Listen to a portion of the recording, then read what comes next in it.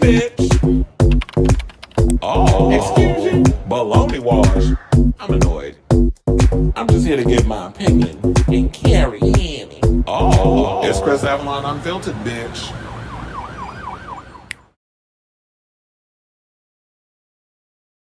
Hey, everybody. Welcome, and happy Monday. It's your boy, Chris Avalon, and welcome to a brand new episode of Chris Avalon Unfiltered, a show where we basically talk about all things going on in celebrity news, pop culture, hot topics, whatever's trending on this here internet, we chat about on this show. So, excuse me. Before we get started, can you please do me a solid? Hit that like button, that subscribe button, and also smash that notification button. So that way, when we go live with a brand new episode of Chris Avalon Unfiltered. And, oh, child, I think I'm coming down with something because my throat is just throating today. Like, I woke up with a sore throat. I don't know if it's like exhaustion or I'm tired, or, well, tired, exhausted, same thing, different toilet. Or if it's the fact that, I don't know, it's just this weather has just been changing. Like, yesterday, I mean, this whole past couple of days, it's been really hot out. And then, like, between messes we're gonna be freezing with that AC, the trains be freaking cold, the buses being cold, and then the temperature dropped yesterday drastically. I feel like I'm coming down with something, so I think I need to start carrying a sweater with me sometimes. But anyway, we got a lot of topics to get to today. It took me a minute to put this show together. So the Emmy Awards was named last night. We're going to talk a little bit about that. We lost Tito Jackson yesterday, so we have to definitely get into that story. His sons paid tribute to him.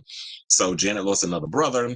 Plus, we have an update on Jane's addiction. We know a little bit was mentioned during the show yesterday about Dave Navarro walking away, but we have an actual update on Jane's addiction and what they're doing regarding the rest of their tour coming up. So we're going to talk about that. Plus, we have two Nicki Minaj stories. One, she still out here windmilling hard for Lil Wayne not being chosen to perform at Super Bowl halftime. And plus, she also announced yesterday that she's not releasing Gag City Reloaded, the deluxe edition, that she's actually going to be putting out a new album called Pink Friday. Girl, you need to get a whole new title. Like, come on now. What you going to call every damn album you come out with Pink Friday? So, she is coming out with a new album. She announced it yesterday. We're going to talk about it. Plus, speaking of which, we're going to talk about Cardi B, who's back at getting her body right days after giving birth to her third child. Hopefully, with them getting that body yada yada on point, we should be getting an album coming as well. Hopefully. So we have that. Plus, child Mariah Carey apparently is going through it financially because they said she is spending $1 million a month on stuff. And her spending is getting out of control. So we're going to talk about it. Plus, story of the hour, of course, we got to talk about Bennifer and the fact that there's rumors going around that she and Ben may be getting back together, that there was kissing and stuff going on when they were at the hotel yesterday. Well, guess what, child? Her first husband, Ohani Noah, is coming out of the woodwork and spilling some tea on what it was like being married to Bennifer back in the 90s. So we're going to talk about that. Plus, TJ Holmes and Amy Robach, child, they doing whatever they can to say was salvage was left of that podcast over there. So they're in the middle of a rebrand, and we're going to talk about whether or not if I think it's a good or bad idea regarding their new rebrand to stay relevant. Plus, we have some Drag Race news, regarding about the Emmys. So RuPaul lost last week. He lost the hosting Emmy to Alan Cumming, and last night he lost, for in the show category. So RuPaul's Drag Race lost and the Traitors won. So we're going to break that down. Plus, there was a story that also came out that the Drag Race girls, when they lost to the Traitors, how they walked out, and they all walked out in unison, and they were throwing shade. So that's what was being said. But apparently the queens got on social media and clap back, clap back, clap back. Remember that stupid ass song? They went and clap back on social media and are claiming that the report that came out of, I believe, the Hollywood Reporter ain't the truth. So what you see isn't always the truth. And apparently they're saying what this person's saying, they being shady and they being messy. It wasn't being shady this time, but I'm sure any other time they would be. But anyway, so we're going to talk about that and whatever else is popping off that happens throughout the show in real time. Definitely drop it down in the comments as we do every time we do a live show. So without further ado, let me hit my banner. Please do me a solid if you haven't already. Hit that like button, that subscribe button, and also smash that notification button so that way you know when we go live with a brand new episode of Chris Avalon Unfiltered. And I see I already got 7 comments. It said you need to actually give your you need to actually give you a live time, 15 to 40 minutes. That way it meets your time when you're ready. Child, I'll be trying to be ready at 3:30. Excuse me, I said 3:45. But I was like 2 minutes late. And it's like, yeah, I'm working. It's a lot, but I've been trying to give y'all but I try to give y'all the show, but I really have to like take the time to put in the effort because I don't half-ass nothing. So, and I don't want to give y'all a half-ass show. So I just responded to a video where Katy Perry was talking about Chapel Roan and saying how much and what you said. So we don't care about Katy Perry and her flop era. I'm actually working on a Janet remix now for Funny How Time Flies when you're having fun. Oh god. I was just watching something on Instagram where they was talking about how Madonna and Janet performed at the VMAs, and Madonna was supposed to close the show, and Janet was actually supposed to open it, and Madonna was the big star. Well, they both were big at the time, so I don't know why they're trying to dim Miss Janet's light. But this was during the Janet Period album, and I don't even remember what era that was in '93 of Madonna. Was that the erotica era or something or another? So basically, she threw a fit and was like, well, if I'm not going to open, I ain't going to open at all. But it don't matter because Janet still threw it down. It's like, as much as I love Madonna, her attitude was just stank. Yeah, bye bye, baby. Child, that wasn't the moment. The moment was when Janet got up there and did If. In that bra and them denim jeans and them abs was abbing. So while I do love Bye Bye Baby, it wasn't enough to get the girls, up and pumped and stuff. Like that wasn't her most iconic moment. Everybody knows Madonna's most iconic moment was when she did the thing with Britney and Christina, and also when she did like a virgin rolling around the stage in a wedding dress, and then Vogue when she came out and did that. So those were her three most iconic moments. I'd rather listen to one. Oh, you want to know something? I forgot that 143 comes out this week. But we'll see how. I got thoughts on the whole Nicki Minaj album. What yeah, I'm gonna say that for when we get to that story. But I might be with you on that. No shade, but I probably will listen to Katy Perry before I listen to Nicki Minaj. It's like I like some of Nicki's music back in the day, but it is what it is. Mariah was just trying to walk. Yeah, yeah, it was funny because I was talking to an industry friend of mine on the phone, and she was telling me that she said she thought it was AI because it didn't even look like she floating. I was like, first of all, Mariah, you a damn like something wrong with her. Like I get it. You try to do everything she tries to do is very grand and darling and all that. Like I ain't walking up no damn wall in no pumps.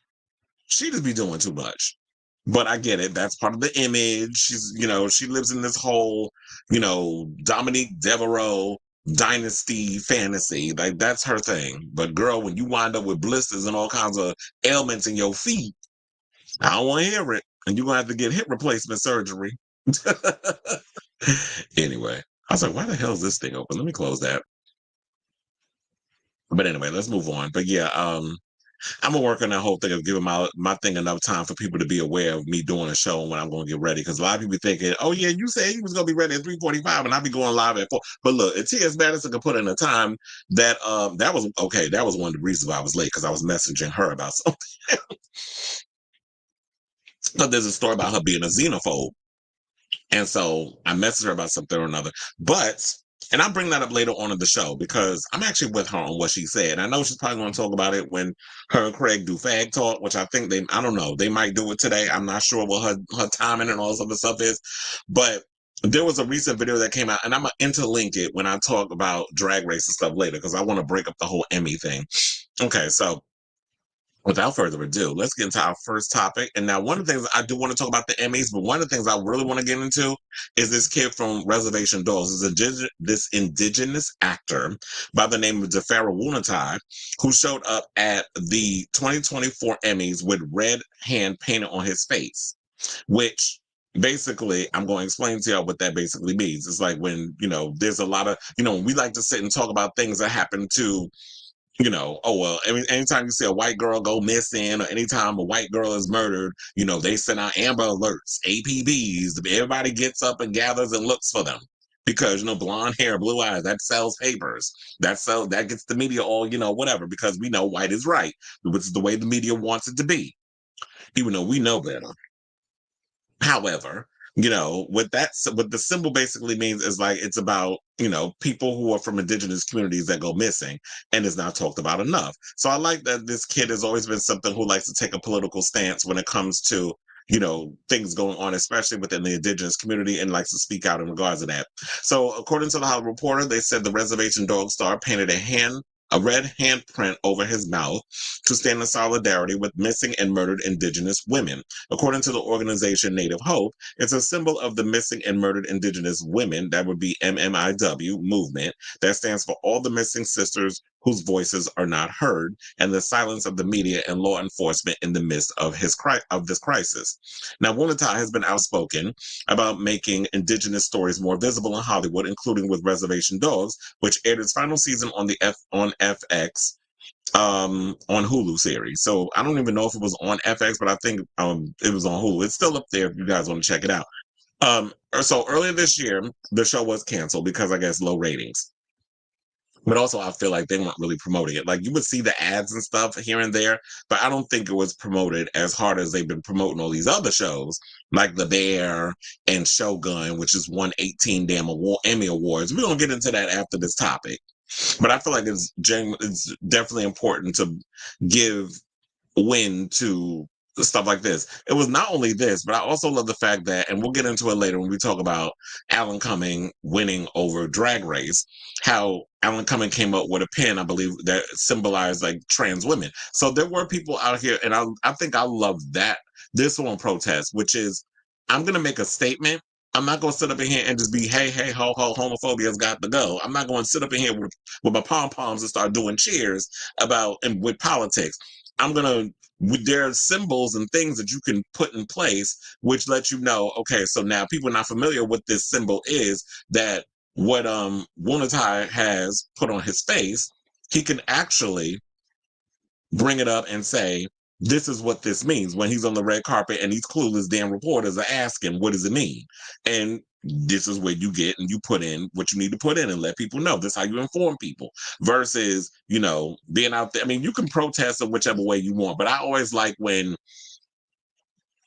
you can make a statement just from basically what you're wearing or makeup or just expressing yourself in some sort of fashionable way. I always feel like silence speaks volumes, or if is that the phrase? I feel like I'm having a Teresa Giudice moment where I'm mixing up my phrases. But anyway, so Woon-A-Tai previously told the Hollywood Reporter that he connected with his character Bear Smallhill from his first audition, even before he read the whole script, saying the writers' room was all indigenous and they knew that they wanted to tell their stories. And in telling their own stories, they told the stories of a lot of other Native kids out there as well, me being one of them, the actor said. He said, I related to Bear right off the bat, and I see a lot of similarities with myself, with my cousins and my nephews, and with my family and friends. There are definitely a lot of bears in the world in what we call Indian country, just like there are Willie Jacks everywhere, or Laura Dannons, or cheeses everywhere. Not a Laura Dannon. First of all, Laura Dannon was that damn baby from Willow. Unless there's another Laura Dannon out there I don't know about. But Laura Dannon was basically Willow. But I do agree with that, where it's just like, and this is why I always say it's vitally important, especially when we have when you do stories about that. And this is why I think a lot of people, when we say, oh yeah, when it comes to black stories, there should be black people in the writer's room coming up with those stories. When it's indigenous stories, there needs to be indigenous people in those rooms telling those stories. When it's trans stories, then all of a sudden y'all want to hire a Jared Leto, or you want to hire somebody else, like, oh, because it's just acting. It's not acting.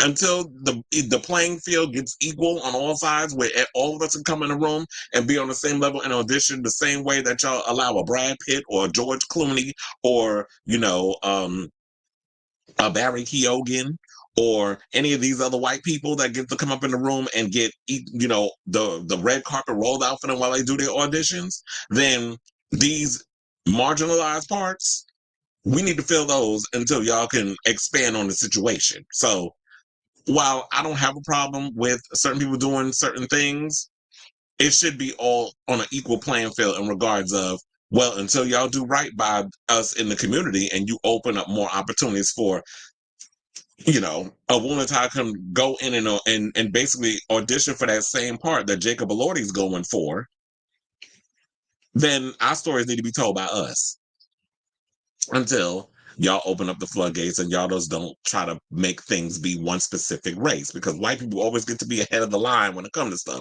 So I like the fact of this, and I hope that I get to see this kid around a lot more.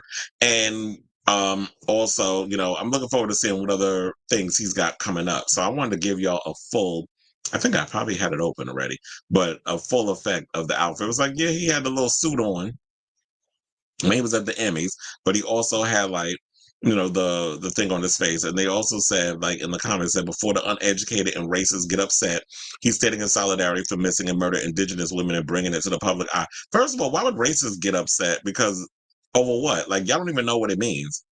First of all, you know what I would be more upset about? How they got this damn conservative movie out called Am I a Racist? And it's like one in the top 5 grossing movies of the week in America. That should be the gag for y'all. Like, who did that movie? And why do you need to go see a movie to find out if you're a racist or not? If you have to ask yourself the question, you might be.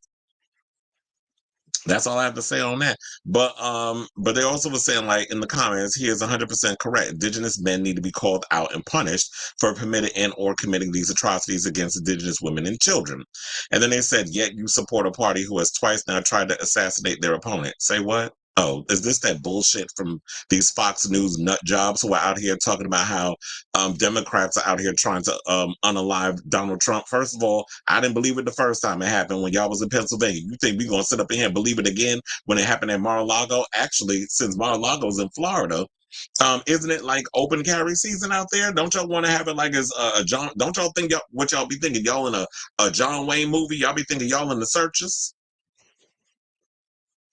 Y'all think y'all are in, y'all think this is 310 to Yuma? You think this is like a no man's land where everybody could be going around carrying like y'all a bunch of damn cowboys? So whatever's going on out there, that's between y'all and this whole divide. But I don't want to spill, this mess on his situation. But this is people from the Fox News and them lunatics over there, from the red states that are sitting here spewing ridiculous propaganda on this boy's page. So I applaud Woon-A-Tai for what he said and making the statement and the way he showed up, because it takes balls to come out here and stand on business and feel how you feel. Now, even though the show was canceled, unfortunately, I do hope that people will actually tune into Reservation Dogs. And I don't know if that interest, because of the way he showed up at the Emmy Awards, will reignite a reboot of the series, or that Netflix will pick it up and be like, we'll give them one more season like they've done in the past. But at least if after the show's been canceled, that it finds an audience and people actually become aware of the show and support it, that it opens up more doors for more Indigenous stories to be told, because we definitely need those. So I want to say this. What do y'all think of this story? Like I said, kudos to Woon-A-Tai for basically coming out and saying, I know I keep calling Woon-A-Tai, but I like saying that versus DeFaro. What do y'all think of him coming out and saying his piece and basically bringing light a situation that, yes, mainstream white-owned media will not talk about, and they don't value those? You think Black lives don't matter? Apparently, Indigenous lives don't either. So, or we should say Black and brown lives, because clearly they don't. Not in the eyes of the saltines out here in these streets. So let me know what you think of this story in the comments down below. Okay. He said, it makes me think of when Prince wrote slave on his face. Okay. A lot of people make statements like when Prince was in that horrible ass contract, he was like, yeah, I had to let y'all know I'm in a slave contract with the record industry. And I've been saying so much, like, I feel like the record industry has gotten relatively worse, especially with this no man's land of, Spotify and Apple Music and stuff, and how artists aren't making no money off these records, which is why they're having to go into, um, selling products and things of that nature. Why do you think that Selena Gomez is a billionaire? She ain't make it off that music. She made it off of selling beauty products. And now you got Beyonce jumping into liquor and doing hair care lines and all this other stuff. Like, she can get more. So when you got Lipo Lee out here talking about, well, it don't feel genuine or whatever the case, I said the reason why she jumping on this is because the music ain't making her, is not her sole, while it was her sole source of income. The way this industry is now, it's not anymore. Nobody's making money off of streams or whatever the case is. She's pulling out all this money that she has to go and do these Renaissance tours and all this other stuff. That's all coming out of her pocket. And the label and all this other stuff. So the industry ain't what it used to be anymore. So these artists have to jump into other venues. When you watch music videos, they gotta have Beats sponsoring. Or you got The Weeknd's video where he has, it was shot entirely on the new iPhone. So it's like iPhone paid for that music video. So when you look at things like that, it's like, this is how these artists are paying for their stuff. So if Prince was alive today, he'd really be going through it. He thought it was bad when he was with Warner Brothers.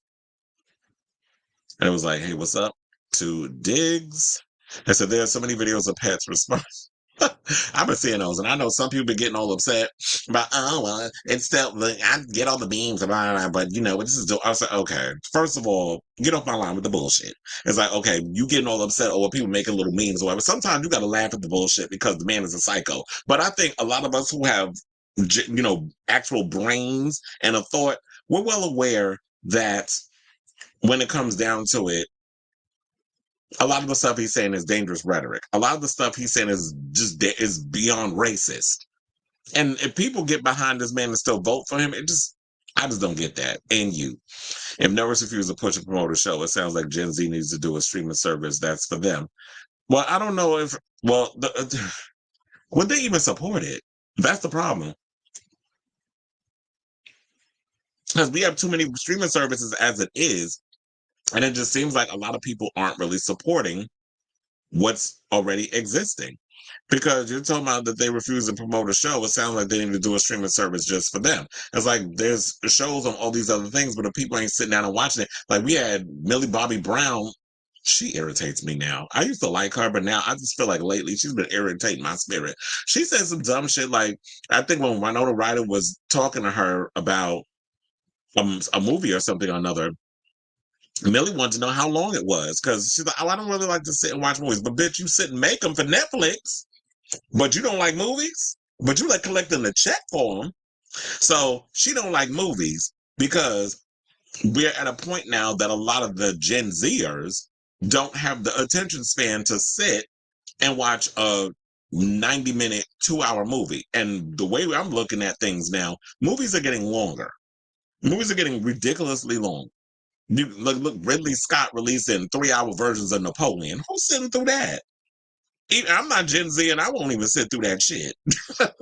Now, I will sit through a 3-hour movie, depending on what it is. Because I sat through 3 hours of, I can always sit through the Batman. Like, that's a long movie, but it's perfect the way it is. But it's such a good movie, it doesn't feel like a 3-hour movie. It just feels like it flies by. With Blade Runner with 2049, I can sit through that. That's a long movie. Both Dunes, I can sit through that. So it depends on the film. But if it's a movie where it's like some Joaquin Phoenix playing Napoleon and all that other man, no, I ain't sitting through that. And quiet as it's kept, really, Scott really be going through it when it comes, like, his whole situation is the way he make movies. It's just, he ain't been the same in a minute. So I know he hoping for a hit with Gladiator 2. Now, I do feel sorry for the Joker 2, speaking of twos, because I'm hearing that movie is not tracking well and that it may not do well at the box office. Now, I think it will make money, and it'll be a success. But will it be $1 billion sequel crossover? No, because I feel like I think a lot of people in the same boat as I was. The movie was hyped. People sat and watched it, and I don't feel like people liked the film as much as they claim they did.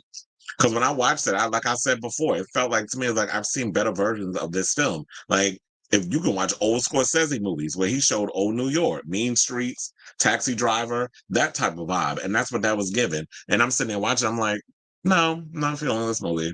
The joke in this movie irritates me. That stupid damn laugh. And it was just irritating. So it was like, I said, rarely knows what shows for them aren't been getting pushed, but shows for boomers to millennials. Well, that's probably because, like I said, it's like I don't think Gen Z is watching TV and stuff like that. They're on YouTube, they're on TikTok, they're on all those things. So I don't know if you need to push for shows to be like TikTok needs to create original programming. Like I don't know if they want to get into that, and that'll be a way for like up and coming young talent to get into the space of filmmaking. If that's what they need to do. I don't know. Yep, another Jackson gone, and we're gonna get into that coming up soon. So it was staged because he had a bad. Of course, that's why I'm like, look, fool me once, shame on you. Fool me twice, you a damn idiot if you buy it. And it's like, okay, so the first time it happened in a rally, you know that the Secret Service, they scope out the area. You make sure that everything is secure before you go in. You know where all the hiding spots are. You check it perfectly. In and out with a fine tooth comb, and then you go and then you bring your talent in. I mean, hell, Beyonce does that, and other artists. They go and they have people scope out parts of the restaurant. Okay, now this is up to the person's particular style or taste, whatever. I'm sure they take pictures, whatever the case is, send it back to, okay, that's good. Now I'm ready to come in. So they sweep the room. And that's what the Secret Service does. So all of a sudden now, we supposed to believe after all this stuff that's going on, him eating the dogs, eating the cats, and people making memes and songs and stuff about it, and he's tired of being looked at as a joke, and we all know the man's on a mental decline. Now all of a sudden somebody try to assassinate him again, and then I seen the person what they look like. It looked like another damn Trump supporter. So why are we not having a conversation that even if this is true, let's entertain the fact that this possibly is something that actually happened and is not another stage situation that you're trying to do as a distraction, because it's hard to even know what to believe anymore with a lot of the ridiculousness that's going on in this country. This man is a thorn in my ass. And I think in a lot of people, he's just so annoying. It's not even funny anymore. It's just pathetic. Like him and his team, y'all are so damn pathetic at this point that I'm just like, can you just go away? And I can't wait till that happens. I guess it'll happen once November come up. Was it November 5th? And we got to vote. So when all that time comes, I can't wait, child, because I'm tired of this man. I'm tired of talking about him. I'm tired of sunset shows. It's like, at this point, it's just like, go away. I'm annoyed. And I think a lot of us are. But it's like, yeah, I think that just the way it looks to me is like, okay, now it comes to a point like, didn't this happen already earlier, a couple of months ago? Like, it feels familiar. So I don't think people are buying it. So does Gen Z even watch TV? I think they prefer 10-minute shows, not even 45 minutes. Well, look, the way YouTube had these little short videos and things where there are shows that people do like these little 10-minute videos, whatever, that's perfectly up their alley. And then you can stitch it together to be a whole movie. Yeah, it really is old in his 80s. I mean, I feel bad because I know he went through it. His brother went and unalived himself. Tony. And he said Megyn Kelly and a few others, he might be gone before the election. I'm like, girl, you're brainwashed because I fell in love with you in 2016. And you actually like Megyn Kelly? I never cared for her. I just feel like a lot of those dumb blondes over there were just annoying. Even Marjorie Taylor Greene and her web toes. But anyway, let's get into the next story and let's talk about the Emmys. I don't want to spend a whole lot of time on this, so we can get through this real quick. So I did not watch the Emmys last night because I was busy working a show. So I'm trying to remember. I don't even remember what show I worked yesterday. There was this Israeli performer, and yeah, it was a lot of controversy surrounding him. So he's Ishe Robo, I think is his name. So yeah, so he had a show yesterday. From what I was told, there was protests, and I'm sure you know why. And it was a lot of Jewish people in the bowl, a lot of stuff going on with that. And that's where I'm leaving it. So, where it was just like, it was just a lot going on yesterday. So I get it. It's like we in tough times right now between, the whole conflict with Israel, Palestine.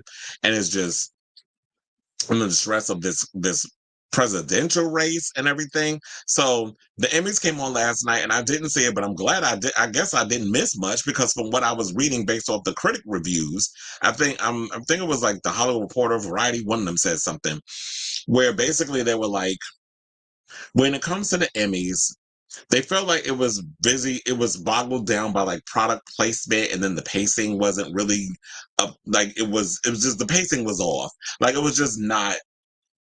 It was just disjointed, I guess is the word. And I'm like, I'm not surprised. Like I feel like a lot of these Emmys have pretty much lost that. But they said it was like it was a huge contrast from earlier this year. Because remember, this is the second time we've had the Emmys this year because we had to have it late because of the whole writer strikes and that situation. So they had to have the Emmys earlier this year. So we had it twice this year. So I guess with everything going on, they maybe just threw stuff together at the last minute and didn't feel like they had enough time to prepare. But I'm like, if y'all knew y'all were doing 2 Emmy award shows this year, couldn't y'all have had like a blueprint to work out, or was it just too much to just work on the one? Or you gotta only do one at a time? So I heard like Eugene and Dan Levy hosted. I don't know how they did. If they did well or they did poorly, let me know in the comments. Were they giving who would be a good comparison? Were they giving Amy Poehler and Tina Fey? Or were they giving who were the other ones? Was it what was it? The 3 women that they had where they said it wasn't good with Amy Schumer and oh my god, what's the black actress name? That does that was in oh my god, that was in Scary Movie. It was like the 3 of them, and they said that they didn't do all that. Well, I can't remember. See, that's how good they was because we can't remember who they was a part of it. But it was like 3 chicks that hosted the Oscars that was not good, and they were saying that it wasn't good. So it was it like that bad, or was it good like Tina Fey and Amy Poehler? Well, I believe they had like a little tour that they were doing, and they did Radio City at one point. So Regina Hall, thank you. That was her name. So was it more like that? Although I don't even think Amy Schumer was funny, quiet as it's kept. So, but overall, I heard like the Emmys wasn't really given. But the one thing I should say that I think was surprising, but I think everybody knew they was gonna win a lot of awards. But what the most surprising was the fact that Shogun won 18 awards last night. Like they knew that Shogun was gonna win, but I didn't think they thought they was gonna win like that. So Shogun had historic wins in an epic 18 Emmy first season. Hack scored an upset for Best Comedy on what was still a 4-trophy night for The Bear, and Baby Reindeer had a holiday at the Emmy Awards that has some big surprising swerves. So I should say this also because a lot of people expected like The Bear was going to win Best Comedy. Although I've heard some people say that The Bear isn't a comedy. It kind of is a comedy. It's a dark comedy. But yet it's a comedy. It's not funny, haha, with laugh tracks and a live studio audience, but it's a dark comedy. Baby Reindeer, I'm gonna be honest. I watched I got up to the episode about the essay and when he went on this whole drug binge with the writer and all that, the comedian, the comic guy that was trying to mentor him and stuff and all that drama that was going with that. I could not make it past that episode. So I was like, I'm out. I did not finish Baby Reindeer. And I know it was like it was tough for a lot of people to get through. So I really didn't finish the show. I don't know how it ends. But yeah, I could not get through that show. Now, Shogun, I will say this. While it was a lot, especially, and I love shows with, I can sit through and watch subtitles and things. Shogun, y'all was giving team too much with the subtitles, but I get it. It was basically that's what you had to give for the show. And they were trying to be as faithful to the book as possible, but also going off in these other directions in regards of Shogun and making it way more epic than what the book was. But it was a lot of reading. And I'm sitting there like, I feel like I was missing out on a lot that was going on, that beautiful atmosphere of the sets and everything that was going on because I'm focusing so much on reading the Japanese. But nevertheless, I'm glad that a lot of people won, including what's name, Hiroyuki Sanada. I like him. I liked him since he was in The Ring, or as I should say, Ringu, because he was in that, which is the original Japanese horror movie. Way back in the day. So Hiroyuki been around forever. And then of course he was in Mortal Kombat. I don't know if he's going to be in Mortal Kombat 2. But yeah, people were surprised that Hacks won. But I'm like, Hacks is a good show. And from what I was hearing, because I didn't watch this season's The Bear, we'll be honest about that. The Bear from what a lot of people were saying, did not live up to the standards of the previous season. They felt like season 3 was a disappointment, and I heard it ends on a cliffhanger. So I definitely understand why a lot of people really didn't vote for the Bear, even though it won in other categories, including Jeremy Allen White winning, his second Emmy. He's come a long way from playing Lip Gallagher on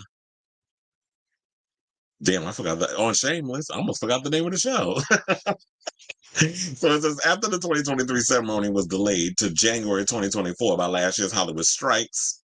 So 8 months later, we got, the another Emmy Award show. So basically it was like the same people won like months ago. The Bears star Jeremy Allen White and Eben Ross Backrack, who was not there because he's filming Fantastic Four over in the UK. So he couldn't be there, but he won his award and they showed him and everything.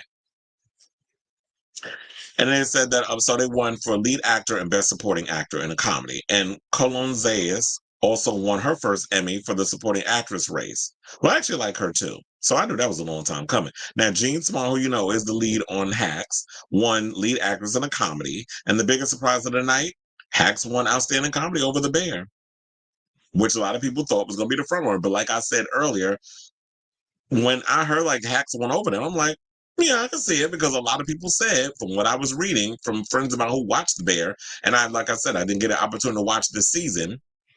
The Bear it didn't really hold up like it did in past seasons. They felt season 3 was its weakest season to date. So hopefully they'll recover everything. They'll bounce back in season 4. So they said The Bear broke its own record of 10 comedy wins for a single season, which it received last year with 11 trophies on Sunday, including directing for Christopher Storer. FX also had a big night with Shogun, which won Outstanding Drama, lead actor for Hiroyuki Sanada, actress Anna Sawai, and directing from Frederick E.O. Toy. After it won 14 Creative Arts Emmys last weekend, Shogun already broke the record with most wins by a show in a single season. It extended that record to 18 on Sunday. Now, NFX. Netflix's viral hit Baby Reindeer won Outstanding Limited Series or Anthology, with creator Richard Gadd taking home trophies for lead actor and writing. His co-star Jessica Gunning, who played his stalker Martha. I was thinking of Man of Steel. Well, actually, Batman versus Superman. Martha. They had that in common. That both their mama's name was Martha. I'm like, child, y'all don't get up my line with that foolishness. But anyway, let's get back to the Emmys and get on Batman and Superman. So yeah, she played the stalker Martha, won supporting actress. Now Jodie Foster won her first Emmy of her career with her starring turn in HBO's True Detective Night Country. And I will say this, since we were talking about earlier with Indigenous people, because we were talking about that on the show, and we were talking about Farrell Woon-A-Tai, where he showed up at the Emmys with a red hand painted on his face to show, support for Indigenous women who are murdered and go missing in America and don't get talked about enough in the media. This season of Night Country, True Detective, basically explored like the Indigenous community and the murder of an Indigenous woman and the things that was going on in that community and all the stuff that, in regards to that. So, and if it faltered in the world of, things going on that was supernatural.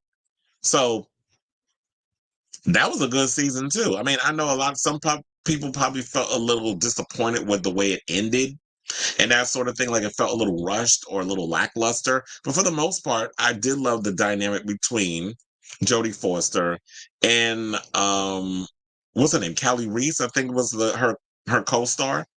I love the dynamic between them. So what else? Oh, so they said Eugene and Dan Levy, the Schitt's Creek stars. First of all, can I just say I love me some Dan Levy. First of all, I've always loved Eugene. Back when he played, in American Pie as the dad. So every time, Jason Biggs did some mess, his father would just shake his head and just, I get it, I understand. He never judged him. So I always loved how Eugene played up the father in the film. Now, Dan Levy is something else. Whenever he's on Schitt's Creek, he is like one of my favorite characters. He is a cackle. Because sometimes I feel like we're similar in a lot of the way that we kind of come at things. I'm not as superficial as he is, but for the most part, I do find like he is a cackle on that damn show. So their level, they're both, as I said, from Schitt's Creek, Emmy winners and father and son duo, host of the 76th annual Emmy Awards. Like the previous ceremony, the telecast showcased several TV reunions and appearances of favorite TV dads, doctors, villains, and more. So they had West Wing star Martin Sheen, Dule Hill, Janelle Maloney, Richard Schiff, and Allison Janney came on stage to honor the show's 25th anniversary. Then they had multi-generational SNL stars that popped up like Kristen Wiig, Maya Rudolph, Seth Meyers, and Bowie Yang. I also heard that they, for the 50th season that's coming up, they had to do a whole overhaul and try to find some new talent because people saying the jokes ain't been landing. I'm like, child, but y'all been, first of all, SNL ain't been funny in over a decade. But now y'all, because we coming to the 50th anniversary, y'all just now coming to that conclusion. But okay, we'll see if y'all actually, it will be, the comedy will be brought in this upcoming season. They also had Happy Days, there was a Happy Days reunion with Henry Winkler and Ron Howard coming on stage because I think they're the only two surviving members if I think about it. They also had George Lopez, Damon Wayans, Jesse Tyler Ferguson got together to present a category, as did iconic moms Connie Britton, Meredith Baxter, and Susan Kalichi Watson. Villains Anthony Starr, who is Giancarlo Esposito and Kathy Bates. And y'all already know Anthony Starr is from, is Homelander on The Boys.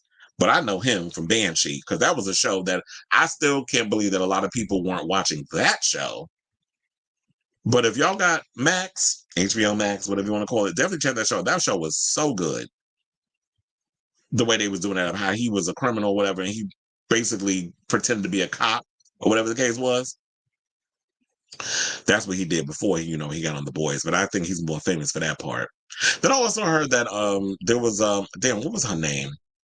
The actress that got up there and was talking about J.D. Vance from Murphy Brown. Candace Bergen got up there and read him down to the floor, as she rightfully should. He wear more makeup than her. Why this is kept. But anyway, let's go through these Emmys real quick. Well, we already mentioned who won for drama. We already talked about Shogun winning for drama series, outstanding lead actress Anna Sawai, outstanding lead actor in a drama series Hiroyuki Sanada, best supporting actress in a drama series Elizabeth Debicki, The Crown, outstanding supporting actor in a drama series Billy Crudup, The Morning Show. I'm actually looking forward to this new season of The Morning Show. I do love me some Jennifer Aniston. Now, comedy series, outstanding comedy series went to Hacks, outstanding lead actress in a comedy series, Jean Smart for Hacks, outstanding lead actor in a comedy series, Jeremy Allen White, The Bear, outstanding supporting actress in a comedy series, Liza Colon-Zayas, The Bear, outstanding supporting actor in a comedy series, Eben Moss-Bachrach, The Bear. And this is like, y'all really need to diversify y'all portfolio, but whatever. Now, talk variety and reality. Scripted variety series went to last week tonight with John Oliver. I heard he got cut off stage because something happened and he cursed. I also heard Jeremy Allen White curse too. Talk series went to The Daily Show. An outstanding reality competition series went to The Traitors over RuPaul's Drag Race. But we're going to talk about that later on in the show because there was some drama that went down between, allegedly between Drag Race after they lost. The Drag Race Queens. And last but certainly not least, in the limited category, outstanding limited or anthology series, Baby Reindeer. Outstanding supporting actress in a limited or anthology series went to Jessica Gunning, who was also in Baby Reindeer. Outstanding lead actor in a limited or anthology series, Richard Gadd, Baby Reindeer. Outstanding lead actress in a limited or anthology series went to Jodie Foster, True Detective, Night Country, and outstanding supporting actor in a limited or anthology series went to Lamorne Morris for Fargo. So, child, it's funny how they don't have no limited series wins for American Horror Story. Ryan, you better strap your pussy up and stop with all the stunt casting and really write some good shit. But anyway, so that's all we have on the Emmys and stuff right now. My question for you is this. Did you guys sit and watch the Emmys? What did you think? Did you think it was boring? What were your highlights? What were your lowlights? Were you happy? What were your favorite moments? Were you happy that your shows actually won or were there some upsets? Whatever the case is, let me know. Excuse me. What your thoughts are in the comments down below. So Cleveland says, I thought they did a good job of Tina. Same. That's why I said, I guess nobody's ever going to stand up. Nobody's ever going to match the iconicness of Tina Fey and Amy Poehler. So It is what it is. You said Dan basically teased the world tour with his father, sharing his coming out story and the humorous stories of dad walking in with his son doing legs wide open, revealing his son is a bottom. But you know what? That actually would be funny because, like I said, that Dan, um, and his whole, that the way he was in American Pie and Eugene and Dan Levy, the way that kind of dynamic is, that might actually work as that's something they could take a world tour. Because like I said, if Tina Fey and Amy Poehler could do like a couple of nights at Radio City and do kind of like a bantering thing where they tell jokes and this, that, and the other, or whatever it was that they kind of put together, I definitely think that Eugene and Dan Levy can do something like that, and I think people would pay to go see it because people feel like when they've invited you in their homes and they see how they think a lot of times they think that's you in real life. So it's based off of things like when you were saying that, this whole thing about the father walking in with his son getting hunched and getting pounded by some dude. And you put that into and you put that as a part of the American Pie, but of course they had to switch it up because they couldn't have no gay stuff in there at the time, I guess. But it would have been funnier if they would have actually incorporated, and groundbreaking, especially in the 2000s. But TV wasn't ready for that. And I don't even know if you put it in today that Gen Z would even be over it. Because a lot of them want to be conservative. I'm like, no, play up the comedy. It's funny. That embarrassing moment of your dad walking in on you getting your cheeks clapped. And it's like a whole sexual thing gone wrong, and your father walks in on top of it, but he's okay with, like, he's not gonna. Now I think the worst part of that situation would be, he walks in seeing that happen, and it's a typical Hollywood thing that they would do back then, where it's like, the father goes and beats the mess out of them because, don't bring that gay ish in my house. Like, if you take it there and root it in homophobia, that's when it becomes a problem. But if you play it up for laughs, and it's sort of like, kind of like he takes more of an approach of how when, Jason Biggs hunched the pie and the father was like, how he reacted towards that. Or the whole thing with the scene with Nadia and him, coming too fast. Which was and that scene was so damn funny. Oh my God, I just realized I forgot how much I love that damn movie. The first one, the first American Pie. I don't even remember all the other ones, but the first one was hilarious. He said Dan asked what was more embarrassing, walking on your parents or your parents walking on you.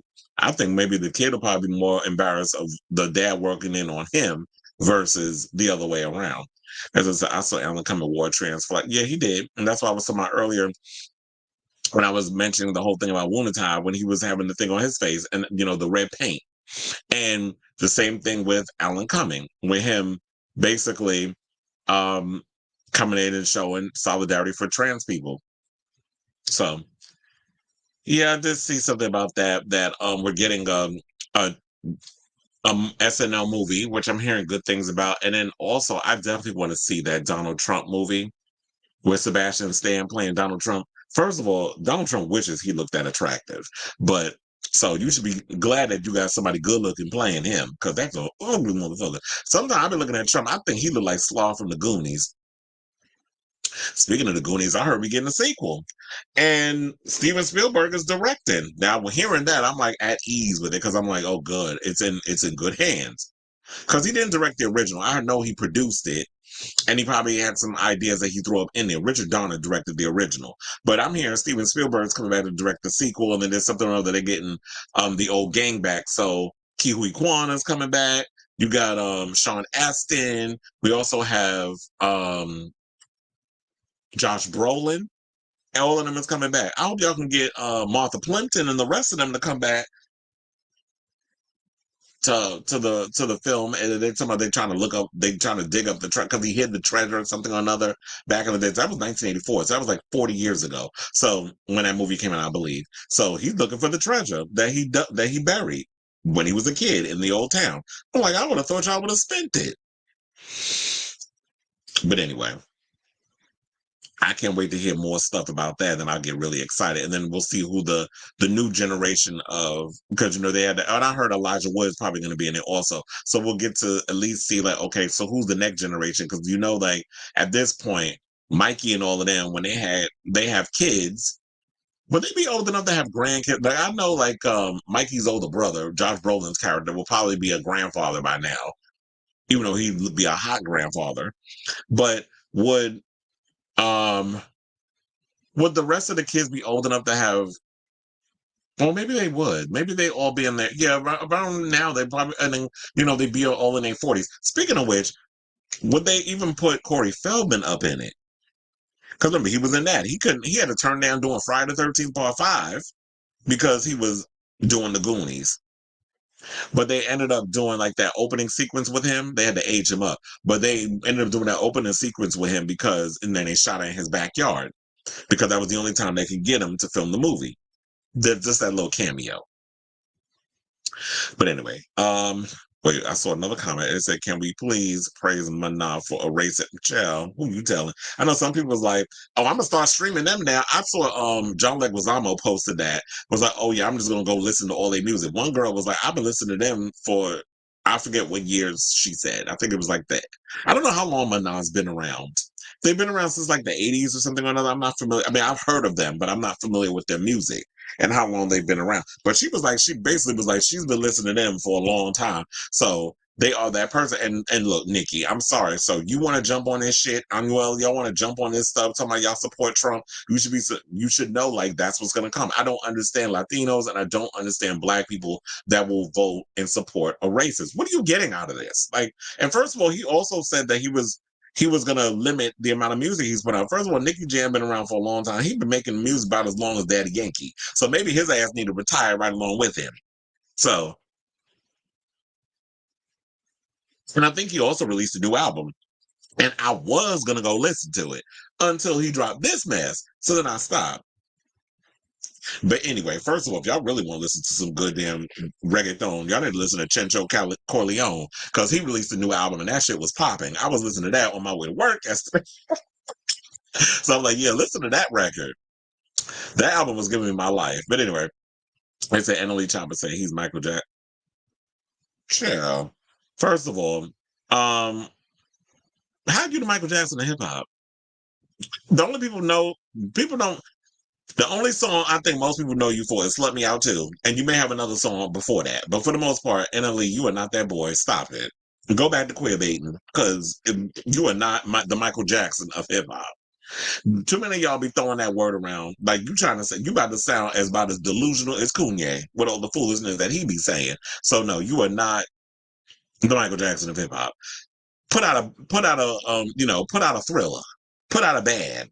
Put out a give us an Off the Wall. When you start give us a Dangerous, give us those. When you start giving us all of those, then you can call yourself Michael Jackson hip hop. When you pop up on that stage and you can just stand there and have people passing out, men screaming like bitches off of you being up on that stage, just standing there giving Virgo energy. Virgo energy, that should be a song. Giving Virgo energy. Y'all know what that is. We just stand up there like, bitch, give me my coins. I command you.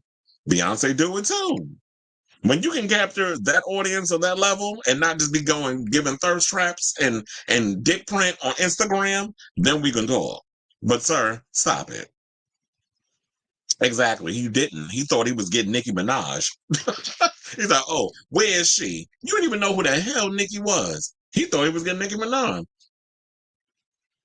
Which kind of goes to show you don't know who these people are that endorses you. You're just happy that anybody give you any kind of validation because you're deeply insecure. Or the fact of the matter is that, or you just don't care, or you just be thinking, I don't know. I don't even want to try to get that man crazy ass mind. But it's like you didn't even know that Nicky Jam was a dude. You thought you was getting Nicki Minaj? She busy on tour. Getting into fights with Stephen A. Smith. And Will and Hard for Lil Wayne, as I said, Chance said the same thing. Yeah, who following Chance to rap a big headed ass? First of all, isn't he on The Voice? And how you judging a singing competition? Your ass don't sing. That's kind of like when y'all had Nicki Minaj on American Idol, and also who else they had on there that couldn't sing? Ellen DeGeneres. What the hell she know about singing? But y'all had her up there judging singers. Make that make sense. I understand Mariah Carey, and I guess I understand Jennifer. Say what you want about her singing ability, and believe me, a lot of us have. But for the most part, if she's put out records, if they have sold copies, if she has sold out shows and things of that nature, Jennifer Lopez is a singer. Now, we ain't saying she gonna blow like Adele and Mariah, but if she can carry a tune to a point, she's a singer. Like you said, well, like Madonna dress on Sabrina looked like look. That's why I said a lot of, and it's funny how I was even saying, I said somebody from Gen Z probably did that, because when we looked at Madonna's hair, they spent a lot of time curling that hair. When you look at Sabrina looked like she just did a wash and set. Like, it literally, that's what it gave. And it's like, if y'all gonna, I feel like a lot of these younger generations, y'all have to realize, like, when you dress up and you want to pay homage to people, a lot of those people, when you have like a Lady Gaga, Madonna, whoever, they got into character. They owned it. They played that part from the time they got to that red carpet to the time they left it. You have to be within that moment. But maybe there's just too many damn distractions with social media and TikTok and being on your damn phone, or whatever the case is. Y'all seem to forget that, yeah, when you're there, you got to be channeling these people that you're trying to put up there. And yeah, I do agree that she didn't sell the garment. Sabrina did not sell the garment. They said Nicki knows better after what happened to her husband, child. And they said Snoop is about to join. Oh yeah, I heard that too. But I'm like, Snoop ain't no singer. But then again, I know he do be doing something. He does sing a little bit on his thing. But we all, child. But look, I'm trying to find the silver lining. I was trying to find it. I can't find it with this one. But I guess maybe what it is that, you know what, the voice ain't even about singing. It's basically about who the big celebrity person that you can get on there to pull up the ratings. Exactly. Bennifer was a judge.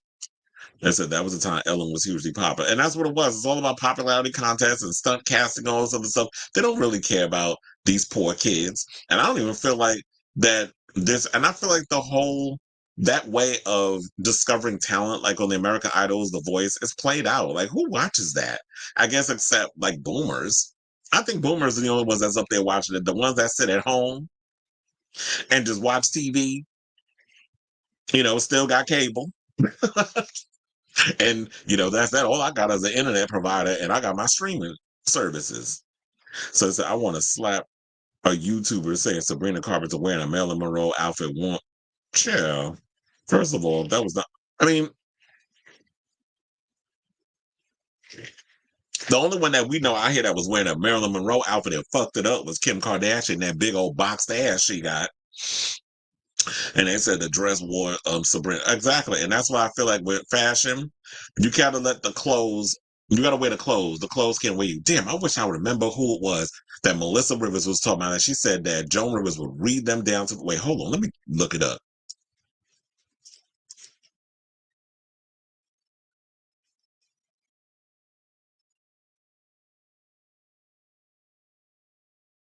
He said she wouldn't be happy with he said Melissa Rivers reflects on red carpet days with Joan. He says you're not allowed to have fun anymore. Wait, are you talking about like with this? Wait, there was because there hold on. That she did. Oh, she was talking about Travis Kelce. She said Melissa Rivers said Joan Rivers wouldn't be happy with Travis Kelce's fashion choices. Well, it do kind of look like that Travis Kelce be out here just. It do feel like that people be trying to use him as a little mannequin, and they be trying to come up with a style for him to wear, and it doesn't feel like it's authentically him. And I feel like I don't know what Travis. Honestly, I don't know what Travis Kelce's style would be like. I feel like if you kind of dressed him up more a certain way, people would accuse it of here these white people go trying to swagger jack black style or whatever the case was, kind of like how they called a fade a Travis Kelce. People got pissed off about that, including myself, because I said, first of all, as somebody who grew up in New York City and I've been getting fades my entire life, anyway, hell, I'm calling that shit a Travis Kelce.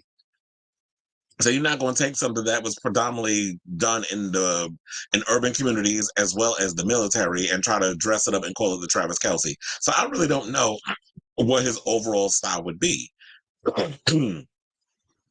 I would think that would be a question you would have to ask Melissa Rivers. I was like, Marilyn Monroe been dead for almost 30 years when Madonna wore it in 1990. Well, Madonna has always looked to, but she looks to a lot of the blonde bombshell glam, like she was into that whole aesthetic back in the day, like Marlena Dietrich. Can't even say the lady name. Say her name, say her name. There was her, and she would look at Marilyn Monroe, and then she would look at a lot of those blonde bombshells from the era, because but if you're a boomer, that's kind of like what they looked at, the silent era. That was their time. That was their time. I feel like Gen X, would that stop be like the 50s and the 60s? That they would look for. Oh wait, no. I don't know. I think like Gen X will kind of look to.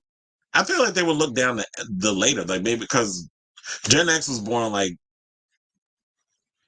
when is it? Oh wait, I would have to think. Well, I guess you'll have to do the math for me, Robert. But what is the determination of Gen X? Is it like from what year to what year? I know it's probably like ends at what, 80, 79, 80, or whatever the case is. But I was like, what would they be looking to? I guess when they grow up, they would look to the 50s and the 60s and all that other stuff. And then when you got the millennials, you would think they would look to like the 80s and the 70s and that sort of thing. So it said, just proves Madonna is one of a kind fashion icon. What works for her doesn't work for anybody else. Yeah, she had her own distinctive style. And so it was like Kelsey was wearing a bucket hat. Like that guy, like that, isn't there an artist named Buckethead? And it was like, now Madonna was in her Mae West phase, and I'm loving it. 1965 to 1980. Okay. So that means, oh no. Like, what was, Kylie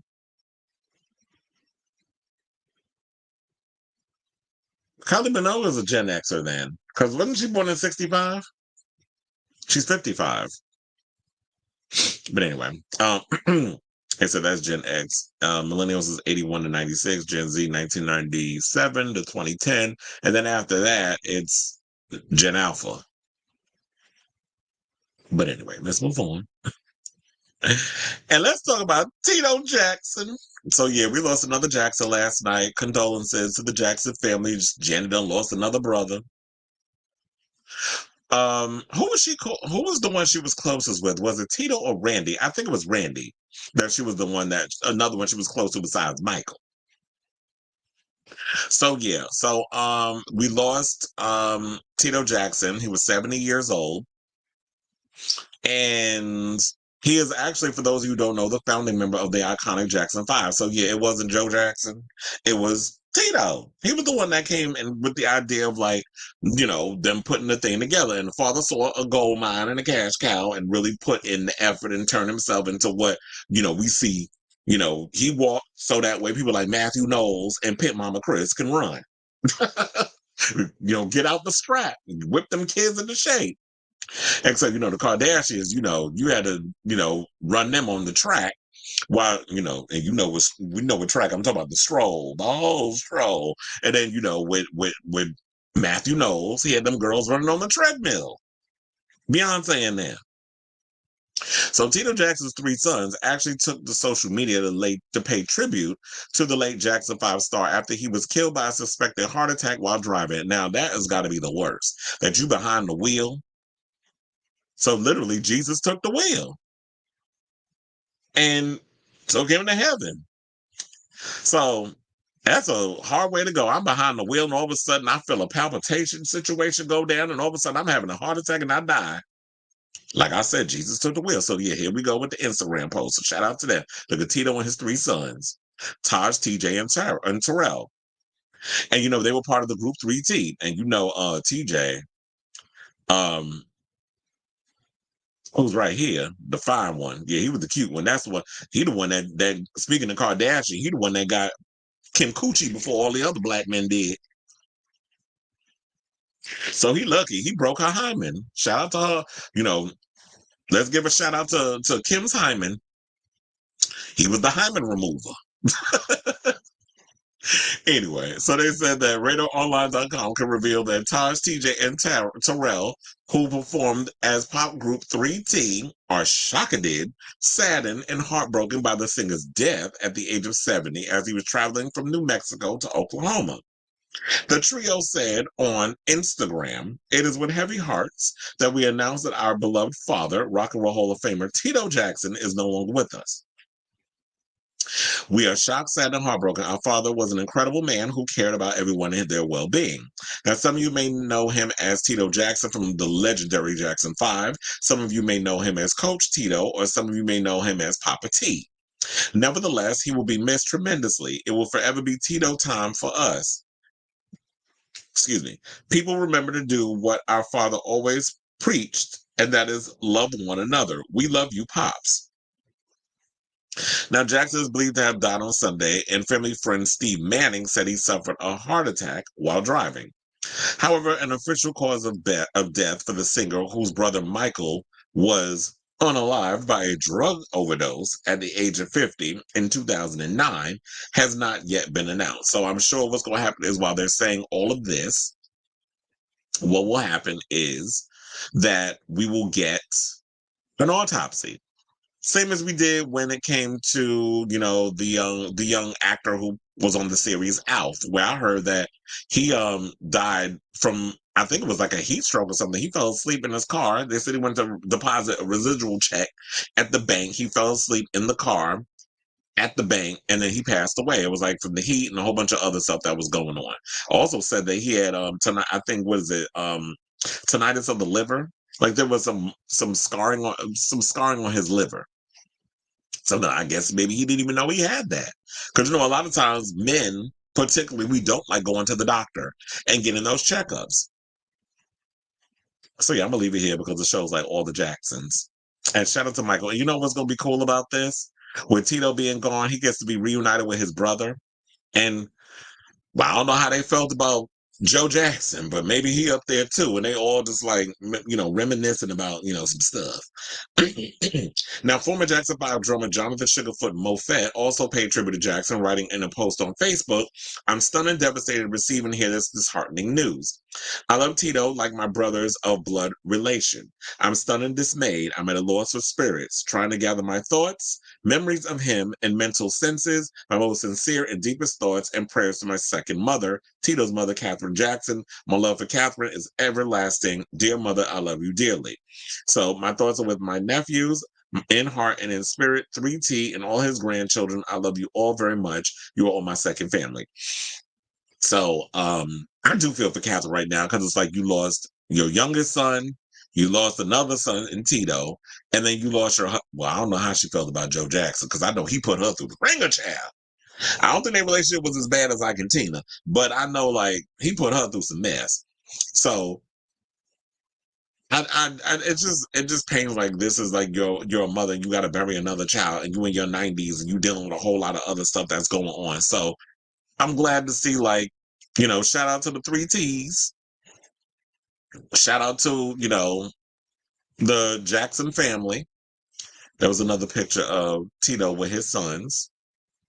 That's one to put up. I can see why Kim was all over this one. Kim see some of that in that mixed chocolate, that Neapolitan. She was like, I need to get me some of that. But anyway, let me stop being silly. All jokes aside, my condolences to the Jackson family. Shout out to Tito and all the 3Ts and everything else. And you know what? I say all this to say, what do y'all think of this story? Unfortunately, we lost another member of the Jackson dynasty. So we'll see how it all turns out when they all got to go to the funeral. Because if you real black, you don't say funeral, you say fume. So let me know what you guys think of this story in the comments down below. Okay, so but yeah, so she's still Gen X. When you say Kylie is 1968, I said Randy. Oh yeah, so she was closer to Randy. Because yeah, every time you turn around, you always heard Janet and Randy was hanging out together.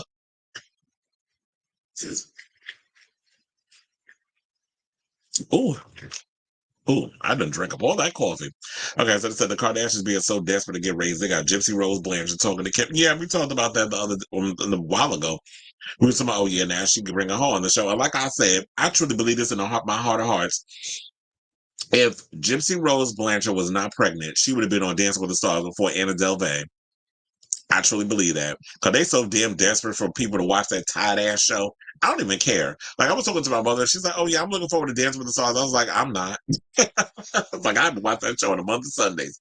But I am But I feel like if there was people that I would watch, because I did try to watch it when they moved it to Disney Channel and Hulu and all that stuff at one moment. I mean, at one point. And remember when it went straight to Disney Plus and it wasn't even on ABC, and then they got none the wiser. And it was like, oh, we done screwed up. We got to bring it back. Because a lot of people, my parents and everything, they don't have access to streaming services. But since they are on some of my streaming services like Hulu and Prime Video and Apple TV and Max, damn, I got them on a lot of my stuff. But since I have given them access to a lot of my streaming services and stuff, I'm like, oh yeah, the show was on here. Just watch it there. So now they have it. But before, my parents ain't like, trying to figure out, mess around with no damn streaming services. They ain't got time for that. But a lot of the older people, they're not interested in trying to figure all that technology stuff out. Although my father is a gadget guy, like he'll get the latest gadgets and stuff. It's complicated. Like my mother's not trying to sit up in there and figure all that mess out. So whatever, I'll be seeing her, I'll be having to show her some stuff. So, but anyway, so I do believe like they would have had it on there, and then they got wise and they brought it back to the show. But when I did watch it, I watched maybe like 2 episodes, and I checked. I'm like, I'm so over this show. It's just not giving what needs to be given. It's not enough for me to stick around. I don't care. It's just a bunch of BS. And I feel like TV has changed so much that streaming is a new thing. That I just feel like the industry needs to figure out how to make the whole streaming service thing work, and they need to adapt to how the industry has changed and stop thinking like the old guard is still working, because it's not. And when I talk about TJ Holmes and Amy Robach at the end of later on in the show, you're going to see why. So it said 24 years ago, Madonna topped Hot 100 with her title track Music, dethroning Doesn't Really Matter by Janet Jackson. But I love that video that she did. I remember I watched the making the video of Doesn't Really Matter, which was in Nutty Professor the Clumps. Or was it the original one? No, it was the Clumps, because she was in the sequel. They had Jada in that horrible ass wig in the first one. Now I remember. And then it was like, who had the worst wig, her or Courtney Cox in Scream 3? Why do I always use that as a reference? Is it that one or Courtney Cox in Scream 3? Who had the worst wig? I think Courtney, because them bangs, she'll never live down them damn bangs. Somebody cut those with like them childproof scissors. And it said that and this Thursday the album turns 24. Don't even remind me. Which I think is around the same age as Rocco. I saw an article about Madonna being compared to Mae West, and I think they do have a few things in common. Madonna is a lot more active. Well, yeah, I think she did take a lot of inspiration from Mae West in those days. But yeah, I was like, a lot of the bombshell girls from that era, it's like, yeah, she was using this influence. Did you really have to bring that up during your story? Bring what up? What did I say? Wait, because I say a lot. Oh, you talking about Kim Kardashian?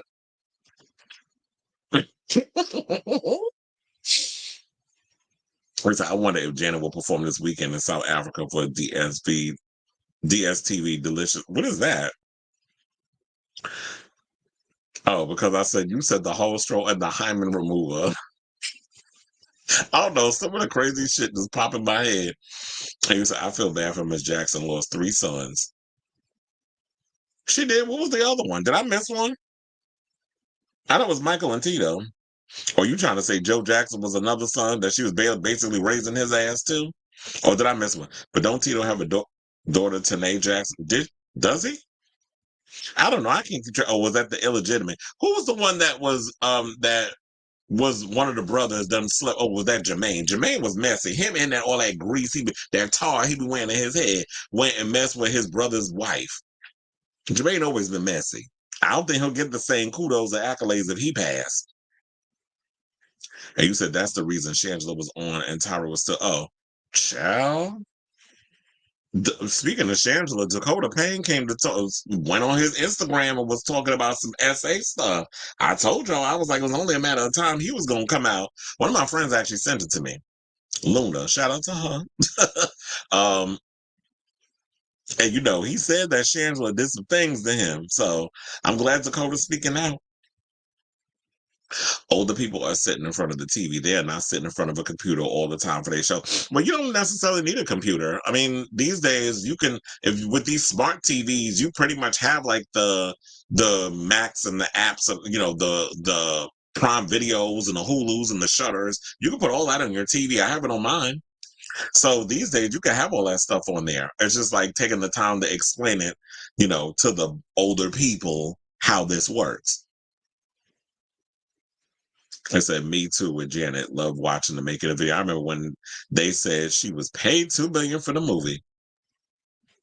She did look good in that video, and I liked all even though the green screen is a little, it don't hold up like it did back in the day. I just like the amount of work that was put in that music video. And I said, music was a good track where Ali G was featured in the video. Well, I did like that. Look, that song still holds up. I still actively listen to "Don't Tell Me," great song and video. But yeah, well, I do feel like music is a great album. Like, it's not just music. "Don't Tell Me." What other songs is on that album? "Impressive Instant," "Runaway Lover." It's a lot of songs. Marlon who? Wayans?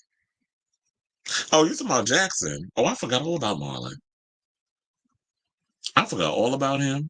I said Marlon Wayans. I said Marlon Jackson. Oh yeah, well, it could be because they, like what you said. Um, Jackson's a very secretive. Because them Jehovah Witnesses, you can't get nothing out of them. So I didn't know. I didn't know that Marlon was a twin. So it's on women had children with two Jackson brothers. She literally kept it in the family. Oh, you talking about the one with Tito? I mean, not Tito. Was it Tito and Jermaine? Who was the one that was married to who? And then Jermaine went and got with the wife and had kids with them. I said, "Oh, y'all messy." First of all, my brother ever did that to me. We ain't ever speaking. I mean, we don't speak now as it is, but I'm saying, like, if he did some shit like that, it'd be worse. I mean, I do agree. Paradise Not For Me. Yeah, that was another one too. Oh, so it was Randy and Jermaine. Jermaine messy. I always said Jermaine, you never trust a man that put more grease in his head than somebody put in a frying pan and fry some chicken. Like, never trust nobody that be getting like that. Because I don't trust him. Too much of that damn tar he been wearing in that head, them damn Jerry curls, and we in 2024. Who's still rocking Jerry curls in this generation? That was like in the 90s, in the 80s. That's when the Jerry curl was popping. You still out here wearing Jerry curls. I would have just did my hair as a perm. Like I was Little Richard or Al Sharpton. Al Sharpton's still out here rocking a perm at his big age. Anyway. Let's move on and I'll get to the other comments there because I just saw one pop in.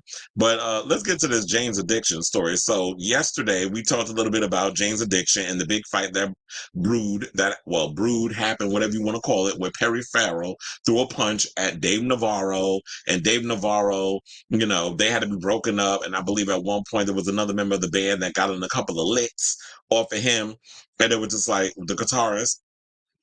And I'm like, I'm sure it was a long time coming because Perry been a damn nuisance for a long time. One of my friends said that he saw him in concert, Jane's Addiction, and was like, Perry was a mess. He gets up on stage, he's drinking, he's belligerent, he's screaming, his vocals is not as strong as they once were back in the day. And Perry Farrell could sing. But the fact of the matter is, over the years, he's been a mess. And if you know you're about to go on tour, especially if you're a man of a certain age, the things you was getting away with and doing when you was in your 20s and you could possibly get away with in your 30s before it starts catching up on your ass in your 40s, you can't be doing that when you're in your 60s because Perry is in his 60s. So you get up there being a mess, being unprofessional, and then you have the audience getting pissed because they paid this money to see you and they talk about they can't hear you because the music is loud and your mic is not loud and the monitors and all this other stuff. That's where you tell the audio engineers, turn my mic up. They can't hear me. And then y'all need to figure out how to fine tune the music, bring the music down a little bit. Because that's happened in concerts before, but sometimes the music get raised up a little bit and it's a little too loud, and they'll have to figure out how to level it.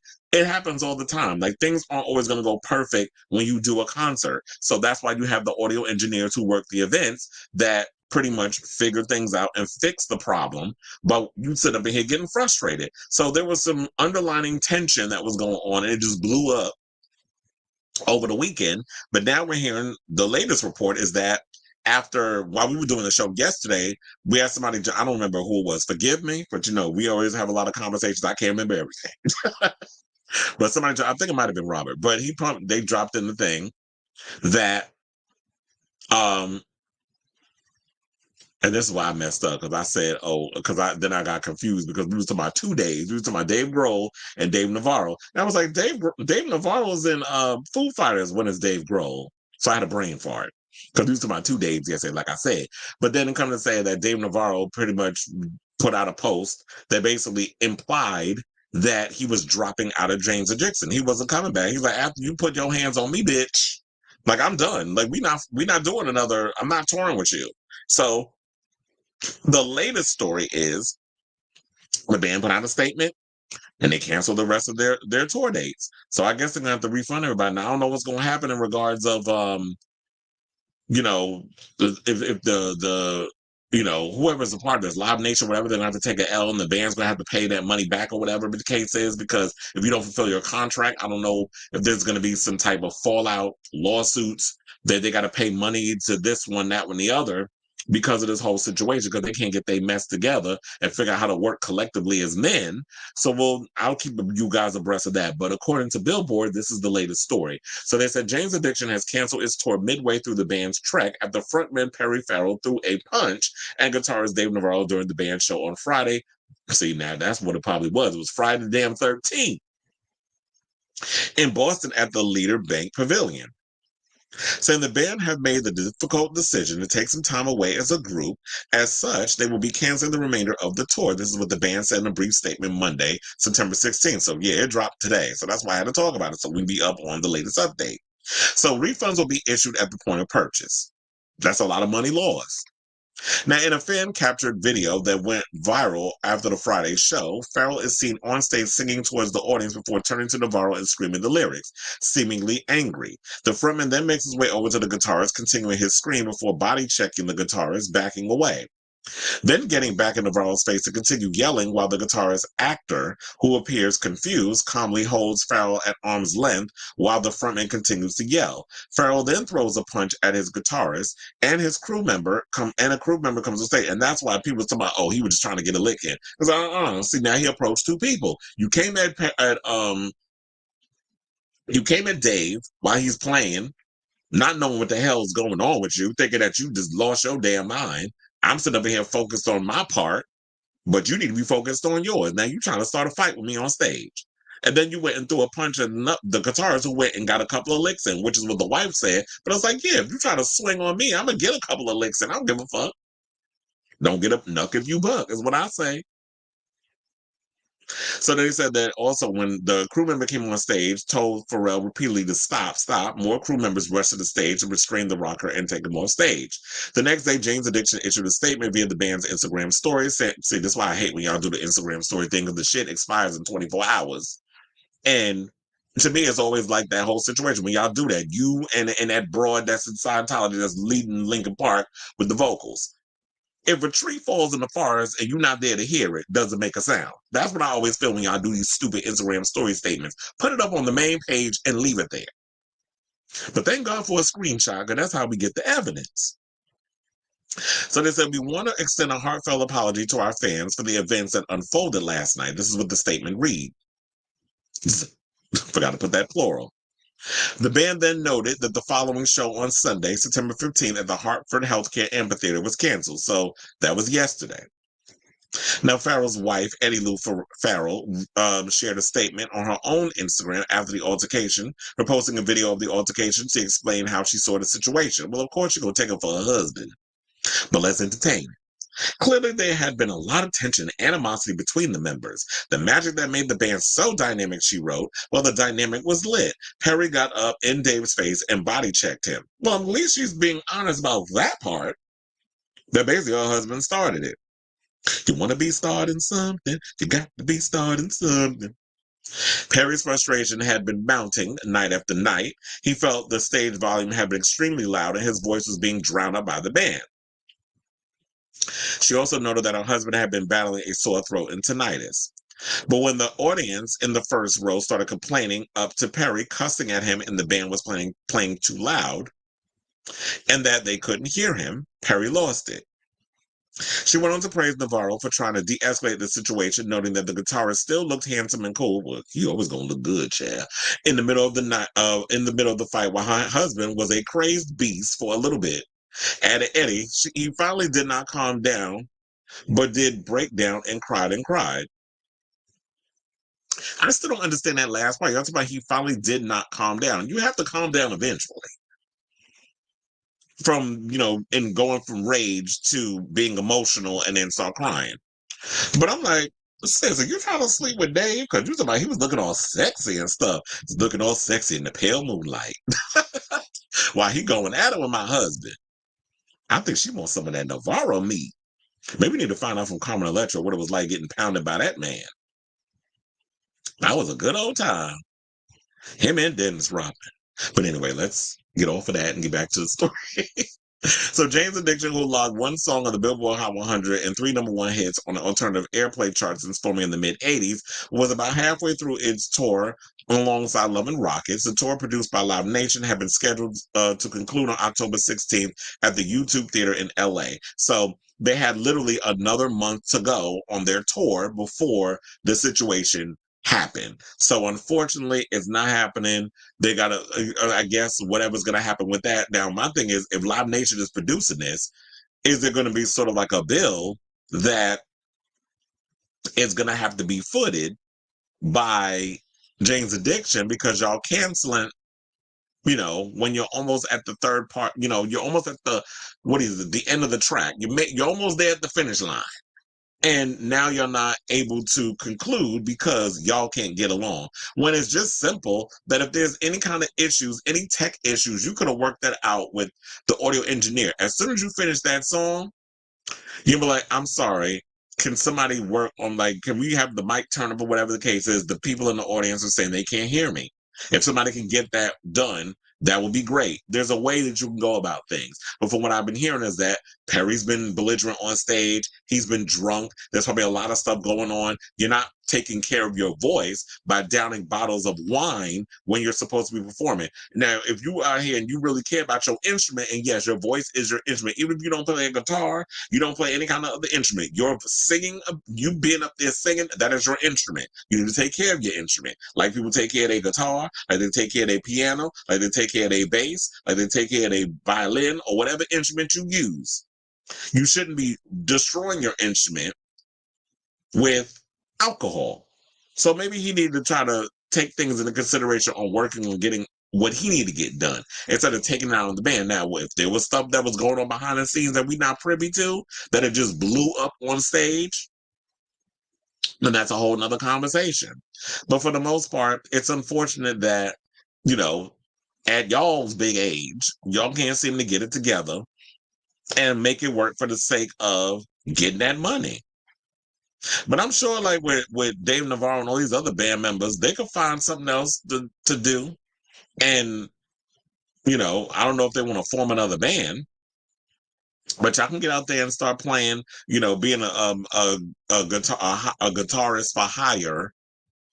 Working with these people over there. For other artists that need somebody to come and tour with them. Because there's going to be a lot of tours happening in the next couple of months. Well, within the next year, because I just found a Dula Peak coming to my in September in Madison Square Garden for 2 nights. So I say, well, listen, say, what do y'all think of this story? It's unfortunate that Jane's Addiction is going through what they're doing, but I hope that they all take a breather. They took all this time to just reflect, check yourself, and genuflect, in the words of Madonna. And also that Perry gets himself together in regards of whatever he got going on within himself and get that voice on point, whatever the case. But look, some from what I was hearing is that the other band that they on tour with is a better band anyway, so maybe they can continue doing the tour. And I don't know, it might be a little last minute to bring somebody else on, but I don't know what's going to happen with the other band. Are they going to continue the tour and then not have Jane's Addiction a part of it? And we'll see how well that does, which is them. So it's a whole lot of questions that I guess is just going to have to go unanswered for the time being, but God bless to y'all over there at, Jane's Addiction. So anyway, let me know what you guys think of this story in the comments down below. Okay, so not just let your soul glow. It just look like plastic. It damn sure do. It's giving Max Headroom tease. Remember Max Headroom?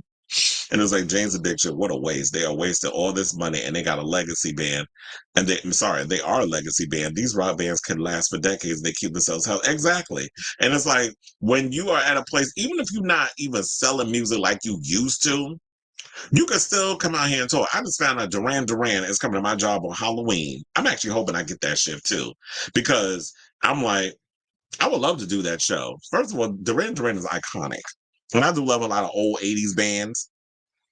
So when you see a lot of these, these awesome bands, it's like even if your career ain't doing what it needs to be done, you could still tour for the rest of your life on a lot of those old songs, and people still will come out and pay the money and support, because it's that when you're older, it's more about the nostalgia. So it is a waste. And so the 90s are a long time ago. The fact Perry Farrell thinks he could behave like this while on tour and people are spending money and depending on your performance. Yeah, because a lot of these older people, they know their limitations. Although some of them do be running around, um, you know, still thinking that they 25 and they like pushing 70 in their mindset in regards to how they dress and everything. A lot of hippy dippy in that way. So it said Perry Farrell, what a waste. So he still has a gray head of hair. Okay.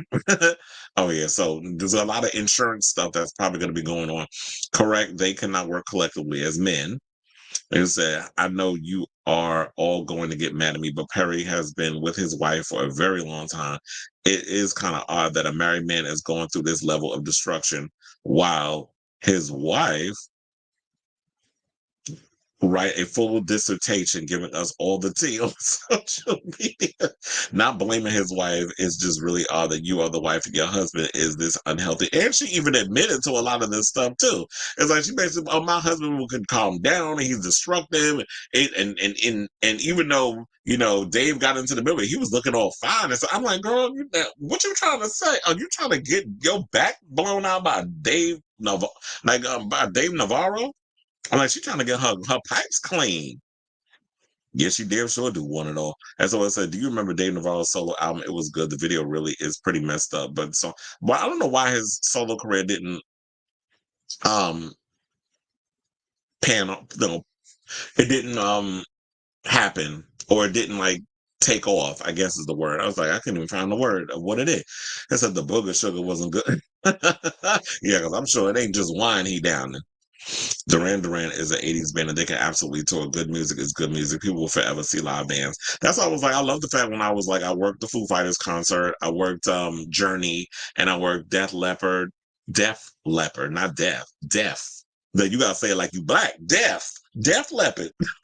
And that's why they spell it. So it's like when you see a lot of these old bands, like, yeah, they can still go on. And yeah, when you talk about, like you said, the Rolling Stones was a legacy band in the 90s, and I remember and look, you still got Mick Jagger and 1 foot in the grave still out here performing. Like we just had Billy Joel did a residency at the Garden. We have Bruce Springsteen still out here still touring. So the older bands, I love the fact that they still out here doing it, but then y'all be wanting the women to retire. It's like, shut up. I saw Tears for Fears with Garbage a couple of years ago. They were good. Yeah, I do like Tears for Fears song. But I've never seen them perform. And Garbage, Shirley Manson's still out here performing and looking good and sounding good. The Rolling Stones still in 2024 is going on tour. Mick Jagger's in his 80s looking limber, healthy, and excited and mischievous. There's a lot of bands. You got Depeche Mode still touring. You got Erasure out here still touring. You got Pet Shop Boys, they still touring. There's a lot of artists out here, and they, elder age that's still touring, and they get it. Even if you don't like each other, we're here to be up here for 2 hours to get the fans what we want. It's not about us. We put our grievances behind us. When the show is over, we go on our separate trailers, we go on our separate buses, and we live our life. And then we need to get together for the sake of the group and the bigger picture. That's what we do. You got to be professional. It's a job that you have where you're getting paid a lot of money to entertain people for 2 to 3 hours, depending on how many songs you got. Keith Richards not looking too bad himself. Well, Keith Richards will always be Keith Richards.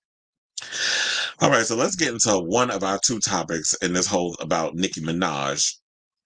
This whole thing about Nicki Minaj, I should say, because she's still out here windmilling hard for Lil Wayne because, he recently put out a video on social media. I have it, and I'm going to show it to you guys in a minute, where he reacted to not being chosen to perform during halftime. And he received mixed reaction from people on social media. Some called him corny. Now, I'm going to show y'all the video and see if y'all feel, why is Lunchables trending on Twitter? Is there something going on about Lunchables that I need to know about? But anyway, I was like, yeah, I went over to Twitter real quick, and then I just saw that. But anyway, yeah, so we have the video clip. Let me see if I could pull it back some where he was giving his response, and then we'll give our response. I'm going to say thank you to every voice, every opinion, all the care, all the love, and the support out there. Your words turn into arms, and it held me up when I try to fall back.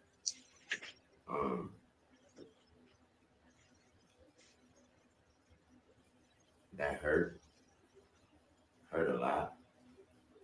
You know what I'm talking about? It hurt a whole lot. I blame myself for not being mentally prepared for a letdown, and for just automatically mentally putting myself in that position, like somebody told me that was my position. So I blame myself for that. But I thought that was nothing, I thought that was nothing better than that spot and that stage and that platform in my city. And so it hurt. It hurt a whole lot. But y'all are fucking amazing. It made me feel like shit not getting this opportunity. And when I felt like shit, you guys reminded me that I ain't shit without y'all. And that's an amazing reality. So, like I said, it broke me, and I'm just trying to put me back together. But my God, have you all helped me. Thanks to all my peers, my friends, my family, my homies on the sports television, everybody repping me. I really appreciate that. I really do. I feel like I let all of y'all down by not getting that opportunity. But here's the thing, because I'm like, okay, I think we heard enough and we got the gist of it, but I don't understand how he feels that he let a lot of people down by not getting the opportunity. When, let's be honest about the situation, in the history of the Super Bowl halftime, when have we ever chosen somebody to perform based on which city they rep? I don't think we've ever had that. When Bennifer and Shakira, who I know Shakira was pissed off because somebody was trying to film up her damn skirt at the club. I just saw that recent story had came out. Somebody out here being a full-on pervert while she's out at the club. When they perform that Super Bowl halftime, they're not from Miami. Bennifer is from New York City, the Bronx, and Shakira is from Colombia, Barranquilla, Colombia, to be exact. So that's where she's from. When Beyonce performed many a times on the Grammys, when she performed at the Super Bowl halftime, she wasn't from the places that they performed at. So I don't understand why all of a sudden. And look, let's even talk about, because a lot of people like to bring up Dr. Dre and that whole situation. And I'm trying to remember, correct me if I'm wrong, was Kendrick Lamar a part of that thing as well? I'm trying to remember if he was. But if he was, then you had 3 people up on that stage that was a part of LA. And that would be Kendrick Lamar, if he was a part of it, Dr. Dre, and Snoop Dogg. Everybody else was not from LA. 50 Cent is from Queens, Eminem's from Detroit, and Mary J. Blige is from Yonkers. So when we have that, that's one argument. Another argument I know some people have been saying is that Lil Wayne is unreliable when it comes to live performances. I was watching a podcast and they reminded me of something where it was just like, when he has performed at certain places, whenever something goes wrong, of just a minor situation, he throws temper tantrums. He gets all up in his, situation. He acts like a damn diva and walks off. Then he was supposed to be at, I believe they said, Beyonce's Renaissance tour and perform. There was a mic issue, whatever the case was. He didn't come out. And then one thing you will know, when Beyonce is as a perfectionist, is a Virgo, you know how she is with her show. If you're going to get like that over something that is falling off on her and you're going to act like a diva, I'm a diva. Hey, I'm a diva. She the only one that could be a diva up on that stage because diva is the female version of a hustler. Okay, let me get serious. But you know what I'm saying in regards to that. If you're going to be doing all of that, then I can see why Jay-Z did what he did. But then again, on the other side, because we got to hit all sides of the box, all sides of the cylinders. We got to hit all of them. Fire on all cylinders, as they say. When it comes down to it, maybe there is some grievances over that. It's not only the whole Drake thing, and that's why you picked Kendrick. Like the timing, of course, it kind of makes it look that way. But also maybe Jay is getting back at him for that whole situation that had happened during the Renaissance tour where he was supposed to come out. And there was a situation that went down. There was a tech issue, whatever the case was, and he threw a fit. So if you're going to do that to Beyonce, then it's probably going to be like, well, okay, well now, yeah. So now you're going to want something to happen down the road. Now I'm going to take it out on your ass because of what you did to my wife during that performance. So there could be some animosity there. And maybe there is some stuff that is deep-rooted within the whole Drake-Kendrick situation that also plays into that. And of course, a lot of people will say that with Megan Thee Stallion, being a part of Rock Nation, that she's getting this big push to dethrone or to do subliminal things and taunt Nicki Minaj. Which, of course, here comes Nicki Minaj into the chat yet again after Lil Wayne was clowned by people on social media saying that his little hum apology, woe is me, he looking all sad and depressed. They say he looked pathetic. The man's allowed to feel how he feels. But also just take into consideration that people say that you have a reputation of giving horrible performances and throwing temper tantrums when there's a tech issue. They don't know if they're backing you behind all this, if you're actually going to show up and be reliable. But then I saw on the neighborhood tour, there's another thing. So the Super Bowl halftime show producer, Jesse Collins, confirmed that Jay-Z solely picks the performers every year. So he always picks. And I guess what he was trying to do was throw him under the bus for Lil Wayne, because it also said Jesse Collins spoke with Variety about how the Super Bowl performances come to life and how Jay-Z does a great job of picking the performer every year. He also shows love for Lil Wayne, but still says Kendrick will do an amazing job. He says, we love Wayne. There's always Vegas odds on who's going to get to perform it, but I think we're going to do an amazing show with Kendrick, and I think everybody's going to love the halftime show. I know Kendrick is going to work exceptionally hard to deliver an amazing show. It's a decision that Jay makes. This is what he said on choosing the annual halftime act. Since we've been on board with that show, he made it very clear, and it's been amazing. He's always picked right. Oh, wait, he said he's made it. I'm sorry. They said since we've been on board with that show, he's made it every year, and that's been amazing. He's always picked right. So, a lot of people are going to get in the comments and still say the whole thing about that this is some sort of sour grapes, bitter thing that's going on. And there may be some truth to that, but I just want to give y'all all the different scenarios that you could choose from. So yeah, in the meantime, Nicki has responded to, the situation. And hold on, because it's like I got a lot of stuff open here that's like I gotta find it. So basically, she said the following. She said, "This too shall pass, but what you have done for the hip hop culture will remain. It will stand the test of time. Many times, our greatest and most dehumanizing test is just a way for God to get the glory.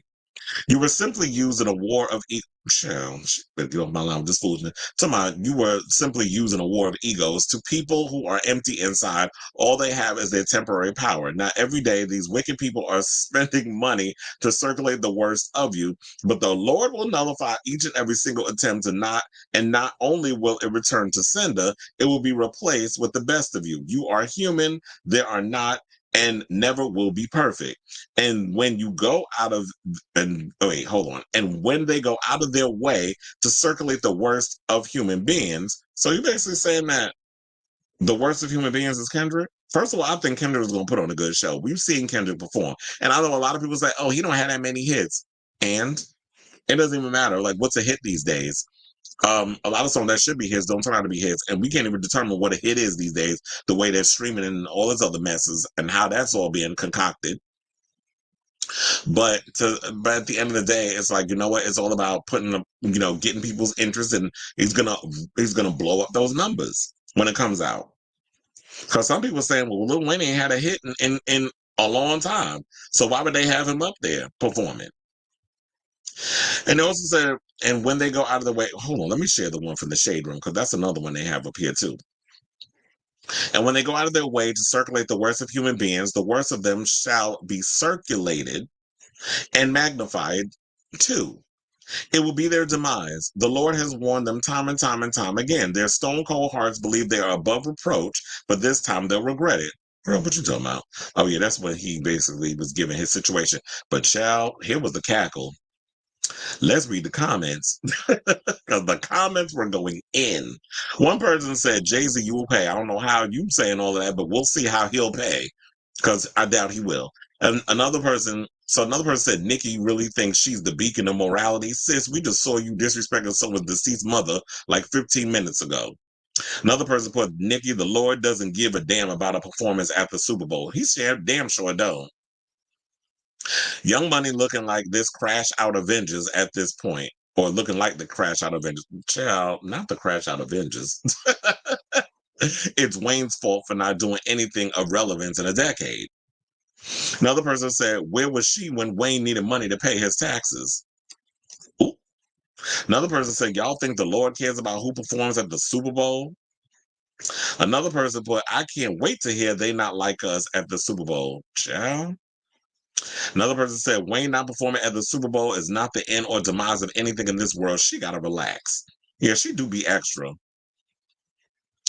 Another person said, I learned that Jay-Z doesn't even choose to perform in New Orleans. Well, that's not true, because I just read the article from someone who is a producer on the Super Bowl and says Jay does pick who is going to perform at Super Bowl. And they also said, damn, Nicki, this is way too much, especially for a man who never defends you ever, supports Trump, made negative and disparaging remarks. I wouldn't be surprised she supports him too. I mean, she's supporting Kenneth Petty and a child molester brother. So why would y'all be surprised? And then they also said disparaging remarks about the Black Lives Matter movement and has disrespected Black women so much in his music. Just be grateful and supportive of the fact that a Black man in hip-hop is headlining. Another person said, we don't care. Talk about Javion McGee, a young Black man who was lynched in Henderson, North Carolina, and the police are trying to cover it. Exactly. Because that was the one that he was a truck driver, and they found him hanging from a tree. Nobody's talking about this, but I've been seeing it on a lot of the blogs that I follow, a lot of the, not Hotep, because I don't follow Hoteps, but a lot of like the conscious Black people. They've been posting this. A lot of people who make it aware of things that's going on in the community. I have heard this story. Let's read two more. So they said, I wish y'all were this adamant about his sobriety. Ooh, yeah, because it sounded like he was on that lean. Like when he didn't look like he was sober when he was talking. He looked like, a strung out, no shade, but Lil Wayne always gave crackhead tease to me. Another person, last but certainly not least, another person said, this too shall pass as nasty word, acting like a real injustice happened is the next state delusion. I told her the comments in the Shade Room, y'all have me cackling. But I agree. It's the damn Super Bowl. What are y'all talking about? Like, y'all act like, the world's about to come to an end because Lil Wayne don't get to perform. It just sounds like a bunch of damn sour grapes. And quiet as it's kept, they said a lot of them over there at Young Money, y'all are horrible live performers any damn way. So I'm not surprised that he's not performing. But here's the thing. Y'all want to sit up in here and run your mouth about Lil Wayne, but why nobody talking about Big Freedia? Like, if we're going to sit up in here and talk about New Orleans and people that run it, why we not talking about the Queen of Bounce? Why isn't Big Freedia going to be a part of it? I think Queen Diva should be up there performing. Like, she gets checked by Beyonce and gets to do, gets all these opportunities, and her music is resonated throughout our culture. But I think she should be a part of it too. So I'm glad that you want to go hard for this man while also promoting Gag City and all that other stuff that you be doing, because you love hashtagging that whenever you talk about Lil Wayne. So it kind of makes you wonder, are you really, concerned and care? Or is this all like a way for you to promote your music and your tour?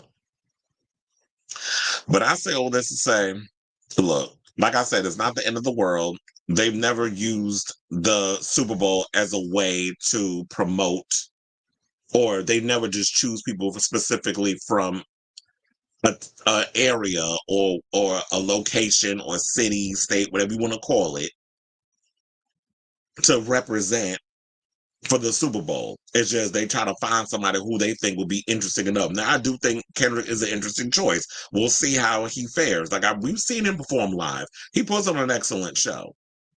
We've seen enough live stuff from him, so I'm actually looking forward to see what he brings to the Super Bowl halftime. And like I said, if Wayne didn't have this reputation, maybe he would have been a thought, and maybe those things are true about Jay-Z. But at the end of the day, he's the one that has the power. He's the one that's running Live Nation, Rock Nation, all other stuff, and it's his call. So y'all can sit up here with the sour grapes and be bitter and pouching your lip or whatever. But I guarantee a lot of y'all that's hating is gonna be watching when it comes in February. So let me know what y'all think of this story in the comments down below. Actually, y'all, speaking of comments, we got a whole lot. Excuse me. Hold on. I went up too far. Oh, they said Wayne is not even sober. But he didn't sound it when I was watching that video. Now, he was doing that selling. He sounded like Britney Spears in that recent video when she was talking about Sabrina Carpenter, giving her a shout out at the VMAs. She said Lunchables is trending because Logan Paul, KSI, and Mr. Beast have a new product out that is very similar to Lunchables. It includes Mr. Beast. Well, isn't Mr. Beast under fire over some past stuff? And there's a lot of stuff going on with Mr. Beast that he need to get together. So I'm still confused of why people are assuming Kendrick won't bring him out as a guest, even if they don't have a song together. Well, at this point, with them messing it up for them, I feel like there's no chance in hell of him bringing out y'all. First of all, you had people up in the comments. Who was it? Who was it that said it?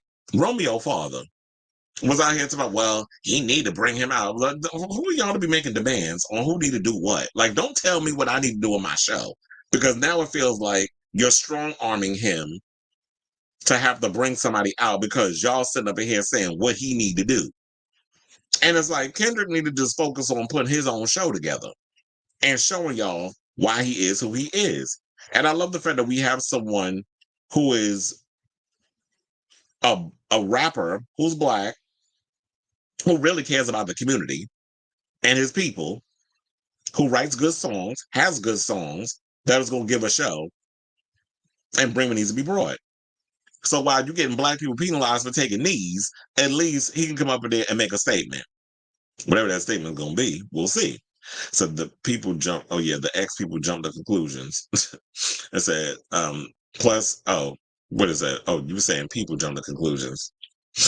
It said Nicki exacerbated the situation. Nicki, as usual, put 20 on 10. Exactly. She's always so damn dramatic because the city is New Orleans and this is Wayne. He's not the only one that's part of New Orleans, though. It's that Wayne is just too deep and he is the GOAT when it comes to millennials and hip hop. This year, when it was in Atlanta and Usher did it, Kendrick and all those West Coast rappers did it from 2022. But here's the thing. Usher is not from Atlanta. Usher is from Mississippi. He may have moved to Atlanta, but anywhere he's from, I understand you want to rep Atlanta. But I feel like a lot of times it messes up the situation because when you do try to flip-flop and you want to be like, oh, well, we're going to make this art because they from here, then this is what y'all need to do. You need to have these people, you need to bring them out, you need to do this, you need to do that. And then when it comes to next year, now you have people thinking, oh, well, because you pick somebody that's from that city, that means this is what we're doing. And for you not to bring that out, when you start to lay that blueprint out, people are going to continue to hold you up to it. So that could also be Jay-Z's fault. But maybe he need to come out and say why he's doing what he's doing. But he's taking the typical Beyonce route. I think, well, I'm not going to answer. Okay. Well, then you will have people continue to drag your ass on social media until you give an answer. But then again, if he gives an answer, it's sort of like people going to be like, well, it's not the answer we want. So you're a liar. You're this, you're that. So I guess he feels like, what's the point of me even speaking out about it? Y'all going to believe what y'all going to believe anyway. You already created your narrative. If Wayne headlines, then he brings out the rest of YMCMB, the Cash Money side, Turk, Manny Fresh, BG, and Young Money side, Nicki, Tiger, even Drake. And I guess, with the whole situation with Drake, he not trying to mess with him on that.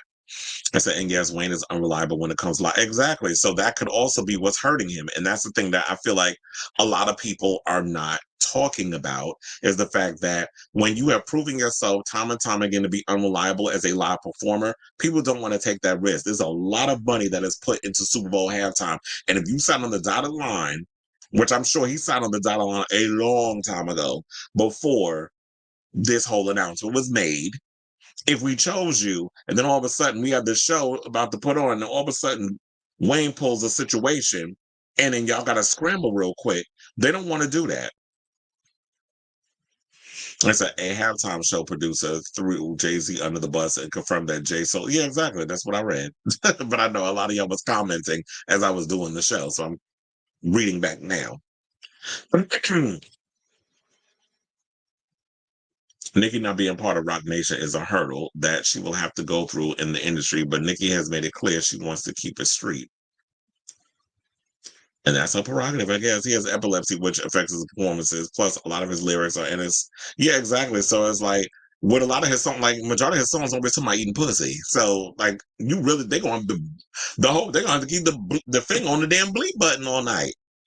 So, or you have to really go in and reconstruct your songs to try to make it radio friendly. You don't have a lot of those songs. So I think a lot of y'all really need to take that into consideration. While you want to sit up here and put your art and stuff out here, you got to think about that audience that's watching the Super Bowl. A lot of the audience is not listening to Lil Wayne. I guess some people be like, a lot of the football audience ain't even watching or listening to Kendrick. But y'all had him perform. So also New Orleans means cash money, and there's a lot of nostalgia. Yeah, I said New Orleans, the Saints, Cash Money, back that ass up. Well, I know all them songs. That was the booty twerking era in the 2000s. This is why people in their feelings, there is a missed opportunity to play the Cash Money and Young Money catalog. Yeah, because I feel like a lot of times y'all be acting like there's only one genre of hip hop. Like there was gangster rap, and then it was like that New York City hip hop type stuff. There's a who demise. Look, she's talking about somebody's demise, so it seemed like she was talking about. I'm like, are you referring to Jay-Z? Like, how are you demising him? He's like the many ways he moves and shakes in this industry. He is way more powerful than making things happen. Jigga pay for what? How? You? Oh.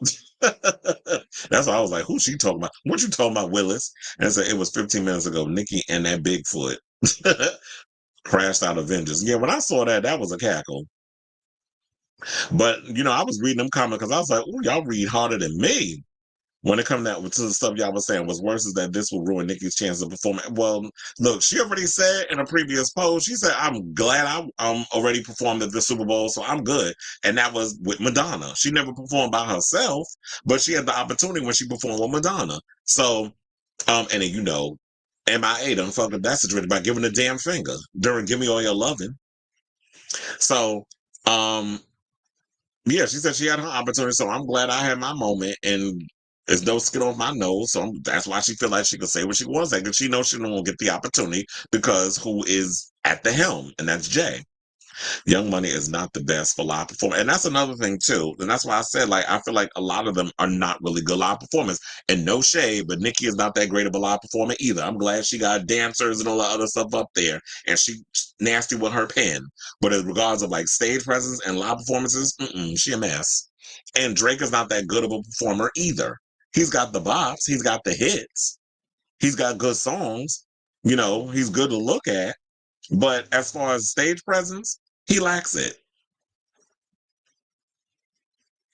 And same thing with Wayne. So it's like, y'all got to really think about the complete package. It's about putting on a show. That's what Super Bowl halftime is. It's not about, doing whole deep dives in who runs this and the cultural significance of this. neighborhood or the music and all that. It's about pomp and circumstance. It's about giving a show. Because them people watching, they don't give a damn about all this stuff we talking about. They just want to be entertained. Especially if we talk about white folks that go to the football games and the sports games. I work in sports arenas. I work in live entertainment. So I see how it is. This is I'm an NC and everyone, and literally no one wants to talk about the Henderson situation. These politicians already want to win our vote. And the second guy that tried to pow Trump lived in North Carolina. Child. Yeah, I saw that mess. The man looked like he was on that good old, that good old Christina, meth. She looked like a Methodist. Nicki running her mouth and burning bridges with all these female rappers has diminished any chance to perform in the Super Bowl. Like I said before, she basically said at this point she don't care. She already had her opportunity. She already got to perform at the Super Bowl, so she knows what it's like, even if it was for a brief moment. It's not like she got to do it by herself. Now, it would have been great if she would have been able to do it, and I guarantee you, watch what the next shit he pull. Watch he have Megan Thee Stallion do it next year. Why'd she have her do it next year? Because she's at that point where she can give you like full-on show and stuff, and then she can bring Cardi B out and all that other stuff, or have them do it together, like they did with Hennifer. If you have Cardi B and Tina Snow get out there and perform, the gays is gonna eat that up, and the bar's gonna be pissed. But when aren't they pissed? Southern hip hop is known for being sexual. The whisper song, like East Coast or West Coast, and gangster rap in real life. They ain't nothing wrong with being sexual, because you had, if you got Shakira and Hennifer up there gyrating for 20 minutes each or 10 minutes each. I don't know how long that shit was. What was it, like 20 minutes total? Then we can have the girls up there being sexual. But yeah, you can't have them up there. Look, they would have Nelly up there before they have some damn cash money. At least Nelly, is more. He's a little more radio friendly, and that's what they're looking for. They look at somebody that at least could be a little more mainstream, like down in the middle. They don't want somebody that could be a little too on this side or this side. You don't want to get people pissed off a little too much. So that's why we don't ones over here fighting on social media. Yeah, exactly. Tina, baby, yes. Why don't you give me the respect that I'm entitled to? Yes, bitch. Why won't you give me the respect that I'm entitled to? Because I'm not one of your fans, God damn it. I said, Megan doing the Super Bowl. Oh, no, child. Look, I bet you it was coming. Megan and Cardi. That's what I said. They would probably have to do a double header like they did with Hennifer and Shakira. Like, they would have to do a Megan and Cardi, especially with Cardi, and we're going to talk about it. I do believe the album is coming, because I heard some things that she got some videos locked. And then she gonna be releasing videos. So I think she was making a lot of music videos while she was pregnant with baby number 3. And that's why she back in the gym 3 days after pushing that third baby out. And we don't get into that story. After we get into this, wait, I think I got all the stuff right. Yeah.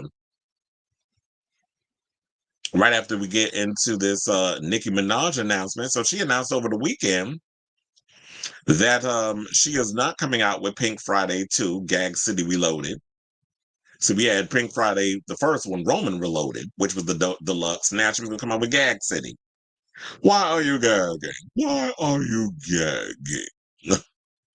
So she made the announcement over the weekend that she has decided that she's going to come out with a new album instead of giving, a full situation of like a couple of like 6 extra tracks on the regular album. Because at this point, I feel like, you know what? Pink Friday 2 did what it did. It was fine where it was. It's time to move on to the next thing. You've been promoting these songs enough. You toured the first time. I did the first show. I didn't get to do her show at the Garden last week. So she's basically like, I'm ready to move on and give y'all new music. And I think we're at that time. And I was feeling, you know what, Dula Peep need to do the same damn thing. Because if she coming to the Garden, speaking of which, in September, I think 14th and 15th of next year, as in 2025, then I think she needs to put out a whole new album of music too. Because Radical Optimism, that album flopped, especially in the United States. So it's time for her to give people either a deluxe edition with some new songs, or give us a whole new album, so that when you promoting both on this Radical Optimism tour. So The Barb's leader announced over the weekend that instead of releasing the Pink Friday 2 Deluxe, she decided to turn those songs into a completely new project with the third installment of the Pink Friday series. Now, Minaj was supposed to drop her Pink Friday 2 Gag City Reloaded Deluxe last Friday on the 13th. A lot of stuff was supposed to happen on that day. But the release date came and went without a set. Nicki clarified the album situation on Sunday because I know the fans was probably going at her like, ma'am, where's the new album? You were supposed to release this deluxe edition, but you gave us 2 days later an explanation. So she basically said that the fans can expect another announcement regarding the product's arrival in the coming weeks. And so she said the following, because I went over on the Twitter and she wrote a whole paragraph and a half. Dear Barbs, important hashtag Gag City announcement. Why do I feel like I need to turn into announcer as I'm reading that? So it said, instead of doing a deluxe to Pink Friday 2, I've decided to do a brand new album. I'll still incorporate new songs like Mamita and the Anxiety song for the remainder of the tour, though. And I'll announce the new date within the next couple weeks. The new music is just too good to be thrown away on a deluxe album.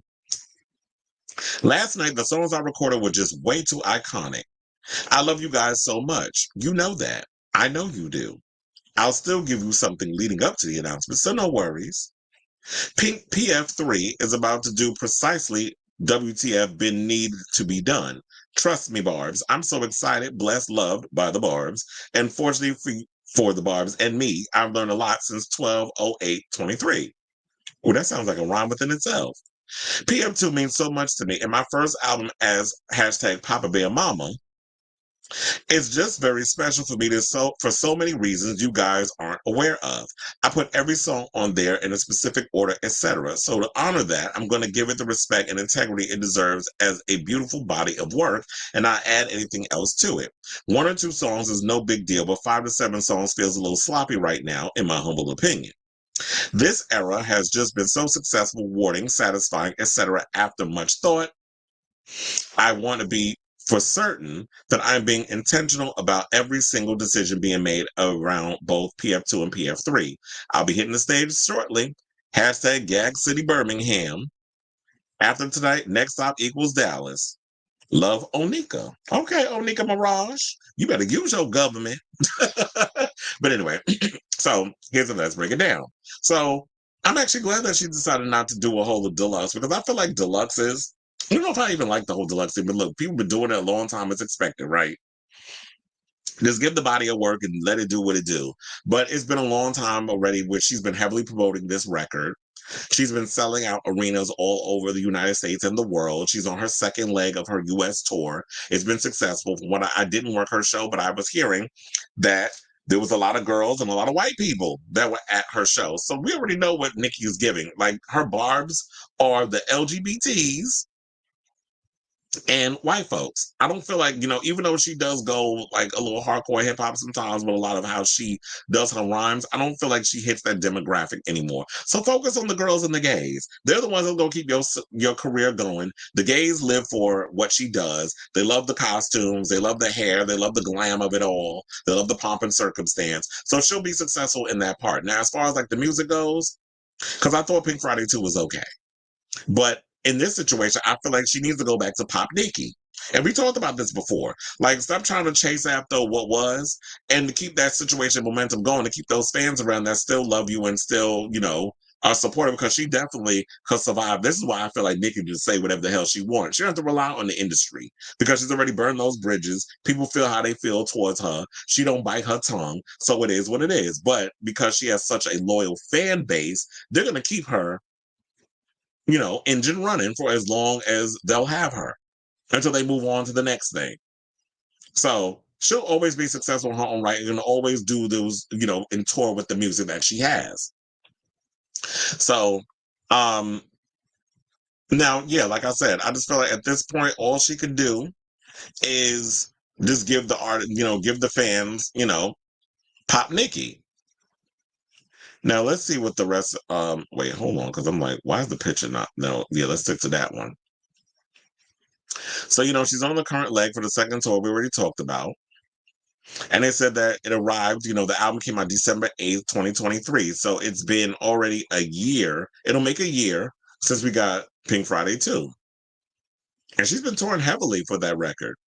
It debuted at the top of the Billboard 200 with 228,000 album equivalent units, according to Luminate. The sum is the largest week for a rap album by a woman in the 2020 decade and the biggest for an R&B hip hop album by a woman in 2023. So say what you want about her. She's still successful. She's still selling records. She's still influential in so many ways. She still has her loyal fan base.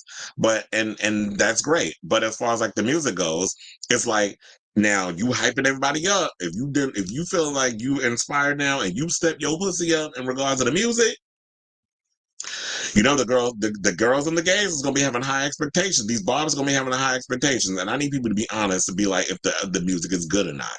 Like, don't just be coming out here and just saying stuff is good when it's bad, because I'll do that with a lot of artists. I'm not just talking about Nicki, you know, in general. I'm talking about a lot of these artists y'all do that for.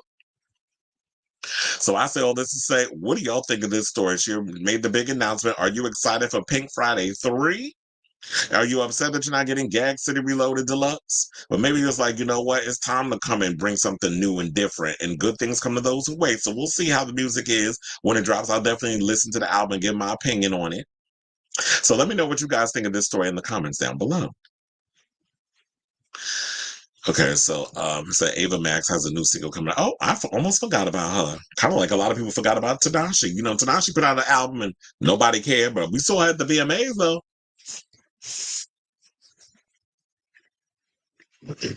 Well, we'll see if it's better than that first single she put out, because I was like, that song you put out before it was a chop. But I'm looking forward to seeing what she made with her music. I mean, what kind of music comes out and if it's good. Pink Friday 2 is a terrible name. The Pink Print 2 would be better. Yeah, I'm just tired. I'm at this point, and I do agree with you. I'm sick and tired of the Pink Friday thing.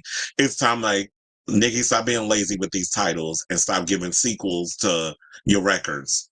Like, really come and think of an album title. Like, come up with something. Pink Friday or using those other stuff. It's like, change it up. You keep naming the same thing, giving sequels to every album you put out. And then, so, they always say sequels are never going to be as good as the original. There are exceptions, though. The Godfather Part 2, Scream 2, Aliens, Terminator 2. Damn, I got a lot of James Cameron references. Or as C.C. Cooper said, you got a hard-on for Cameron.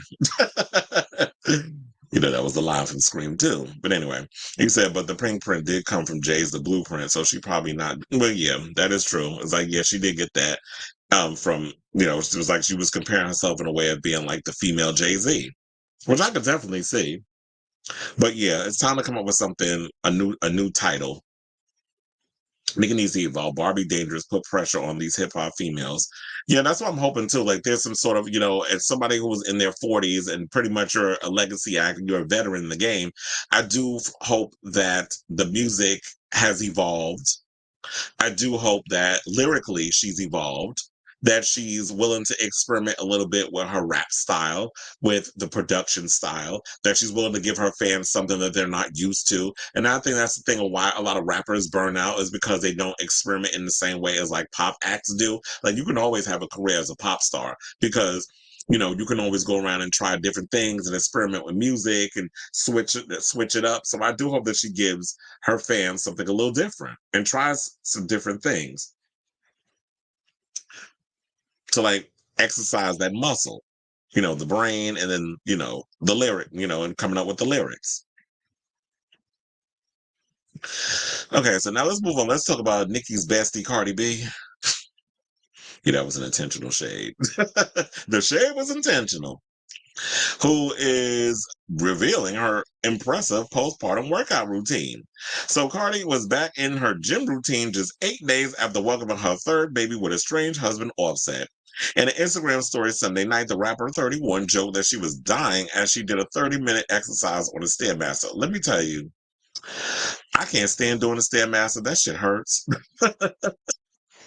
It is painful. Like walking on the stairs, first of all, but look, at the end of the day, it helps your lung capacity, like your breathing, increasing the breathing.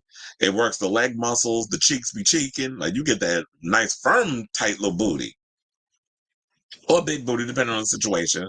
But I totally get it with her. It's like, but kudos to you, the fact that you're already back in the gym. See, I was trying to be nice and be like, let's give her a moment to like take some time and recover before she gets back in the gym and all this other stuff and puts out the music. I was trying to give her 3 months, and y'all tried to come at me with that. Why she need all that time? Well, it looked like she don't, because 3 days after having her baby, she already back working out.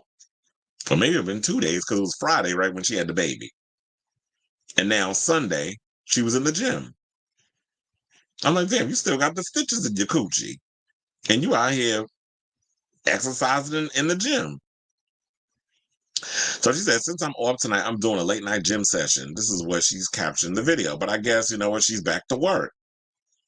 And I think it's because if she's back to work, well, when you married to, well, when you're estranged from your husband, I should say, and you're pretty much a single mother at this point, I could definitely see why she's back at work. Okay, so let's finish. Okay, so she, what else did the article say? So the problem I'll emphasize that she was only doing cardio for the evening due to being less than 2 weeks postpartum. No heavy lifting. No, wait, I forgot. It wasn't over the weekend. She had a baby 2 weeks ago. We found out about it over the weekend. So she said, no heavy lifting, no weight, just straight Stairmaster until next week. And I feel like, yeah, take your time, do the cardio, and then when you feel up to it, then you start working on the weights. They also said that she's going to get into tip-top shape with a trainer.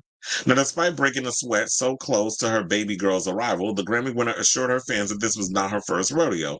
Remember, ladies, this is my third baby. Cardi, who welcomed her daughter Culture in 2018 and son Wave in 2021, wrote on the clip, with my other two babies, I was still on bed rest on my first week postpartum. Cardi also added a second video in her IG story detailing that she climbed 80 floors and burned over 240 calories. Well, damn, that's good. Big 30 minutes on the Stairmaster is personal, the WAP rapper wrote. Do you know you got 30 minutes? Yes, 30.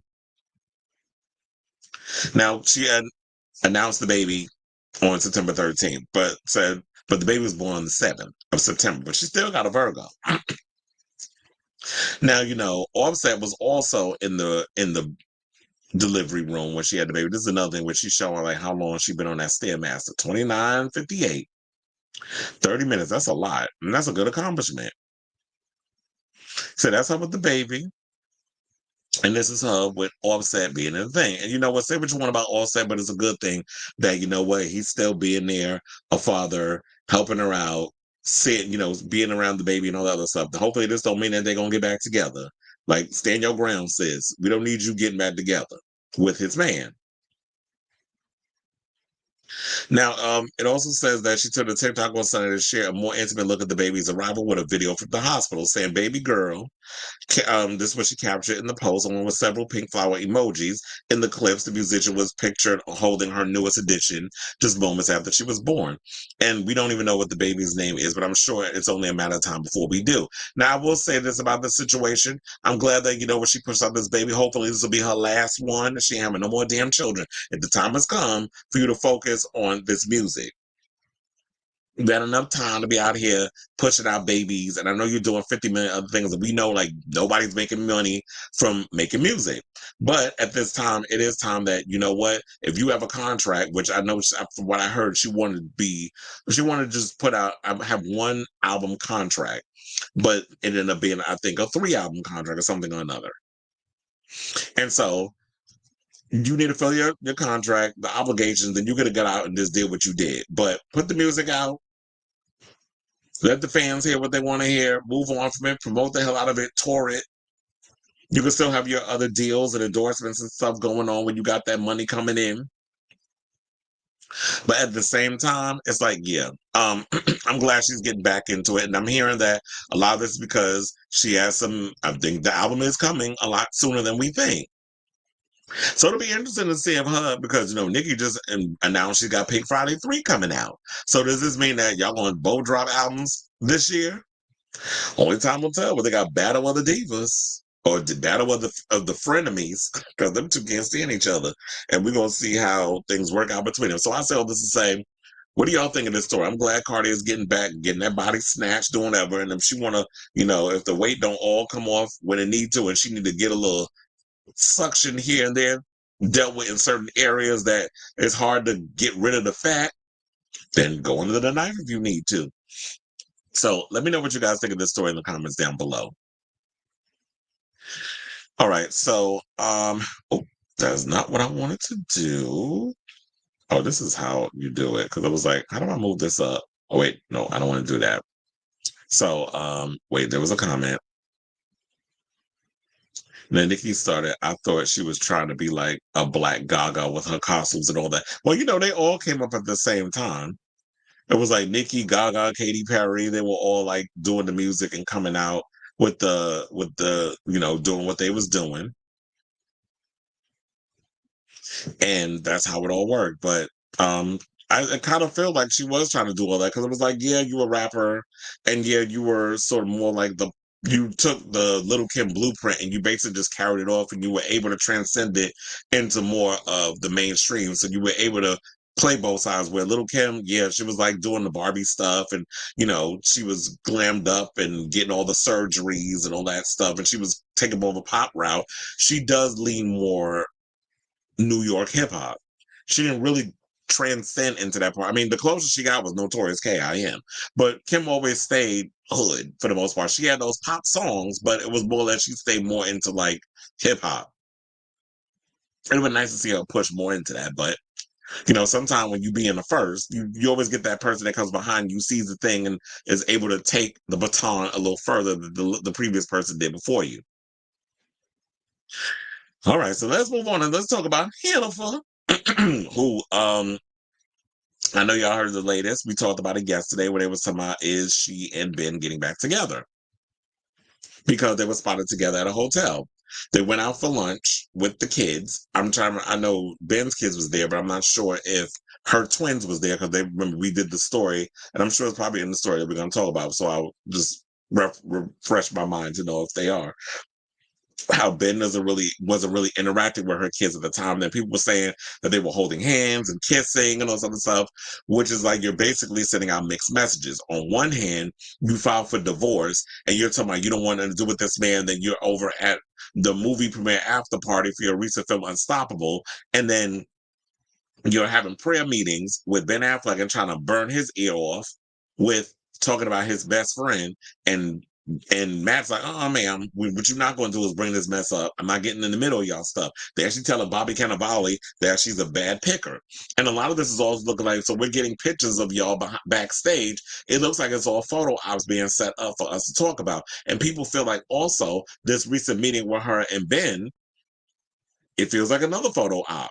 So what is all of this for? I hope y'all not trying to stir up rumors that y'all get back together just to get us interested in this movie you got coming out. Because if you pull in stunts and shows to get people to watch a movie that you say means so much to you because of the subject matter, then it'll probably flop, because people can see through the BS and the pomp and circumstance. People just want Bennifer to go away. But she ain't going away. Every time we turn around, she's in the damn news. Now, maybe you have gone away in regards of like promoting stuff, because she did spend the whole summer just living her best life. But in regards of like so much of the media conversations, and then she's got this new movie coming out, it feels like she didn't go away, right? So while Bennifer and Ben Affleck are busy pulling stunts and shows by meeting up for lunch at the Beverly Hills Hotel over the weekend, Bennifer's first husband is spilling all the tea regarding what it was like being married to the Emmy from the Block singer. So let's pull this picture out, because, child, first of all, Ohani looked good. Ohani fine. I was like, Bennifer know how to pick him. I think it's the dick. Remember how Ja Rule said in the Ain't It Funny remix, it must be the ass? I think with her, it must be the dick. So Radar Online can reveal Ohani Noah's marriage to Bennifer was passionate to the very end, but he said as soon as she got what she wanted, he wasn't needed. He claimed it was so great, but at the same time so sad, because we kind of knew it was the end of the road. Lopez and her first husband married in 1997, a little over a year after they met, but the marriage only lasted 11 months. Noah was the only one of the singer's 4 spouses to have known her before she made it big, and he said he felt like he was an uncomfortable passenger during her rise to fame. He boasted, "I was the first, the pioneer. I was there at the beginning of her career, supporting her, dealing with her anxieties and insecurities. I was a really good husband because I believe in marriage." Do you believe in marriage? When we divorced, I was heartbroken. Noah continued. I feel when she got what she wanted, I was no longer needed. Now, Noah told the Daily Mail he put a lot of time and effort into their relationship, but said that they lacked quality time with one another. And this sounds like the same situation that apparently was going on with her and Ben. It might have happened with all her other relationship with her and Chris Judd. Chris Judd was the backup dancer, and she was busy with the music, the movies like that with J Lo, and then the movie she did with Matthew McConaughey. That went on. The two that she made history as like the movie and the album going #1 simultaneously. So with all that success happening and her career blowing up, and she's busy, you barely have time to spend with your husband. And I think when she got with Mark probably, wanted her to take a back seat, and he'd be the one that, the king of salsa going on, because he was dabbling in the acting and stuff too. His career didn't take like Hennifer's did, but he was out here doing his thing. He was, he is the, his music will always be iconic in the Latin American community. So maybe he wanted to take a back seat. She wasn't willing to do that. Maybe she did kind of scale back for the 10 years they was married, but she probably felt her artistic whatever was being stifled and couldn't stay in the marriage. So they said in Ohani's telling, life with one of the world's most famous women was an emotional juggernaut. No surprise, but the star admits his greatest desire is to be loved. Well, her greatest style, sorry. But she has 4 good husbands and she's been loved before, he says. So I don't know how much love she needs or how much love she's still looking for. But when you're a narcissist and you always have that thing where you need that hole filled, no matter how much you give somebody, it's never enough. There's clearly something going on that stems from her childhood that she has not dealt with, and she's continuously looking for that thing, and it's not enough. It'll never be enough, regardless of who she gets with.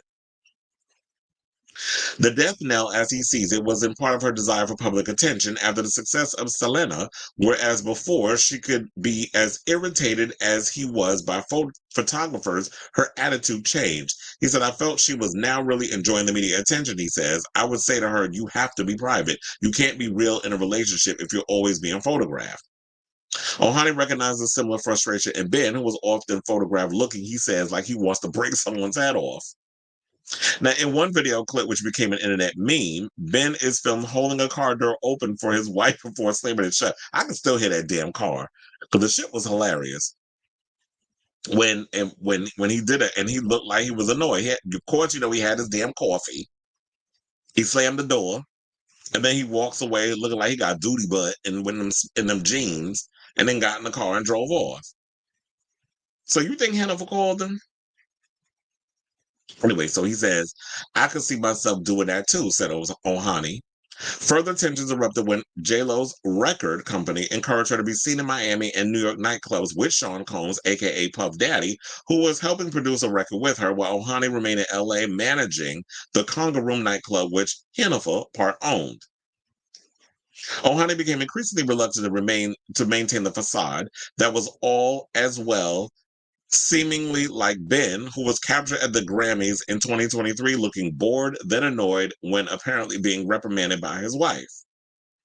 Ben later said despite appearances, he was having a good time and they just didn't know the cameras were rolling. Well, of course you didn't, because we talked about it on the show. They were in the middle of a conversation. They didn't know the show had came back from break, and the camera was literally on Hennifer and Ben as they were talking, and he looked annoyed.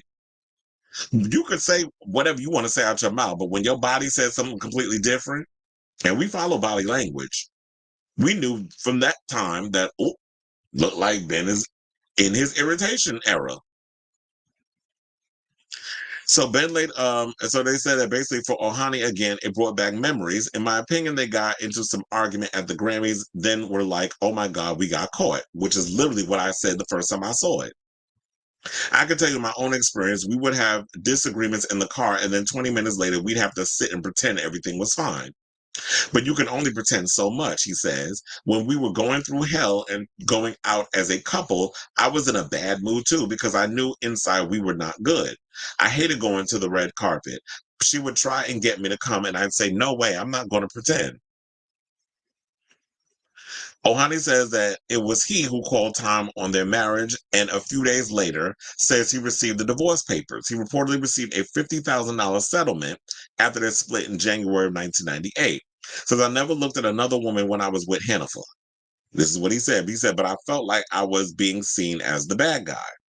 Her people wanted to make her look good because of everything that was coming out, the movie, the album, and they didn't want any bad publicity. Sounds like the same thing the same tactic they were trying to pull when her and Ben were going through their separation situation. We didn't know what was going on. All of a sudden, we hearing all these stories, and everybody was going in on him. But then at one point, we saw the tide was turning. Once that divorce papers came out, then all of a sudden, we started noticing that a lot of people was coming out saying she's heartbroken, devastated. He was gaslighting. He was love bombing. He was doing all these things, and they was feeling the way. So we saw that the tide was turning, which sounds like this is very similar. And it also says that her people want to make her look good. We already said that. So they said they made it sound like I didn't want to be with her, and it was the opposite. The fallout from his marriage bears some similarity to that of Ben's, as friends of the singer have, in recent weeks, publicly branded the actor selfish, sullen, impossible to please most of the time, and negative. Ohani, though, praises Ben, saying, "I've met him, and he's an amazing guy. Even though they're both in the spotlight, you can tell that he's a really private man." On the other hand, he points out that his ex-wife, she has to like the spotlight for her to stay in it. Yet Ohani bears his former wife no ill will. He says, there are no bad feelings at all. I would always be her friend. I sympathize with both of them because divorce is hard. Should they ever meet up and romance were to strike again, would he become husband number 5? He said, hell no.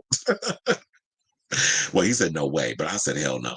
Now, his advice for Hennifer is heartfelt. He says, stay single for a while. Take 12 months off. If she meets someone new, maybe keep it private and not get married again.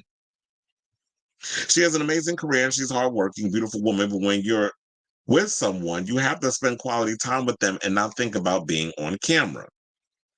He adds, I would just say to Jen, you need to be yourself so you can find yourself. Maybe you should say you need to be by yourself. Now, I should say that, you know what, and y'all shady for this because Page 6 put this mess out. They said that the Miami personal trainer and actor producer, because you can see how, the body, money well spent of the personal trainer. They said he arrived in the U.S. illegally when he was 15 and made a 90-mile trip from Cuba to the Florida coast. When he was 22, he worked as a waiter at a local restaurant where he met Lopez when she was 27. The Cuban immigrant is single and has never remarried. So that's the latest on that. I do hope that these two are getting a divorce. And I do agree with him. I feel like at this point, and this is the picture when they got caught and they were trying to pretend like she had, okay, lights, camera, action, we on. Cameras is on. We gotta, get all prim and proper like nothing happened. But the cameras caught it. Cameras don't lie. Eventually, when you slip up, we see it and we caught it. And I said that was the beginning of the end. But then we started seeing the breadcrumbs happen. But I do agree with him. Like, we've been saying this for the longest. Everything that Ohani said, I've pretty much been saying, like the 50 damn times I've done a Hennifer Lopez story. She needs to take time with herself. She needs to really take a whole long, hard look at herself in the mirror. This is where we differentiate because Virgos, we have no problem looking ourselves in the mirror and not only calling people out on their shit, but we like calling ourselves out on our shit. We have no problem sitting with ourselves and really going deep in thought and figuring out our own mess. And I feel like what she need to do is take that long, hard look in the mirror and figure out at her big age of 55, or is it 56? She in her mid-50s. But she needs to figure out what she needs to do to fix on herself before she tries to welcome any other man in her life. Because if you've been going through these many relationships throughout your adult lifetime and you still haven't figured out why your relationships are a mess, then clearly you're a grade A narcissist and you got all kinds of problems. You need to figure out what the hell is going on. Because I don't know how you run around here. At 1 minute, you in love with Ben. The next minute, y'all getting a divorce. The next minute, y'all hanging out at a hotel. Probably got your pipes clean. And that's the thing with her. It just seems like she get more dickmatized. And I think that's what it is instead of talking about she love. No, you like penis. You like getting your pipes clean. And I feel like she gets all caught up in that. But when it's time to actually sit down and have that emotional connection with someone and be in a relationship with someone and spend quality time with someone, y'all realize that y'all got these differences and y'all end up clashing and then it ends up in divorce. So instead of being the next Thanos and collecting all these goddamn rings, maybe what she need to do is, like I said, get right within herself and then you can welcome the next man. But like I said, if that's what you want to do, sis, if you more digmatized than anything, then you need to follow the, Madonna and Cher and get you a man who's in his late 20s, possibly and push for mid 30s, who still got that good strong libido that could wear you out in the bedroom. Keep him as your little boy toy and keep it moving. And but if you're real serious about being in a relationship with someone, then I do agree with Ohani where it's like, you know what? Take the time to really get to know this person. And if they mean so much to you, then that's the one thing you have to realize that you need to keep sacred in your relationship. And, keep to yourself because this man means so much to you. But it might be hard for her because, like Ohani says, she loves the spotlight. She likes it a little too much. But you need to stop getting with these people that don't feel the same way that you do. So maybe if you could find you a Travis Kelce, then maybe you will be able to find somebody on that equal footing that loves the spotlight, but still let you be you. So I say all this to say, what do y'all think of this story? Whatever your thoughts are, let me know in the comments down below. Okay, so she was crying to Matt Damon, and Matt Damon looked exhausted. Well, child, how do you think Ben be feeling when he's done with her? Exhausted. I said, not prayer meetings. Y'all know that picture. She's a love addict. She cannot be single. Well, like I said, yeah. That's why I said, like, you got an addiction. And everybody has their vices. There's some people that's addicted to alcohol. There's people that have sex addictions. There's people that have addiction to love. That those endorphins. So yeah, when the Wedding Planner came out, it's funny. I was thinking the Wedding Planner, but I wasn't sure if that's what it was. But I think I was thinking about Made in Manhattan too. So I was getting confused because I was like, I couldn't remember what the name was, but it was the Wedding Planner. And so TMZ is doing an investigative report about Matthew Perry coming on tonight. Oh, I definitely got to check that out because they did say it was only a matter of time before, like with the Matthew Perry thing, that there's a laundry list of other celebrities that's probably caught up in the same thing of doing them drugs and they have their dealers. I'm like, please. And, everywhere you sneeze, they all out there doing the booger sugar and other things. That's how you got to keep them working. Keep the mules working. It did look like Matt was praying for her in that picture. Not with her, but for her. It's like, why is this guy coming out? Look, Ohani, usually, I've noticed every couple of years he do come out and say some stuff, but I've been thoroughly entertained by it. But I guess maybe somebody asked him, who knew? Because, with all the stuff, it's like, okay, we'll get him to talk, but yeah, you ain't never going to get Mark Anthony to talk. And Chris Judd, he done moved on, so I don't think he'll talk. A-Rod Bonnet, the business that pays him. But Ohani fine ass, he want to get out here and get a moment. That $50,000, I'm sure he spent it all. It's been what, 30-something odd years, right? Yeah, 20. Well, no, 2027 will be 30 years, especially when you have. If it was 97 when they got married. I said, what a loser. So what? Who cares? And I was thinking of Joy Behar. This guy was a restaurant manager. They never had children. Why are you still talking about her? This is like 25 years ago, 25 plus. Hennifer and Puff's relationship must have been chaos, considering the picture that's been painted on the both of them. Unless their egos, probably. Well, I would be surprised, and I kind of wonder too, because this is a question that I don't think enough people ask. You think Puff put pause on Hennifer like he did Cassie? Excuse me. Yeah, remember she was there the night that Shine in the shootout and all that other stuff, and he wound up going to jail. Hennifer was there. She was in the car. There was, driving through the lights and everything, and she ended up going to jail. And I think her team in Guadalupe got that behind and was like, you need to leave him alone. So she lucky she had the people that she had that pulled her out of that. Because you don't want to end up, you do not want to be the first, you didn't want to be the original Cassie in that situation. You are so stupid. So if Mark Anthony won't talk, but Mark, we need to know. You know why I'm saying that? Because he has a song called I Need to Know. Tell me, baby girl, because I need to know. Now I can always clock a reference. All right, so let's move on. Let's talk about Hennifer's bestie, Mariah Carey. So, word on the curb is that Mariah Carey has become a little too loose with her coins, and her friends are concerned that she will burn right through her sizable fortune. So, Mariah Carey has, according to the Daily Mail, she has loaded her New York penthouse with numerous multi-million mortgages, with 18.6 million is still outstanding, 10.6 million in which was in cash advances. Perhaps it's her reportedly extravagant million-a-month spending habit that is the reason she necessitates these huge infusions of cash, even though her net worth is estimated at a whopping $350 million. Oh, damn. Hennifer is worth more than Mariah? How? Well, I guess because Mariah is a singer and not somebody out here that got 50,000 damn jobs like she a Jamaican. So she reportedly blows an obscenely expensive amount on designer clothes, gifts, and champagne. They said she split from Aussie billionaire tycoon James Packer in 2016 because of her obsession with money, money, money, money.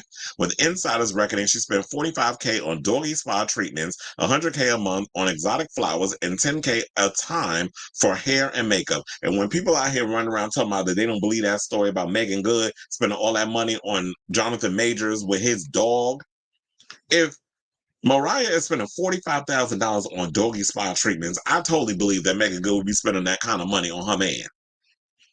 And we talked about James Packer the other day when he came out and started speaking about Mariah. The reason why they broke up is basically because he felt that she was spilling tea on their relationship. When I'm like, you totally forgot that she had Stella managing her. Stella was out here doing all kinds of shady stuff and then she caught on after a while. Because I think Mariah was going through it at the time. So she had the wrong people surrounding her in that situation. So I believe it was Stella that was out here snitching. I don't think it was James. He had his other things going on. And probably because, with the bipolar and all that other mess, it was like, that may have been too much for Mariah. But then again, some people say that she got that disorder too. I don't know. I ain't her doctor. But remember the time when she was at was it TRL, and she had her breakdown. It's funny, you have a song called Breakdown, and you actually had one on TRL. So Carey, who's 55, purchased her Tribeca apartment for $9 million cash. Oh, damn, I wish I could roll up in there and spend with a stack of 9 million stacks and just lay it down on the thing like, there the money. Let me get the apartment. That's some gangster shit. So she basically bought the Tribeca apartment for $9 million cash in June of 1999 through a company, Franklin Views LLC, set up by her business manager. She bought the penthouse and the apartment below, then joined them together. Now, in February 2009, she took out an $8 million home loan with JP Morgan Chase. Then in May of 2015, Carey, or Mimi as she is known to fans, borrowed a further $2.6 million with City National Bank, nicknamed Bank to the Stars, for offering bumper loans at low interest rates to high-end clients. She refinanced the $8 million mortgage with JP Morgan Chase to $17.6 million in August of 2016, reflecting the increased value of the property, and received $9,622,798 advance. Carey signed the document as a managing member of Franklin Views LLC. Then in April of 2018, the $17.6 million mortgage was increased to $18.6 million with $1,022 and $1,022 was it 478 advance to the singer. She's been getting a lot of money advanced to her. Like you got over $1 million advanced to her. 1.2 million, I should say. But I put all these comments. It's basically 1.2 million. The contract was again signed by Carey. So in total, she borrowed $18.6 million from JP Morgan Chase and $2.6 million from City National Bank. And the $18.6 million is still outstanding, though the smaller amount was paid off in October of 2016. While Carey is supposedly sitting on a $350 million fortune, according to Celebrity Net Worth, she was quick to offload her other U.S. property, a 9-bedroom mansion in Atlanta, for a $3.92 million in May 2023 after buying it for $5.65 million in November of 2021, a $1.73 million loss in just 18 months. I'm glad y'all doing all this damn math because it's a lot. There are a few possible reasons for Carey needing the huge lump sum, say real estate experts, because this is a lot of coins that she's running around, needing. They said when she borrowed $9.6 million in August of 2016, she was finalizing her divorce to Nick Cannon, although it was reported he didn't receive a cent, just a Ferrari and travel expenses when visiting their 2 kids, who were primarily in Carey's care. But now you see he working harder than Steve Harvey because, with all them dozen children, he got cheaper by the dozen. But he got all them damn kids, run out here being a damn Rolling Stone. He got to have like 5,000 damn jobs so he could support all of them because you're not getting no traveling and travel expenses paid by Mariah anymore. So Cannon said later in 2022 that his ex blows at least 150 grand every time she leaves her house, claiming Mariah don't step out the house. It costs her 150,000, 200,000 just to walk out the house. Well, here's the receipt for the Department of Finance. We love a receipt on this show. No romance instead of finance. Okay, so Doug Perry, strategic financing advisor for Real Estate Bees, believes Mariah may need the advances as her earnings are cyclical, with royalties primarily coming during Yuletide for her biggest hit, All I Want for Christmas Is You. Because I was like, yeah, that's what most of her money comes from, is the fact that she does the Christmas season. And she hasn't released the album since 2018. But she's about to start her 20-city Mariah Carey Christmas tour in Highland, California on November 6th. It also culminates in Brooklyn, New York on December 17th, and she begins a residency at the Park MGM in Las Vegas on January 31st. Now, tickets to her tour, child, y'all about to gag, it goes upwards of $2,700. So I hope y'all saving up. I could surmise that she generates more of her music royalties, endorsements, appearance fees during the holidays. This is what Perry told DailyMail.com. That seems to be the time of the year that she takes on a larger-than-life presence. If I was underwriting her as a borrower, I would be averaging her income over a multi-year period to account for that. As long as her holiday music continues to play, I'm not sure she needs new content to be relevant. And that's true. So at this point, Mariah don't need to release no more music. She basically has the Christmas stuff. That pretty much keeps her forever solidified in the zeitgeist of us because we have holiday situations. I don't think people celebrate Christmas outside the United States, but she will ever be synonymous with Christmas. I know there's other artists out here that do Christmas music too, but Mariah has always been kind of acquainted with that because she took it further into the mainstream. So every time Christmas come around, from November on to the end of end of December, she's out here singing, all I want to love for Christmas, there's just one thing I need tonight. Like she's doing all of that. I don't want a lot of presents underneath the Christmas tree. I just want to call my own more than you will ever know. Make my wish come true. All I want for Christmas is you. So that's what she be out here singing and making her millions doing that. But, with that month and a half, well, I guess it is kind of a month because if you're doing half of November to half of December, or maybe she's even doing it beyond Christmas into the new year. So we're to say like a good month and some change. You're making all your money, you're accumulating all the other stuff, you're doing what needs to be done. How do you accumulate all those other, the other 11 months where it's like you do have this crazy spending situation? Like, how do you make that work? And yeah, she do, because Mariah is a diva. We just said that she climbed, what was it, the Great Wall of China in pumps? Like she's bugged out in that way. It's like Mariah always gives, full on diva, and rightfully so. Because she is that girl. That's her reputation. She's giving hair. She's giving glamour. She looks ageless. The body is snatched. And they said her property is large and unique. And while everyone can afford to buy a property at this end of the price range, those who can are willing to pay up for the trophy properties. Mariah's Tribeca apartment, which she created by buying the penthouse and the unit below it, is the definition of a trophy piece of real estate, and it has appreciated considerably during the 25 years she's owned it.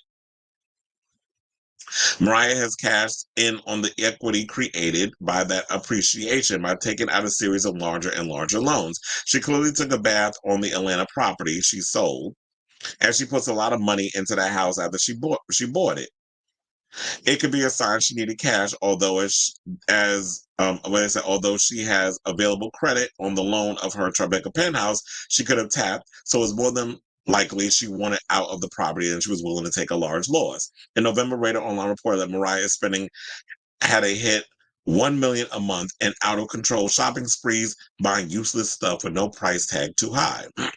Well, maybe useless to you, but maybe to her it's not. And so, look, Mariah's getting back to work. She just had a rough patch. We was talking about the Jacksons had a loss earlier. She lost her sister. She lost her mother. Even though, yeah, she didn't have the best relationship with Allison, but that's her sister, and she passed the same day as her mother. So that's two losses. And now she's like having to take her moment to grieve, how she needs to do it, she's doing it or has done it. Now she's ready to get back to work. She's gearing up to go on tour. We're already about to we're halfway through September already. So about to go into October. We either have my favorite month of the year, Halloween, all the horror movies, and Halloween's coming up with the costumes, and we get to have, that's my holiday. My favorite holiday, even though it needs to be a national holiday. Just like y'all make Christmas and New Year's and all these other ones national, these pagan holidays, y'all need to make the other pagan holiday, which is Halloween, a national holiday. And we don't have any artists out here that really rule Halloween in the way that Mariah Carey rules Christmas. And we need that. I mean, I know some of y'all probably say Kim Petras, but girl, ain't nobody checking for Kim Petras like that. She's falling off. No shade, but I'm just saying. So I feel the same. What do you think of this story? It's like, I don't know. A lot of people saying Mariah's hurting for cash. She'll always find a way to, scrape up some coin. She ain't never gonna hurt for some money. Especially like I said, the Christmas music will always keep her forever solidified. If she wants, she could do the Christmas thing, and then she could do a residency, but they'll pay her a shit ton of money, and she just do the hits. Have the dancers dance around her. She just prance back and forth around and say, because one thing about Mariah, I love Mariah. I love the whole aesthetic of Mariah. I like the whole diva thing. But when it comes to performance, she's horrible as on stage. No shade, just saying. Y'all got to carry her around. She just be lazy. But the voice is the voice. But as far as the stage presence go, Whitney gave more than she ever did. And Adele definitely gives way more than she does. So since we compare, and then with the vocal caliber, and Celine Dion definitely gives a show, and them voices on the same level. So I was going to say, what do y'all think of this story? Whatever your thoughts are, let me know in the comments down below. Okay, so we have comments, and let's scroll up to a lot of them. Well, damn, it's funny how I'm talking about. Ew. No, I didn't. Oh, you said, did I skip the Mimi story? Oh, you following my playlist? No, at the last second, I decided because when I was talking about the previous story, I was like, oh, let me just move this around and talk about Bennifer because I'm all about the transitions and the order. So at the last second, I switched things over. I didn't skip the Mimi story, as you saw. I talked about. I just switched it around because I was like, oh, this would be a good transition. I could go in and say, let's talk about Bennifer bestie Mariah. Not a day goes by where I gotta throw in, I gotta keep y'all entertained with the shade, the good shade. So it was like Mark's relationship with her was the longest, like Madonna and Guy Ritchie. Yeah, that was the only long relationship she had. Because it seemed like a lot of her relationships either lasted a year or 2 years tops. With Ben, both times, 2 years. I think with Chris Judd, it was a year. I think, well, we already know with Ohani, it was 11 months. I don't remember how long it was with Casper. With A-Rod, I believe it was 4 years. So it says Stella is the same one that claimed Mariah was doing booger sugar. Fork her. I mean, I wouldn't be surprised if she was, but at the same time, who are you to be out here spilling my tea? Well, child, if you looked at Kimberly Guilfoyle, how the hell you say her name? When you make out with another woman, that lady, first of all, she looked like something out of Death Becomes Her. So yeah, I cheat on her ass too. Now that I'm encouraging, speaking of booger sugar, and we reading this article, Donald Trump was cheating on his wife. Is this a distraction? Well, this will probably be the biggest look. And I'm about to say, Donald about to get pissed because he's trying to use this whole pow situation as a way to distract y'all from the eating the dogs, eating the cats, eat the cat, eat the cat. He's trying to distract y'all from all of that. And here Don Jr. coming around being a hoe. But why y'all surprised? He cheated on his first wife with Aubrey O'Day. Did Miss Kimberly think that she wasn't going to be, that she was an exception to the rule? I do not think Lupe, like Mark Anthony, I do not think Lupe like Mark Anthony. There was a time Hennifer and her mother were on Wendy and her mother shaded Mark. First of all, Guadalupe need to find her a damn man. I know David Lopez is no longer in the union because he passed. But anyway, but I feel like Lupe need to mind her business and stop interfering in her daughter's affairs because she been back, she been living vicariously through her child too. Because remember, Hennifer did say at one point her mother wanted to be a superstar at one point too, but life happened. And Hennifer went out and went after that dream.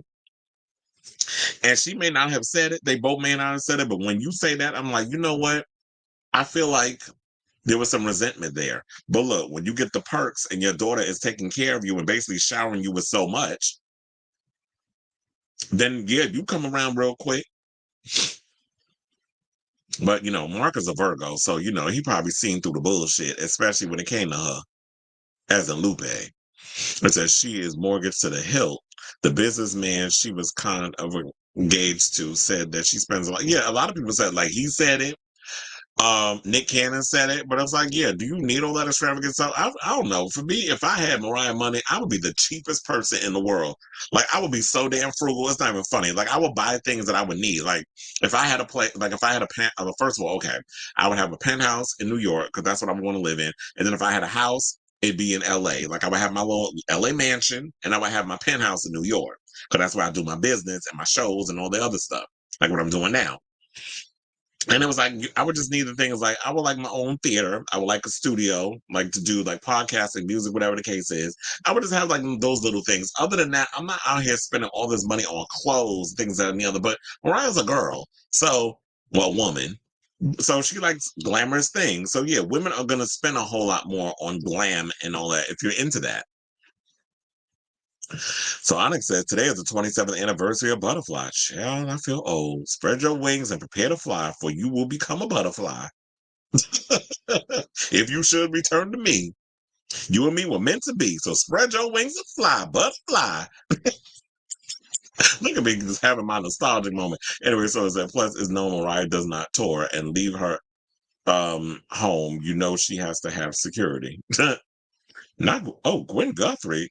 Yeah, she should have been Mariah's accountant. That's where she went wrong. Why does Gwen Guthrie sound like a singer?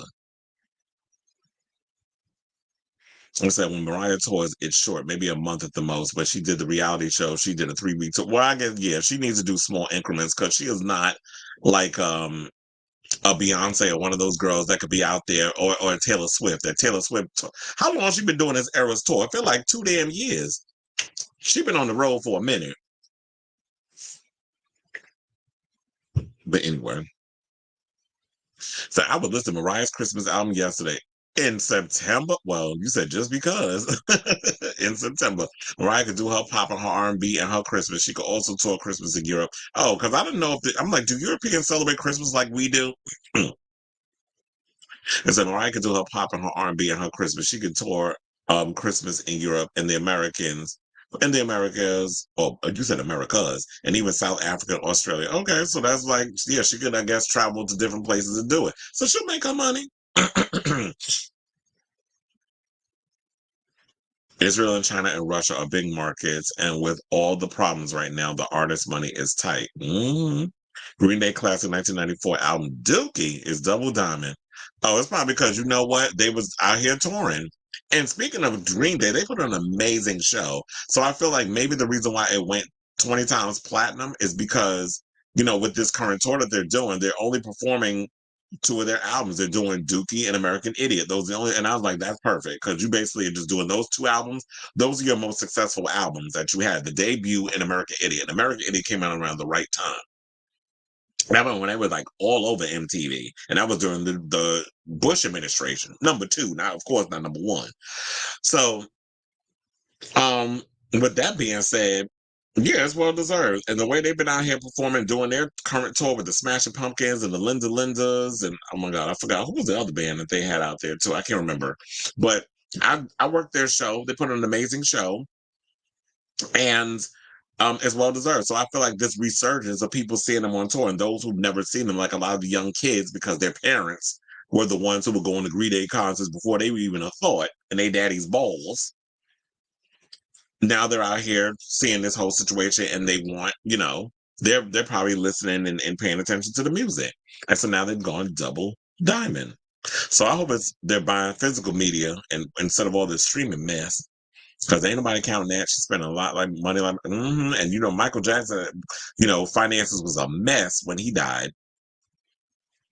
I wonder if we'll ever have a pop star that is associated with Halloween. I know Xtina tried to be the queen of Halloween, but she just not. It just seems like every time she tries an era, she's just not that girl, right? And it's like Christina's so talented, but I just feel like I don't know what it is. Maybe people don't feel like she's genuine enough. Like her attitude sucks, and I feel like that hurt her as an artist.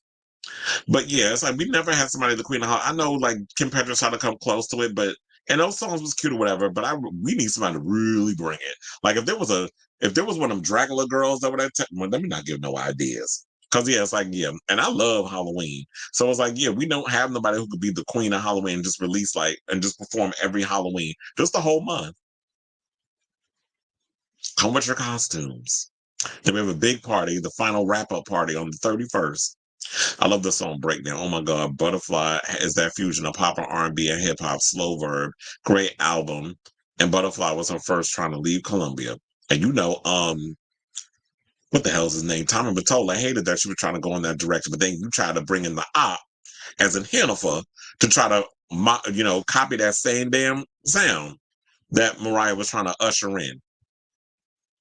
And that's what I said. She ain't hurt for no money. She'll find a way to make her coins. We do love watching her prance. Now prance. And so Whitney gave stage presence. Yes, she did. I was like, Whitney gave stage presence. Whitney was not playing. Whitney got up there and sang them songs, and she commanded that damn stage. So I miss Whitney. Whitney knew how to keep her weight slim and trim. Well, child, some people say it was the booger sugar that was helping. Or actually she would smoke weed laced with the booger sugar. Which I don't know if I would ever do something like that. What they used to call that, a woolly? Halloween is one of my favorite holidays. It's the one day a year you can wear anything and people won't say anything. Exactly. Even the gays can come out dressed as a girl. The straight boys be doing it too. Butterfly is my third favorite album ever. Wait, what's the other two? I think you probably told me that before. Jay Thurwell revealed that Angels of My Dreams video references from Little Mix, Gaga, Britney, Madonna, and the X Factor. I shared it with you. Kempinski asked who? Probably not. I don't know. I have to check it later when I get off the line. It said Mariah's girly diva aesthetics would have been perfect for the Barbie movie or the live action Bratz that they were trying to produce. Yeah, that movie was terrible though. The Bratz one. Angels of My Dreams is over the gay clubs. Well, maybe he don't go out. Maybe he's past the demographic. Number one is a good album too. Mariah did good music with Jermaine Dupri. Loved it. Well, yeah, Jermaine Dupri has had his, he's good with certain people. Like he was good with his collaboration with Mariah, also Usher. I think that's the only two I could think of. I mean, yeah, he did stuff with Escape and them, but yeah, his biggest stuff came from, I believe, Usher and Mariah. Oh yeah, I saw that mess. He had to delete that tweet, but I'm like, wait a minute. So now the whole situation with him, The people who are the shareholders or whatever the case is that's behind Twitter, they need to evacuate the premises. Twitter needs to be put out the pasture, or they need to tell that apartheid Clyde that he needs to sell his shares of Twitter because he's using that platform to incite violence against the opponents of Donald Trump. And this is where all this is coming from. That Donald Trump is mad because he's losing. He can't stand losing. Will do anything he can to win, which is what grifters do. And now you out here talking about, well, why is somebody trying to go after Biden and Harris? So basically, now if that does happen, we know who we can look at. And for somebody to do that, this is what I don't understand. Remember when Kathy Griffin came out and held up that head of Donald Trump? And the FBI investigated her and did all this other stuff, and she was on the no-flies list and all this other mess. Why isn't anybody doing that to Elon? Is it because he's a billionaire? Or they say it's about to be a trillionaire? Is it because money talks and bullshit walks? The fact that because he has a lot of money that he could just get away with saying and doing whatever he wants to whoever without any consequence? So the unfairness of this is sending me. So you're out here literally telling someone to assassinate a sitting president and someone who is running for public office to run the free world. But you not saying why nobody going after that? Like, are you stupid? Don't even answer that because we know he is, but I'm just asking, hypothetically. So you don't have to answer the question. It's obvious he is an idiot. JD Vance was JD Vance at my last situationship college last weekend trying to get college kids. Ain't nobody voting for them. He's an idiot. He said something along the lines of, we can't win the election without North Carolina. Yeah, it is not only sad, it's just pathetic. It's the poorest people who want the extravagant lifestyle. Ain't that always the truth? I was told why gays like Mimi, she is one of the rare girls that's a girly girl, pure feminine look. Well, yeah, she does give that feminine energy. Feminine energy. Feminine energy. Everything always got to be a song, right? Not to be shady. Mimi booked stadiums in Australia in 2014. Look at photos. She got dragged because the stage was so close to one section of the seats. Well, damn. I was like, Gwen, I knew that she was a singer. No, oh, that's what you were saying. I'm so damn slow. Why they get no romance without finance? Because I was like, wait a minute, isn't Gwen Guthrie a singer? That's what you was getting at. Gwen Guthrie. I do love that song too. Nothing from nothing means nothing without something if you want to be with me, okay? Because ain't nothing going on with the ring. You got to have a J-O-B if you want to be with me. Gwen Guthrie worked with Madonna on her first album. Plus, she has a song, Ain't Nothing Going On. Yeah, okay, yeah. So I actually saw Green Day. Well, he was talking about Robert Price. Green Day's live several years ago. They were amazing. And Nonstop Energy, I was surprised they never slipped and sounded fresh. Yeah, that's true. And then they had I think there was a scare that happened when they were performing, I think in Massachusetts, where they rushed the guitarist off the stage and the drummer was watching what was going on. He gets up and runs, and then you see Billy Joe with his guitar stops, and then he runs off. And then all the band, like little by little, they start running off the stage. There was something that apparently happened. I think it was a drone was flying over the stadium. And it got, people was getting suspicious. Like, what is that? Like, it's something. This is why it gets scary when you have people that are on the outside of places and it's open, and you have this new technology, and you can fly things over, and anything crazy can happen. So it says, have you seen Christina lately in Japan? She does look fantastic, and I'll be looking at her like, okay, girl, what is your secret? Because she looks good. The body is snatched. Like, she got her old look from back in the dirty era, except the booty is a lot smaller. Some people say that's Ozempic, but look, money well spent. You getting them injectables, and I'm sure like once you hit the Ozempic, you got to keep it off if you need help losing the weight. Because yeah, she was at her petite, size. You shouldn't be running around with all that, weight on you. At least Michael Jackson owns Halloween. Thriller dominates the charts, but radio plays are less than streams because of the documentary of Lies, because Dan Reed said nobody is financing a part two. Excuse me. I wish I was alive in 1997, 98. The Velvet Rope, Ray of Light, Butterfly, My Time. Oh, child. That was a good damn era when those albums came out. Velvet Rope, Ray of Light, and Butterfly. They called joints laced with coke geeks. At least people I knew called it that. Okay, so I guess it's different names for in different situations, depending on where you from. I saw a video of Alyssa Milano saying the money Elon spent to buy Twitter would have made a big difference. Well, yeah, but we talk about Elon, idiot behind. I think he basically just wanted Twitter because he wanted his own platform where he can spew a lot of hate and vitriol without any repercussions. But look, they said it was a lot of people that helped him get Twitter, including Diddy. It was a good time. MTV was amazing at this time. Madonna performed Ray of Light at the VMAs. Remember, she also opened Shanti Estanji and then went into Ray of Light. I remember. Om Shanti, Shanti, Shanti. She did that. And then, first of all, the vocals was a little off key. I'll forgive you for it. Maybe she was a little nervous. And then she went into Ray of Light and then she turned it out. And I gagged. I was like, oh, she about to open with Shanti Estanji. I was not expecting her to do that. And then she gave us Ray of Light. Oh, yeah. And I do remember Lenny Kravitz. That was definitely an iconic moment. That was a good year for the VMAs. It's funny how we have to look back at nostalgia because VMAs ain't bringing it no more. I was asking one of my coworkers that he worked the VMAs. He was like, hell no. I was like, I thought you worked it.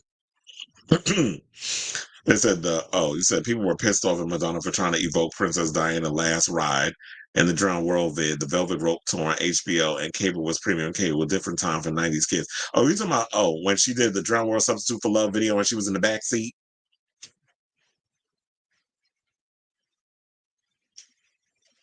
Singing, I traded fame for love without a second thought. It all became a silly game. These things cannot be bought.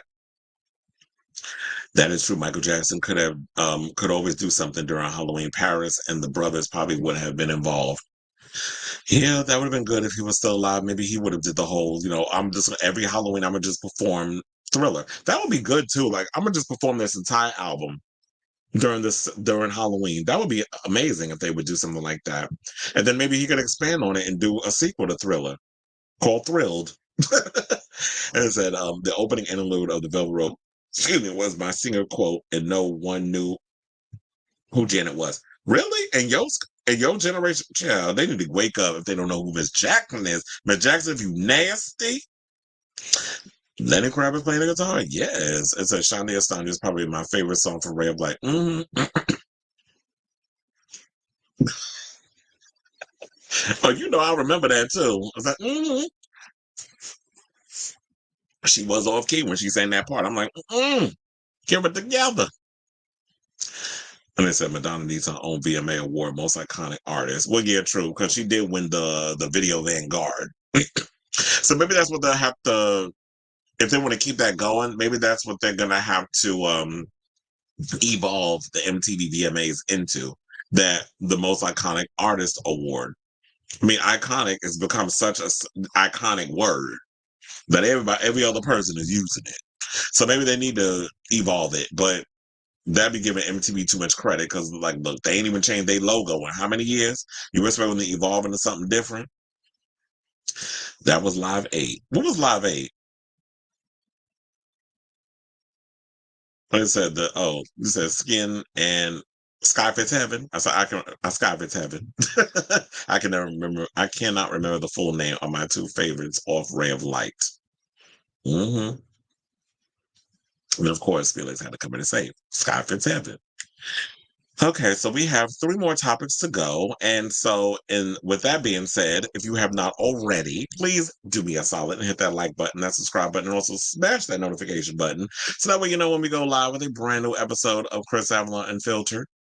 Now, without further ado, let's get into our next topic, which is Amy Robach and TJ Holmes, who have decided on a little rebrand because quiet as is kept. That old podcast they was doing, I told you, after the whole situation came about where they, got fired for hunching and doing a whole, having a whole affair while working at ABC, that I was like, what y'all need to do is, after you tell everybody what had happened and what was y'all were going through at that time, after that episode, ain't nobody gonna care. Nobody's going to care about what y'all continue up to, what y'all doing, all this other stuff. So now they decided to rebrand, and now they're coming out with their own morning show. So they basically following, what's the name, Joe Scarborough and Mika, who you know are a married couple, and they have Morning Joe. I got to pull up something real quick because, oh my God. The arms on the actor that played Chris on Everybody Hates Chris, oh my God, he has been hitting the gym. But I saw there was something I had to pull up for context of what we're going to talk about. So I had to find it in my little group chat. I ain't going to mention who said it, but I'm going to read y'all what was said. So Amy Robach and TJ Holmes are expanding their iHeartRadio output with a brand new morning show, which is set to tackle all the latest news, entertainment, and lifestyle headlines. Just sound like you doing what we doing over here. Anyway, Amy Robach announced on Monday that they will release daily podcast episodes about news and entertainment. The former GMA 3 co-anchors made a decision to help listeners navigate the busy news cycle and historic political season this country is facing each weekday, according to a press release. Robach and Holmes, both of whom are avid runners, will continue as co-hosts. Two co-hosts, their current iHeart podcast, Emmy and TJ, on which they discuss their romance, cheating scandal, and subsequent ouster from ABC. First of all, I'm going to just tell y'all right now, you need to chop that show altogether. As a brand person, thinking about the brand, get rid of Emmy and TJ. Don't nobody care. I do feel like y'all need to stick with Morning Run. Now, maybe every now and again, if y'all got something that y'all want to spill about the whole Amy and TJ thing, then y'all can come on and do just a little one and done type of situation and keep it moving. But focus fully on Morning Run, because that to me seems like a better fit for y'all. So in context, let's pull up the actual ad that they have from iHeartRadio. So they wrote, "It's official. Morning Run debuts today and will air Monday through Friday, bringing you daily news, entertainment, and lifestyle headlines, keeping listeners informed and entertained every day of the work week." This is what they captured on their Instagram on Monday.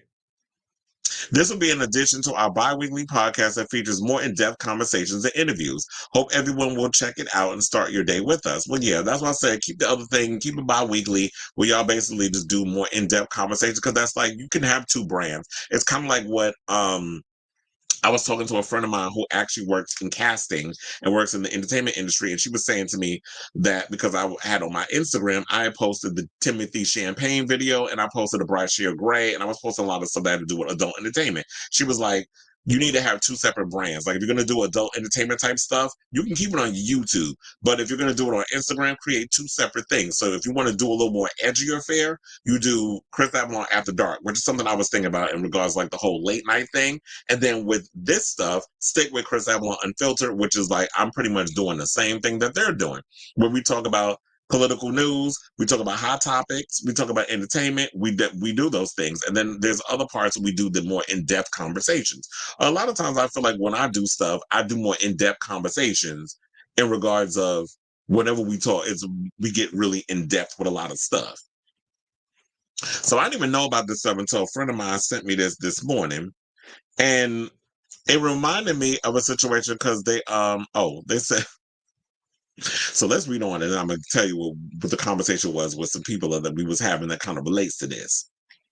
So, the couple shared the news less, they had their whole thing about the cheating scandal, and then Page Six broke that ABC News had been dealing with a hiring crisis since firing Robach and Holmes in January 2023. And this was the thing that I was talking about when I was talking to friends of mine in regards to this whole thing. Like, yeah, ABC is struggling to find the next big talent. And I said, well, I'm going to say what I said in a second, but let me finish. So they said, sources told us that the network is on the hunt for rising star anchors to replace the pair, who were described as the last talent who had the chops to follow in the footsteps of current GMA anchors Robin Roberts, George Stephanopoulos, and Michael Strahan. Losing them at GMA3 wasn't the point. They were the primary replacements for Good Morning America. That was the real value. Michael, George, and Robin take 70 to 80 days off a year. You don't get rid of people like that so quickly. This is what one insider told Page Six last week. Another source explained that ABC has good correspondents, but they're not stars. And this is the overall argument that I've had, that a lot of times you have people, and we said this in the last, I don't remember what show we did, But I said this. I was like, a lot of times you have people who are paid to go, they go to journalism school, they learn all that stuff, they're there to learn how to read a teleprompter, they're there to bring you the news, and then move on. What needs to happen now is you don't have people who are personalities that get on TV and can give you the information that can balance that whole beam of journalism and personality. A lot of them don't have that. So when you bringing these people on, it's like, yeah, TJ Holmes and Emmy Robot maybe had that talent and that charisma and stuff because they was fucking. So that was the plus part. It wasn't because they had this talent. They was secretly doing back shots backstage. Or he was giving back shots backstage to her while they were married to different people. Her to Andrew Shue, the actor from Melrose Place, brother of Elizabeth, and him with his wife. They said they have people who are good, but they don't have the experience to deal with high caliber talent. And this is what we were saying. So when I told a friend of mine, they posted and they sent me this. And I wrote, I heard ABC is struggling to find talent after firing them from GMA. Then the friend of mine in the group chat said, yeah, we read the Page 6 exclusive yesterday. Child, ABC is in crisis mode. It says a lot about their TV lineup and backstage drama. And I said, and the fact that they are still following the old model and not looking to hire us independent contractors making our own content on social media. And then the person that, I was talking to and saying, and the child, this is where the gag was, and the tea on Miss David Muir and how how he got, well, I say she, because, she family, and how he got his way up to lead anchor, basically backdooring George Stephanopoulos at World News Tonight. Then the fact that Robin Roberts, she don't give a fuck about anything but her name/portfolio. I was cackling reading the article. I'm ready for someone to drag her, talking about David Muir. That's why I said we was over here salivating the mouth over that man, and here he go being messy behind the scenes. Because I said, the gays are being messy. You know me. The gays out here being messy. So yeah, I say all of that. It was like, yeah, I feel like a lot of times y'all really don't give us the opportunity to really come out here and give y'all what needs to be given. This is why we had to go, and since y'all not going, y'all want to gatekeep and keep the door shut for those of us that want to push through and show y'all that we got the talent, we got the chutzpah, and we have the charisma, uniqueness, nerve, and talent to rival any of these anchors that wish they had an iota of our personalities and give y'all a show. We can use a little polish, but at the same time, it's just like a lot of people want that real honest opinion on things. They don't want sugar-coated. They don't want to have to sit and worry about, well, if you say the wrong thing, the network's going to fire you or suspend you. And that's why, them over there at the View be walking on eggshells saying what they want to say. They can't really come out and say what they want to say because then you're going to piss a certain group of people off and then they want you fired. So it's ridiculous. But so that's why I like the fact that we get to be on social media. We could really give y'all the tea the way it needs to be given. So I definitely think this is a perfect look for Amy and TJ, where it's like, yeah, expand beyond the brand and give basically what y'all was fired for over at GMA for doing. Give them the entertainment news. People want to hear from y'all. People kind of relate to y'all and like y'all. So that freedom y'all have, expand on it. You have the 5 days a week, plus you could do 2 shows a day, which is the bi-weekly where you do the TJ Home Amy Robot show. I don't know how long it's going to be, probably 2 hours. And then, you have the other show that y'all have. So I'll say all this to say, what do y'all think of this story? Whatever your thoughts are, let me know in the comments down below. Well, speaking of comments, Chad, we got a whole lot of comments. You said Ray of Light, Spice World, and Spirit by Jewel was my 1998. Well, am I the only one that actually liked her album? The one that had Follow Your Heart, Your Intuition. I did like that record. That's when Jewel went pop. Like I like the folky stuff, but I did like when she went a little pop with the stuff because I love a beat. And I understand she was it was the irony around them trying to make her be the Britney and all that other stuff instead of letting her be herself. But that was, that was why I liked it. It was the tongue-in-cheekness of it all. The cheekiness, as the Brits say. And they say, yes, would. She was the first female artist to get the Vanguard Award. And it said, I see your 1997 VMA Awards. I raised you the 1996 Brit Awards with Pope's Jarvis Cocker mooned Michael Jackson. Let me tell you, the Brit Awards was definitely that girl back in the day. I used to love watching the Brit Awards. There was so many things I used to look forward to. I would watch the VMAs, the EMAs, and the Brit Awards. Those three awards, because the Brit Awards, I think it used to show on the BBC. So whenever you could watch those type of awards, that's how I got how I became privy to a lot of who the artists were overseas, especially the Europe Awards. The Europe Awards were really highlighting a lot of talent back in those days. Now, child, it's a mess, kind of like the VMAs. But I do love that I came from a time because it was like, in a way, the Europe Music Awards, MTV2, that's how I discovered Bjork. I wasn't familiar with a lot of her music. The minute I saw that Possibly Maybe remix video, bitch, she had me. I was like, who is this lady? And then that's when I did a deep dive into her music and I started buying all her albums and I became obsessed. So it's like Ray of Light plus Jewel equals 1998. Yeah, the 90s was definitely that girl. And I felt I was the only stand supposed to. I like that album too. I did like a Jagged Little Pill, but I do love Supposed Former Infatuation Junkie by Alanis Morissette. I remember that Alanis. I've not heard that in decades. Yeah, she used to always. I don't know. I guess some people used to think like she was being pretentious with a lot of the run-on sentences and a lot of her songs and the titles and stuff. I didn't understand what all that was. I was young, but I did like the music. Where I got one hand in my pocket and the other one's giving a high five. So I do love Michael Jackson, but Earth Song was #1 for what seemed like my entire childhood. The 25th anniversary edition uploaded the B-sides and the uninvited demo. I got the City of Angels soundtrack because of Uninvited, not because of Iris. Wendy Williams understood this. Okay, yes, she sure did. How you doing? It's like you keep 10 a.m., you keep the audience. Wendy understood that women who may have been bedridden because of pregnancy are watching her show. People taking a quick work break, 10 a.m., are watching her. 10 a.m., 11 a.m. Eastern Standard Time is prime ad time. This needs to be family friendly. No foolery, no fuckery. Yeah, there are no personalities. We do not have people who have studied this journalism and personalities we used to in the 90s. And I think my thing is, yeah, I don't have that. I did not have that training too, but I studied, and this is why I feel like a lot of these pundits don't do that. I studied the greats. This is like what you do, like the same approach that a lot of musicians of present, like the Beyoncés and all, and Usher and all the other stuff, how they studied the greats. How he said that he looked into like his influences is Fred Astaire, Gene Kelly, Michael Jackson, James Brown. Like how those were his influence, and Beyonce, her. She listens to Etta James and a lot of these other artists, Tina Turner. A lot of these women, when you study the people from the past and you put your own gumbo, mix it all in the gumbo and make it your own.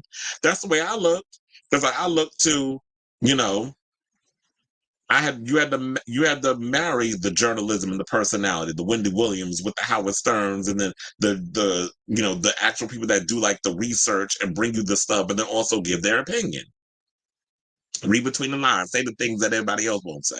So we don't have that anymore. And now it's like you have these people that come on these shows and they're so wooden.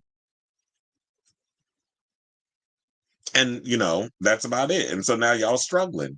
But like I said, y'all don't want to y'all don't want to look at the fact that, like everything else, like a lot of like the music industry, how they look to YouTube, TikTok, Instagram for the next musician.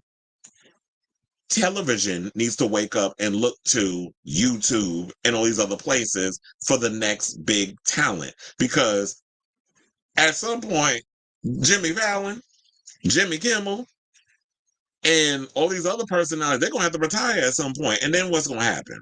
I mean, you already hear that Jimmy Kimmel be making jokes talking about that, late night is dead.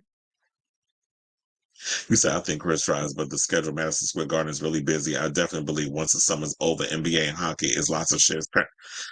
Oh, yes, child. Look, I'm already going to be busy from Wednesday to Sunday. Well, actually, Wednesday to Monday, because I'm actually going to be I'm going to work the Sweat Tour. I've seen clips. I'm going to work that. I'm also trying to work, and then, of course, the following week, then we have Sabrina Carpenter and Conan Gray and so many others. And also Megan Trainor's Megan Trainor's training. Megan Trainor is, well, she is going to be training because she's going to be performing there. So it's going to be a lot of stuff. Plus, mid to late October, Knicks and Rangers starts up. There's going to be other concerts. That's going to be happening. Vampire Weekend has 2 shows in October. We have Duran Duran coming on Halloween. There's so many other shows that's going to be happening. November, December. Yeah, it's going to be crazy. And I'm here for it. So I'm going to have to, like I said, I'm going to be trying to figure out a way to give y'all a show where it's probably going to be real early in the morning. And then I'm just going to have to jet off and do these shows. Oh, Lord. But you can't say I'm not the hardest working person on the internet. What my reparations, bitch? Not y'all, the people, the algorithms and things. Where my reparations? All this work I'm putting in, giving y'all entertainment for damn near 4 hours a day. I think I have that Wendy Williams work ethic because she used to talk, that's why I was like, I can't do a show where I'm just like talking for 10 minutes and we got to play music. I need to run my mouth for 4 hours and keep y'all entertained. Yes, ABC News is a mess. ABC News is the same place that gave us Peter Jennings. Yes, they did, because that's why I grew up watching Peter Jennings and Ted Koppel. Remember, should I take it far back and give y'all Roger Grimsby? Remember him? I remember him too. And Nightline. This is a news organization. Good Morning America is solid, but they treated Joan London badly. Oh, yeah, I remember her too. And who was the guy that co-hosted with her? I can't remember his name. I guess Xtina was really cold to JoJo. What else is new? I need to get her. Oh, yes, honey, because I did see that article. Oh, I did the article. Daily Mail did a big breakdown about JoJo, and she has a book coming out, and definitely that is one I need to read, because she was talking about how she got hooked on. She was a sex addict, and she was in drugs when she was a kid, and a whole bunch of stuff that was coming out with that. So I definitely want to read that book. We're going to break that down as a class. So we thinking that Brittany and, The Woman in Me was the thing. I can't wait for that book. And said, I heard Xtina got into some issues. Really? Because was she on Kelly Clarkson, or was she on, oh no, she was on Drew Barrymore. But I wasn't really surprised she was on Kelly Clarkson regarding the song Miss Independent. Oh yeah. Well look, sometimes things happen. If you write songs, it ends up, at a session with somebody else. Oh no, I don't think she did do Kelly Clarkson, because if you got that beef, that ain't happening.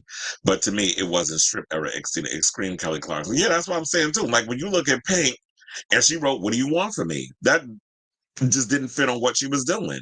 It went to Adam Lambert.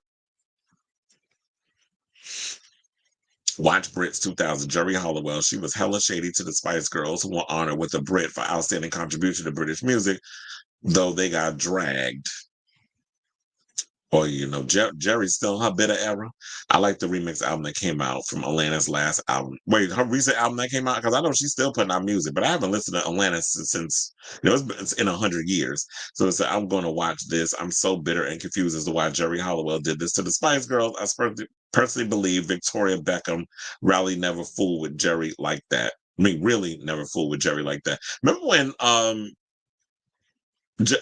Vicky B tried to put out how many solo albums she put out? Like 2. She was having an identity crisis when she was trying to put out that music. She should have took more of the Danny Minogue route with her music, but she wanted to be Toni Braxton, and they was like, "Ma'am, that is not you." Late night is dead because late night is not funny. I like Jimmy Fallon because of the nostalgia aspect. Jimmy Fallon is a 90s kid, and people relate to that. Yeah.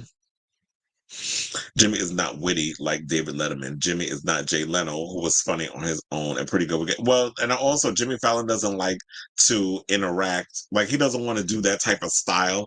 Oh, I don't want to pry, and I don't want to get in your business, and I don't want to, he gets awkward in that way. So he wants to just have fun with the guests and do all that silly stuff.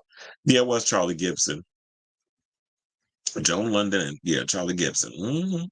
JoJo and Cher memoir.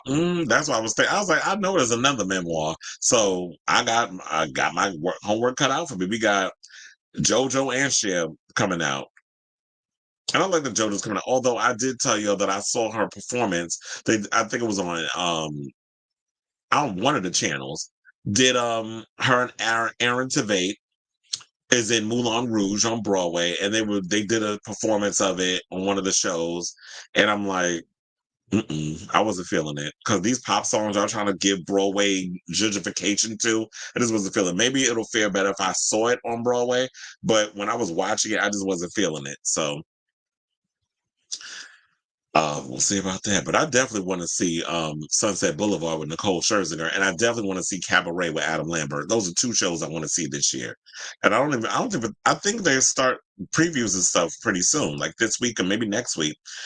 Oh, she got a new album coming. Okay, I'll definitely be checking it out. Victoria going against Kylie Minogue was like, rest in peace. Oh, yeah. Remember when that album came out during the Fever era, girl? You ain't have a chance.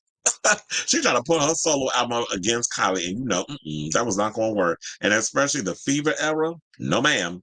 That was like return to form for Miss Kylie. Because her career was like in shambles after Impossible Princess.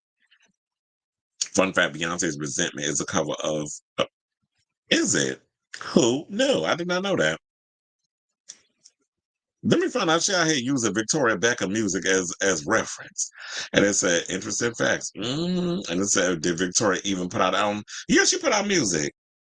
She put out They both flopped, but she put out album. She put out, I believe, 2 albums. They both flopped. She had some songs that did okay, but for the most part, it was like, yeah, she was trying to disassociate herself from the whole Spice Girls thing, and she wanted to be taken more seriously. Which, Spice Girls was all about fun, girl power. It was like lighthearted and all that stuff. She was trying to put out, she was trying to go more R&B with her sound. Said, the second album was unreleased. But yeah, she put out a debut album, and then she went completely left with the sophomore one. They was like, no, ma'am, the first album really wasn't doing well, so now we're shelving it. And that may have turned her off from, they may have turned her off from making music altogether, which is probably why she won't even come back with the Spice Girls, and she just focused on the fashion. But anyway, let's move on to our final 2 topics, and let's talk about Drag Race. Let's get some Drag Race news, because apparently, like last week, where RuPaul lost to Alan Cumming in the hosting department, Drag Race lost to the Traitors in the show department. So it's going to be a 2-parter with this whole situation. So the Traitors has snatched RuPaul's Drag Race's crown in the category of Outstanding Competition Program at the Emmys. Now, the beloved reality drag competition franchise, which has spawned, we should say, countless international spinoffs and already has multiple Emmy awards under its belt, was nominated tonight last night, because now we talk about it, the next day, in the Outstanding Reality Competition Awards category. And although the show has taken home the award multiple times in previous years, the viral meme spawning The Traitors bested it this time around. We are so grateful because we are a new show, bisexual actor and The Traitors host Alan Cumming said when he and the show's crew went up on the Emmy stage to accept the award. Now, I would play the clip, but it is from NBC Universal, and I don't want to get this channel demonetized, so y'all just going to have to look it up on Twitter or wherever, or YouTube if you need to see it. Now, earlier this month, Cumming also won for Outstanding Host of a reality competition program Emmy, beating Drag Race host and creator RuPaul 8-year winning streak. Now, though Drag Race has won the Emmy for Outstanding Reality Competition Program before, this isn't the first time in recent years it lost out to another program, despite being a favorite of the Television Academy. Because in 2022, Lizzo's Watch Out for the Big Girls. Watch out for the big girl. Big girl, big girl. Big girl, big girl. That show actually beat them. But we already know what happened to Lizzo, so we're going to move on. Because, Lizzo dealing with a lot of her own stuff. Post Watch Out for the Big Girls, which I guess that's why we didn't get a season 2. So, yeah, that was the last time they lost. But they won Drag Race has won a plethora of awards. They're not hurting for any. It's cute or whatever that they won, and that, whatever the situation is what it is. But here's the thing. Drag Race will forever be iconic. People love the show. The show has, helped launch a lot of careers. But you can't win them all the time. You can't win everything. And that shouldn't be the most important thing that y'all out here worried about. So, while it's unfortunate, it is what it is. But I will say this. I love the fact that you see in the picture, Alan is wearing a pin on the right side of his jacket, which, highlights is the transgender flag. So he is standing in solidarity, showing love for his trans girls. And I'm sure there was a lot of them in the audience. You had T.S. Madison was there, a mandatory meeting was there, this, that, and the other. Speaking of which, there was a thing that I wanted to talk to you about with T.S. Madison that I know a lot of people was getting pissed off trying to say she's a xenophobe because she said that when she goes places, like they making it feel like it's a bad thing for when you are a migrant or you're an immigrant, we should say, that you come to America that y'all don't learn English. And she was saying that I'm tired of having to go places and y'all just don't learn if you're gonna come here, you gotta speak the language. It's like I get on the phone, I'm having issues, I'm speaking to somebody from a foreign country that don't speak English. People's out here calling her a xenophobe. If she go to the store and she want to buy something, there was a recent video that came up where a girl went to a Taco Bell to order food in the drive-thru, could not order because the person that was on the mic did not understand English. Now here's the thing. Maybe the way that T.S. Madison went about it, she was a little unfiltered in her speech on this situation, but y'all know what she gives. Her mouth is what it is. But y'all understood the connotation of what she was saying. It did not come off as xenophobic. And I'm going to defend her on that because I feel like it's a lot of situations. There's already people mad politically that they feel like migrants are coming into the country and already they immediately get laid out the red carpet. They're getting housing, they're getting loans to start a business, all these other things. Meanwhile, there's black people in this country that, there's redlining and all this other stuff going on and people are feeling a way about that. And that's why they're getting mad at the Democrats and all other stuff about certain things. And now you got Trump out here lying to y'all, talking about, well, if y'all vote for him, he gonna make sure that the migrants and stuff don't get all these loans. When I'm like, first of all, nobody believes you because the same thing you did to them, you was doing to black people when they were trying to rent out your establishments, you and your racist ass father, when they were trying to rent out Trump Tower and all them other places. You was redlining them as well. So we already know what you giving. You giving more lies than fairy tales. But in regards to this whole situation, I totally understand where she comes from. It's like, if I were to go and move to Spain, if I was to move to Paris, if I was to move anywhere else where the dominant language is not English, I'm going to have to learn Spanish. If I'm going to move to Mexico, I got to learn Spanish. If I'm going to move to Spain, I got to learn Spanish. If I'm going to move to Paris or any part of France, I need to learn French. Why wouldn't people come here? We're made to feel like shit because they don't want to take the time to learn what we learn, which is why a lot of times when you come to certain places, Little Havana, full of Spanish people, you go to parts of, they already created new full-on Chinatown in different parts of the world. You get people that basically will turn a whole area and push people out that been there, black folks, and try to judge up things into what they want it to be. So that's why I wanted to bring that up, because it's like, people out here saying that T.S. Madison is a xenophobe.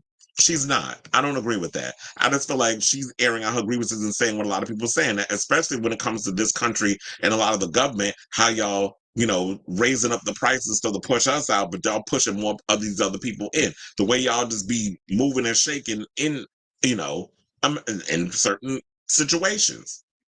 Why is it that I'm trying to order food and then you getting mad at me because there's a language barrier and then you cursing me out?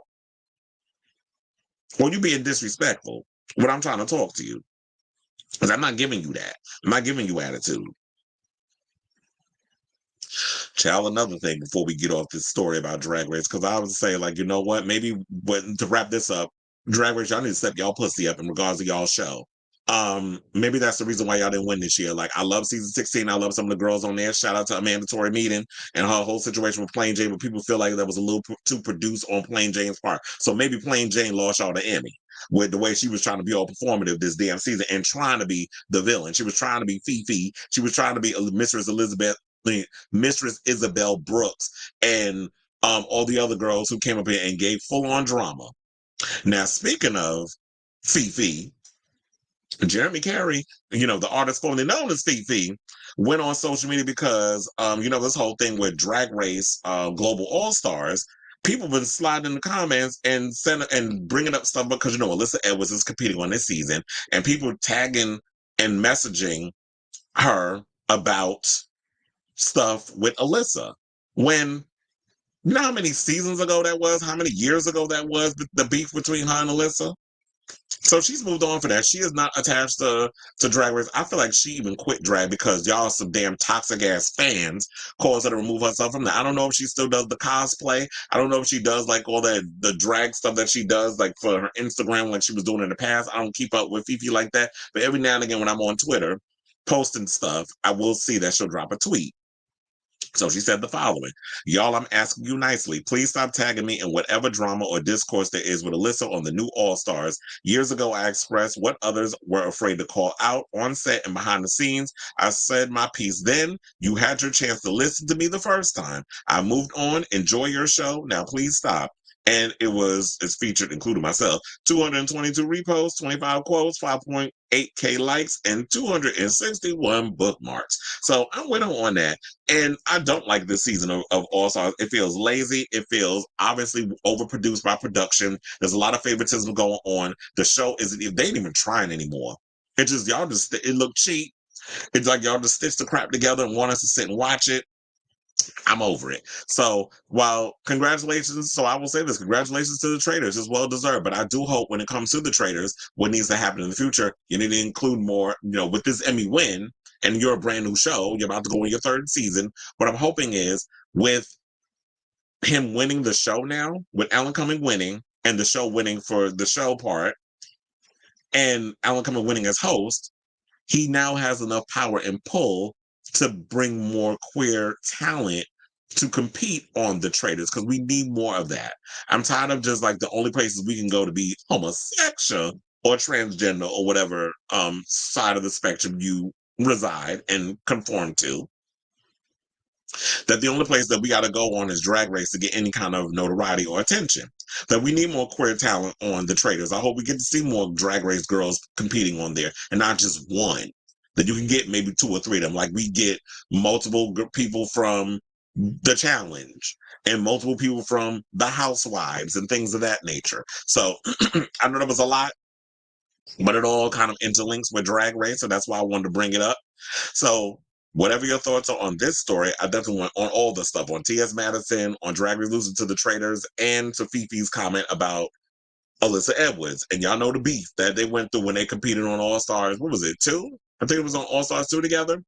And the drama that she was saying that there was a lot of producing around in regards of Alyssa versus her made out to be the villain. And that was the redemption season for Roxy Andrews and all that stuff. So let me know what you guys think of this story in the comments down below. And speaking of comments, we have a whole lot of comments. So let's go up.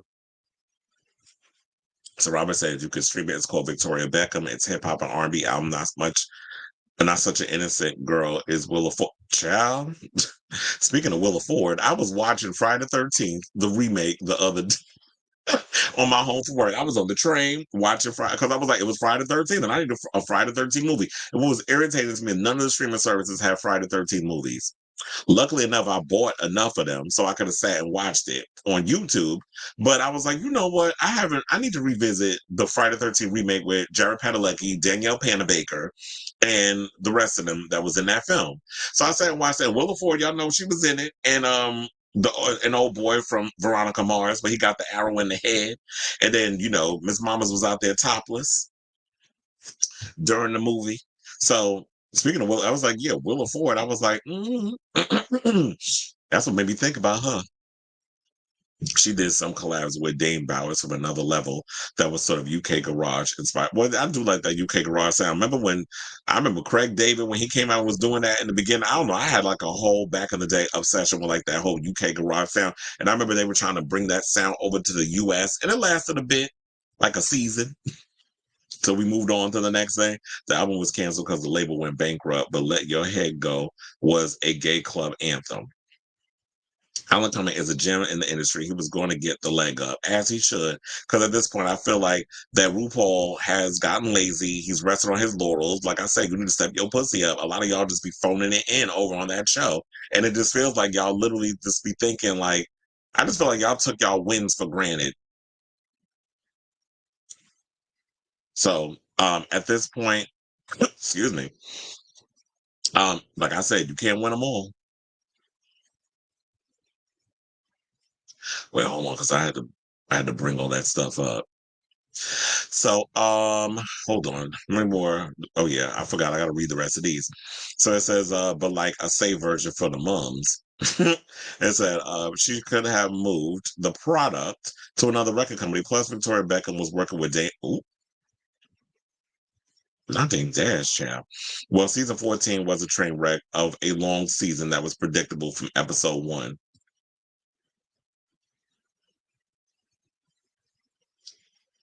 Wait, I'm confused. You talking about the current season? Because wouldn't that be season 16?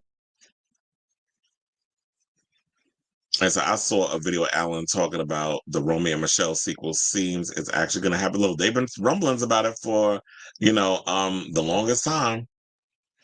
And it said, and with Global All Stars being panned by most of the fandom, yeah. Well, they need to be pissed because what y'all can't do is sit up in here and gaslight us and make us think that we're not going to sit up out here and be like, we tired of the bullshit. Y'all can't produce. You're not going to be able to overproduce and think that we just not going to be tired. Like, it's so, like, it just seems like y'all just gave up. Like, it's just like, whatever, we'll just put some shit together and they'll watch it. No, people are pissed with the way y'all handling this Global All Stars. It is terrible.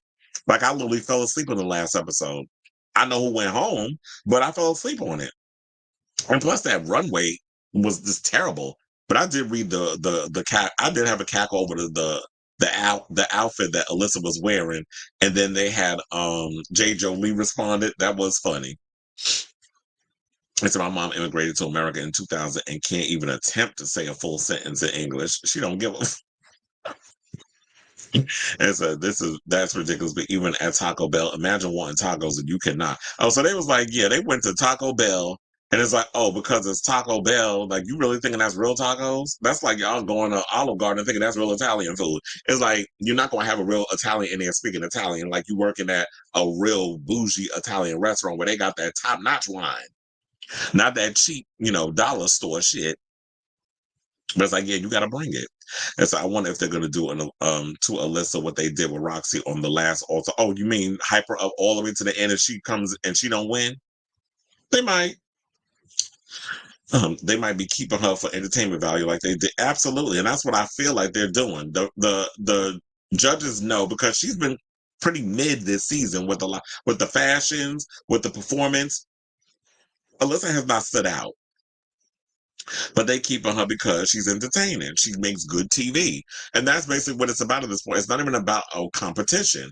But what you what you people need to stop doing is being lazy and really try to find the creme de la creme and base it and like find some real good alpha male/female talent.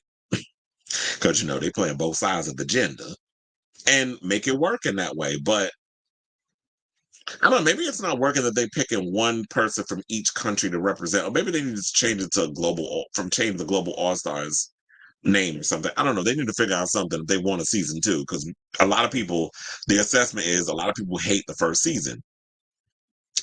Also, Darren Hayes got a memoir too. I think I heard about that, but yeah, there was a lot of memoirs coming out. Already had a huge crush on Alan Cumming. Now he's advocating for my rights on TV. Okay, I'm flustered. Well, Alan Cumming always goes hard for the community. He ain't gonna sit up out here and tell y'all what transitioning means, like RuPaul did. Remember when he was like, "Oh well, it's like not like when you're getting injections and all this other mess," and they dragged his ass down to the floor for that Guardian interview. All Stars 2 was in 2016. Was it? Why do I feel like it was longer than that? Or maybe it's because we've had so many seasons of Drag Race and spinoffs. It just feels like it's been on for so damn long. She was a floater. She was carried to the end. And that's why I love the fact that when she came back for All Stars 9, it was like, this is your chance to prove that you don't need Relaska Tox. And she did. Until she lost, and now Detox like, I don't give a fuck about the show. I'm not coming back. I'm talking about the season. Oh, yeah. I did a remix of the Cardigans Love Phone with UK Garage Beat. Can't believe it's 20 years already. Yeah, that time is flying. There have been rumblings for over a decade. Disney Miramax needs to get on board. Exactly, because you know what? Romy and Michelle ain't getting any younger. That sounds really cool. Do you share your remixes online anywhere? I know, yeah, he always shares them with me, but yeah, you need to share them with the room. And so here's a channel here and a page on SoundCloud. Oh, it's on the E2. So he's been around for a long time. But anyway, let's get into our final topic. Speaking of the Emmys, child, they was out here saying that the Drag Race girls was being shady.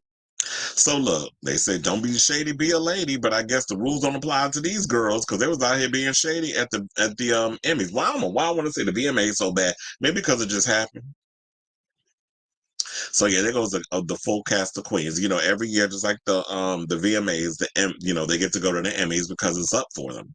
But it also goes to show that we need more shows to get nominated. I would love to see Dragula be nominated for an Emmy. I need to look and see if they were even nominated because they're just as good as Drag Race.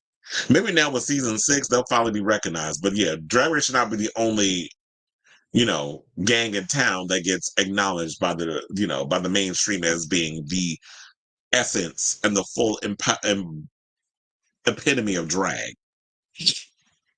So it is giving, oh no, they better don't. Because RuPaul's Drag Race stars insist they didn't stage a mass walkout after the show was snubbed at the Emmys. So the series failed to win Outstanding Reality Competition Program at the 2024 Emmy Awards, losing out to The Traitors. Drag Race has won every year since 2018, except in 2022 when Lizzo's Watch Out for the Big Girls snatched the honor. Senior staff writer at The Hollywood Reporter Chris Gardner claimed that drag stars didn't take the disappointment well, saying after the category was announced, the team from Drag Race, including all the queens, cleared out and headed to the lobby. Now, a later post on the Twitter showed that the cast was still there late into the show, with Gardner correcting himself and writing, RuPaul's Drag Race team and friends are still here. Now, if you actually watch the video, which I'm going to go to right about now,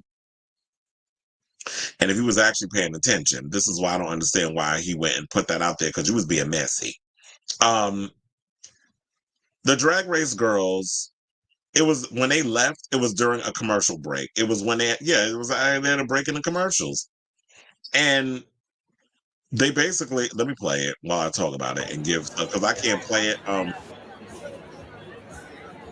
It's there's music playing, so I don't want to get demonetized. But yeah, if you look, it was during a break. I can give you. Oh wait, hold on. I'm sitting here talking about. I need to mute it. I didn't mute it. My fault. So yeah, so there's a lot going on in the background, a lot of noise, a lot of other stuff. They're actually saying that they're going to the bathroom, whatever the case is. So yeah, they're doing the show. They're taking a break. They're probably going to go get something to drink, go to the bathroom, whatever the case is. This is what happens, when they do a lot of these shows. It's the fact that they got to go take a break, they got to go do stuff. They're mingling and conversing and all that other stuff. So they're not all trying to leave. It's just there's a break in the day. So, okay, so we can stop sharing that. And so, of course, the girls had to clap back, clap back, clap back. Remember that stupid ass song? So they had to clap back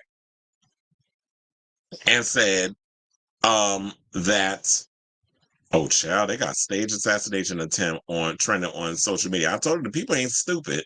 They figuring it out.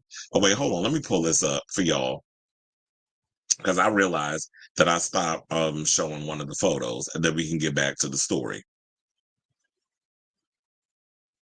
Where the whole cast is there, with RuPaul looking like a gay rodeo wrangler, and then you got everybody there. You got RuPaul, Carson Kressley, Michelle Visage looking snatched for the gods, Ross Matthews, T.S. Madison, and Jamal Sims, who actually I don't mind him as a judge on this season's of Global All Stars. The only sad part is he's getting the stray while the show is just a hot ass mess, and it's not even his fault. So now Gardner's original post received a pushback from drag artists who were there, with Plain Jane, of course, being the one to come out and speak, explaining that the team simply wanted some air, saying it was a commercial break and the girls wanted a drink. We all stayed until the end of the ceremony. Take your pseudo-journalism elsewhere. Now, season 16's mandatory meeting also clapped back, saying the award came just before an ad break, adding sarcastically, "Are we allowed to go piss, girl?" Others who believed the post was misleading noted that much of the group were in drag, which can be super uncomfortable. One person wrote, "People are saying they're rude, but clearly it was downtime. No one was presenting on stage, and people were walking out and coming in." Over its, excuse me, 15-year tenure, Drag Race has received 71 Emmy nominations, picking up an award 29 times. It is the second most successful outstanding reality competition program with 5 wins, just behind The Amazing Race. It was first nominated in 2017 but lost out to The Voice. Of the Emmys the show has won, including Outstanding Casting and Outstanding Director for a Reality Program. In addition, RuPaul has won Outstanding Host 8 times. So, with all that being said, it's a much ado about nothing. It's like, yeah, y'all don't realize drag is uncomfortable. And, you know, I don't know if all of them was tucking, because me, if I was in a big old gown like Safira Cristal, you best believe I'm not tucking my meat, because I got to be able to pee. And when you sitting up in there, I don't know how long these damn Emmys are, like what time you got to show up and all this other stuff. If I got to go to the bathroom, I got to go to the bathroom. So I say all this to say, it's much ado about nothing. The girls is feeling how they feel. I understand. And it's like, yeah, I didn't believe that, because when you see the video, you can clearly see that it was a break time. They weren't getting up and storming out. Maybe it sounds good because you can speak about it in a gossip sense, and it's gonna get you clicks and likes and this and that, and things of that nature. But look, y'all media people, y'all got to do better. So, excuse me. I say all this to say, whatever your thoughts are on this story, let me know in the comments down below. Child, I hate it. Sometimes I be feeling so gassy when it's like you drinking all that damn coffee. Plain Jane always has to parody somebody. What's her brand? I like her, but like, come on now. Her brand is being messy. It was like for no damn reason and not doing it well. Hanson myself was playing on the radio. Watch every new season of Only Unalives in the Building. Like, we got to change stuff. Selena music will be played on radio, just like Idol in the 2000s Soy Boost of Paula Abdul. Yeah, it's like when you use a lot of people, they using TV to promote their other stuff. Like you can't make music off of, make money off of music alone. And the way the old guard is, like you got to use all these other deals to bring attention to what it is that you're doing. Selena is going to be campaigning for Best Supporting Actress nominated, yes, next year's Oscars. Here's the thing. That movie I can't remember the name of it, but that movie that Selena Gomez has come out, I definitely want to see that film. That looks like a good one. Where I think she's playing the wife of a gangster person who is transgender. That's a great idea for a story. I had something similar to that, but more like a homosexual gangster. I'm still working on that one. But with a trans person in the mob or whatever, I was like, oh, that sounds like a cool idea, and I definitely want to see the film. And it is played by a trans actor, so that was like a good one. So I don't feel like she's gonna give it. But now, as far as what y'all talking about, Ariana Grande, first of all, you can campaign all you want. She won't be winning for that movie, which they said is coming out. They have 2 parts of Wicked. And it's coming out both in November. Why y'all waiting that long, a year apart? I don't know if people have the bandwidth or the patience to wait that long to watch a movie, but that's what they saying is bound to happen. So there's that. Gaga, they already said like she's being wasted in the new Joker movie, that she basically doesn't really have much part in the film. So, but Selena probably plays a prominent role in the film. So I feel like if it comes down to it, she may be the one that gets it.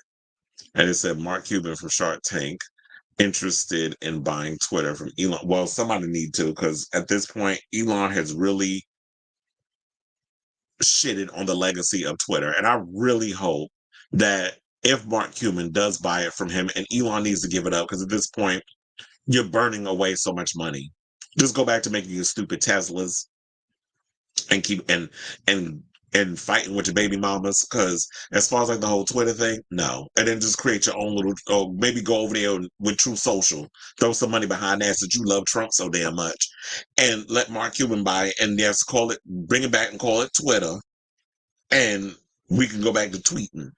And then people can come back with Mark Cuban doing it, but still keep the whole thing about free speech. Now, if y'all coming out here being racist and bigots or whatever the case is, then yeah, y'all need to be kicked off because y'all can't be out here spewing hate speech. Now, when you have somebody that runs a company that's running around talking about that we need to be unaliving other, the opponent president or, running on the campaign, we have Biden and you have Kamala Harris. You inviting people to go out and try to kill them. Like, what is wrong with you? So yeah, there's that. Oh my goodness. So they talking about Netflix canceled. What's going on? Because there's a lot of people trending on social media. What y'all canceled? They talking about all the shows that they canceled. Yeah, I was gonna say, is there new stuff that's trending? They talking about is being canceled. I see Brandy is trending too. And here's the thing: what I don't understand. You canceled the brother's son, but then it was nominated for an Emmy. Like, are y'all slow? And that was a good damn show too. I feel like if y'all really took the time to promote it, then it probably would have been good. I know the recent show that they canceled was Dead Boy Detectives. I'm still pissed off about that. And then they had this show called Julie and the Phantoms. I never seen that, but everybody they keep talking about some Emily in Paris. I can't name one person that watches that show.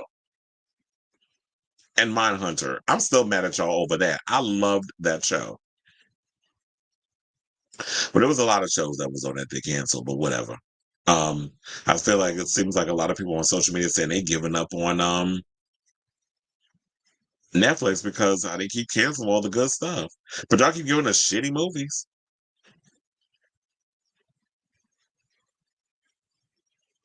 Hard R. Whatever. Okay, let me get off of Twitter. Because there's a lot going on. But anyway. So we are at the end of the show. I should say that. We at the 4-hour mark, yeah. We're at the end of the show. Thank you all for tuning in to the latest episode of Chris Avalon Unfiltered. I will be back on tomorrow with a brand new show, Lord willing. I hope I can get my throat under control because I've been having this sore throat all day. And I think it's because it's like the weather change. So yeah, if you haven't already, please hit that like button, that subscribe, and also smash that button, that notification button, so that way you know when we go live for the brand new episode of Chris Avalon Unfiltered. Yes, I see. Emily in Paris shouldn't have been renewed. I don't know one person that watches that. But all these other shows that y'all have, y'all give to my numbers and algorithms and things of that nature. It's like, stop dropping all the episodes at once. Maybe I need to take the approach of all these other streaming services. And see, here's a thing that I like, because I'm hearing good things, and I haven't watched the new season yet, but they're talking about the new season of Lord of the Rings is actually good. I was so disappointed in season 1, so I've been hesitant about season 2. But I've been hearing from people who feel the same way that I do. They were like, "No, come back. It's actually a good show. Like, give it another chance." So I'm gonna do that. I'm gonna wait till they drop the full series, and then I'm gonna binge watch it. Same thing with the thing I like about Prime Video. They give you the first 3 episodes of the season, and then they do weekly to get you hooked. They did it with The Boys. They've done it with Jack Reacher. They've done it with a lot of their shows. So I actually like that they take that approach. Netflix needs to do the same damn thing. 3 episodes at once, and then weekly every week. Y'all keep doing this thing. This is why nobody cares and nobody watches y'all damn show. They binge it in 2 days, maybe 1, depending, if you got the time to sit there. And then by next week, we ain't talking about your damn channel no more, or the show anymore.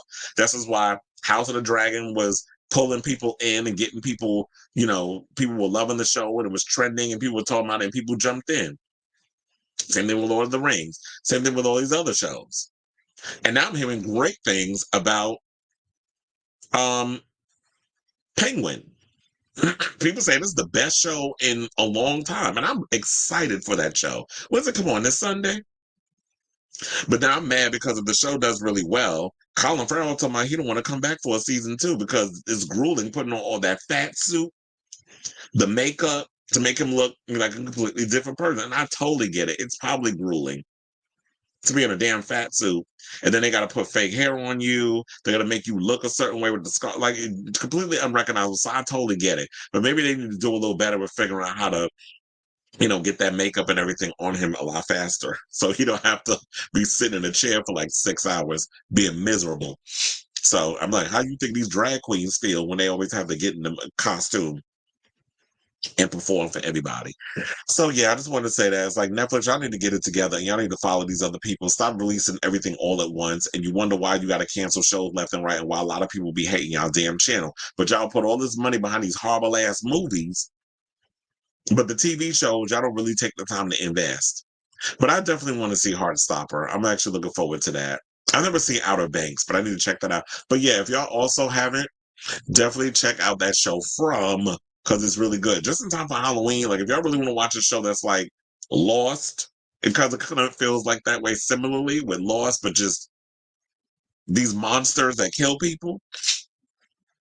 I don't even know what the hell's going on, but I'm just intrigued with whatever this mystery is that we're unlocking. It definitely gives me Lost vibes. But I hope y'all not going to string me along and have me thinking, oh, so that's what all this is? Like, I'll get my hopes up and I'm disappointed. So, with that being said, thank you all for watching. I'll be back tomorrow with a brand new episode of Chris Samuel Unfiltered. So, until next time, ciao, darlings.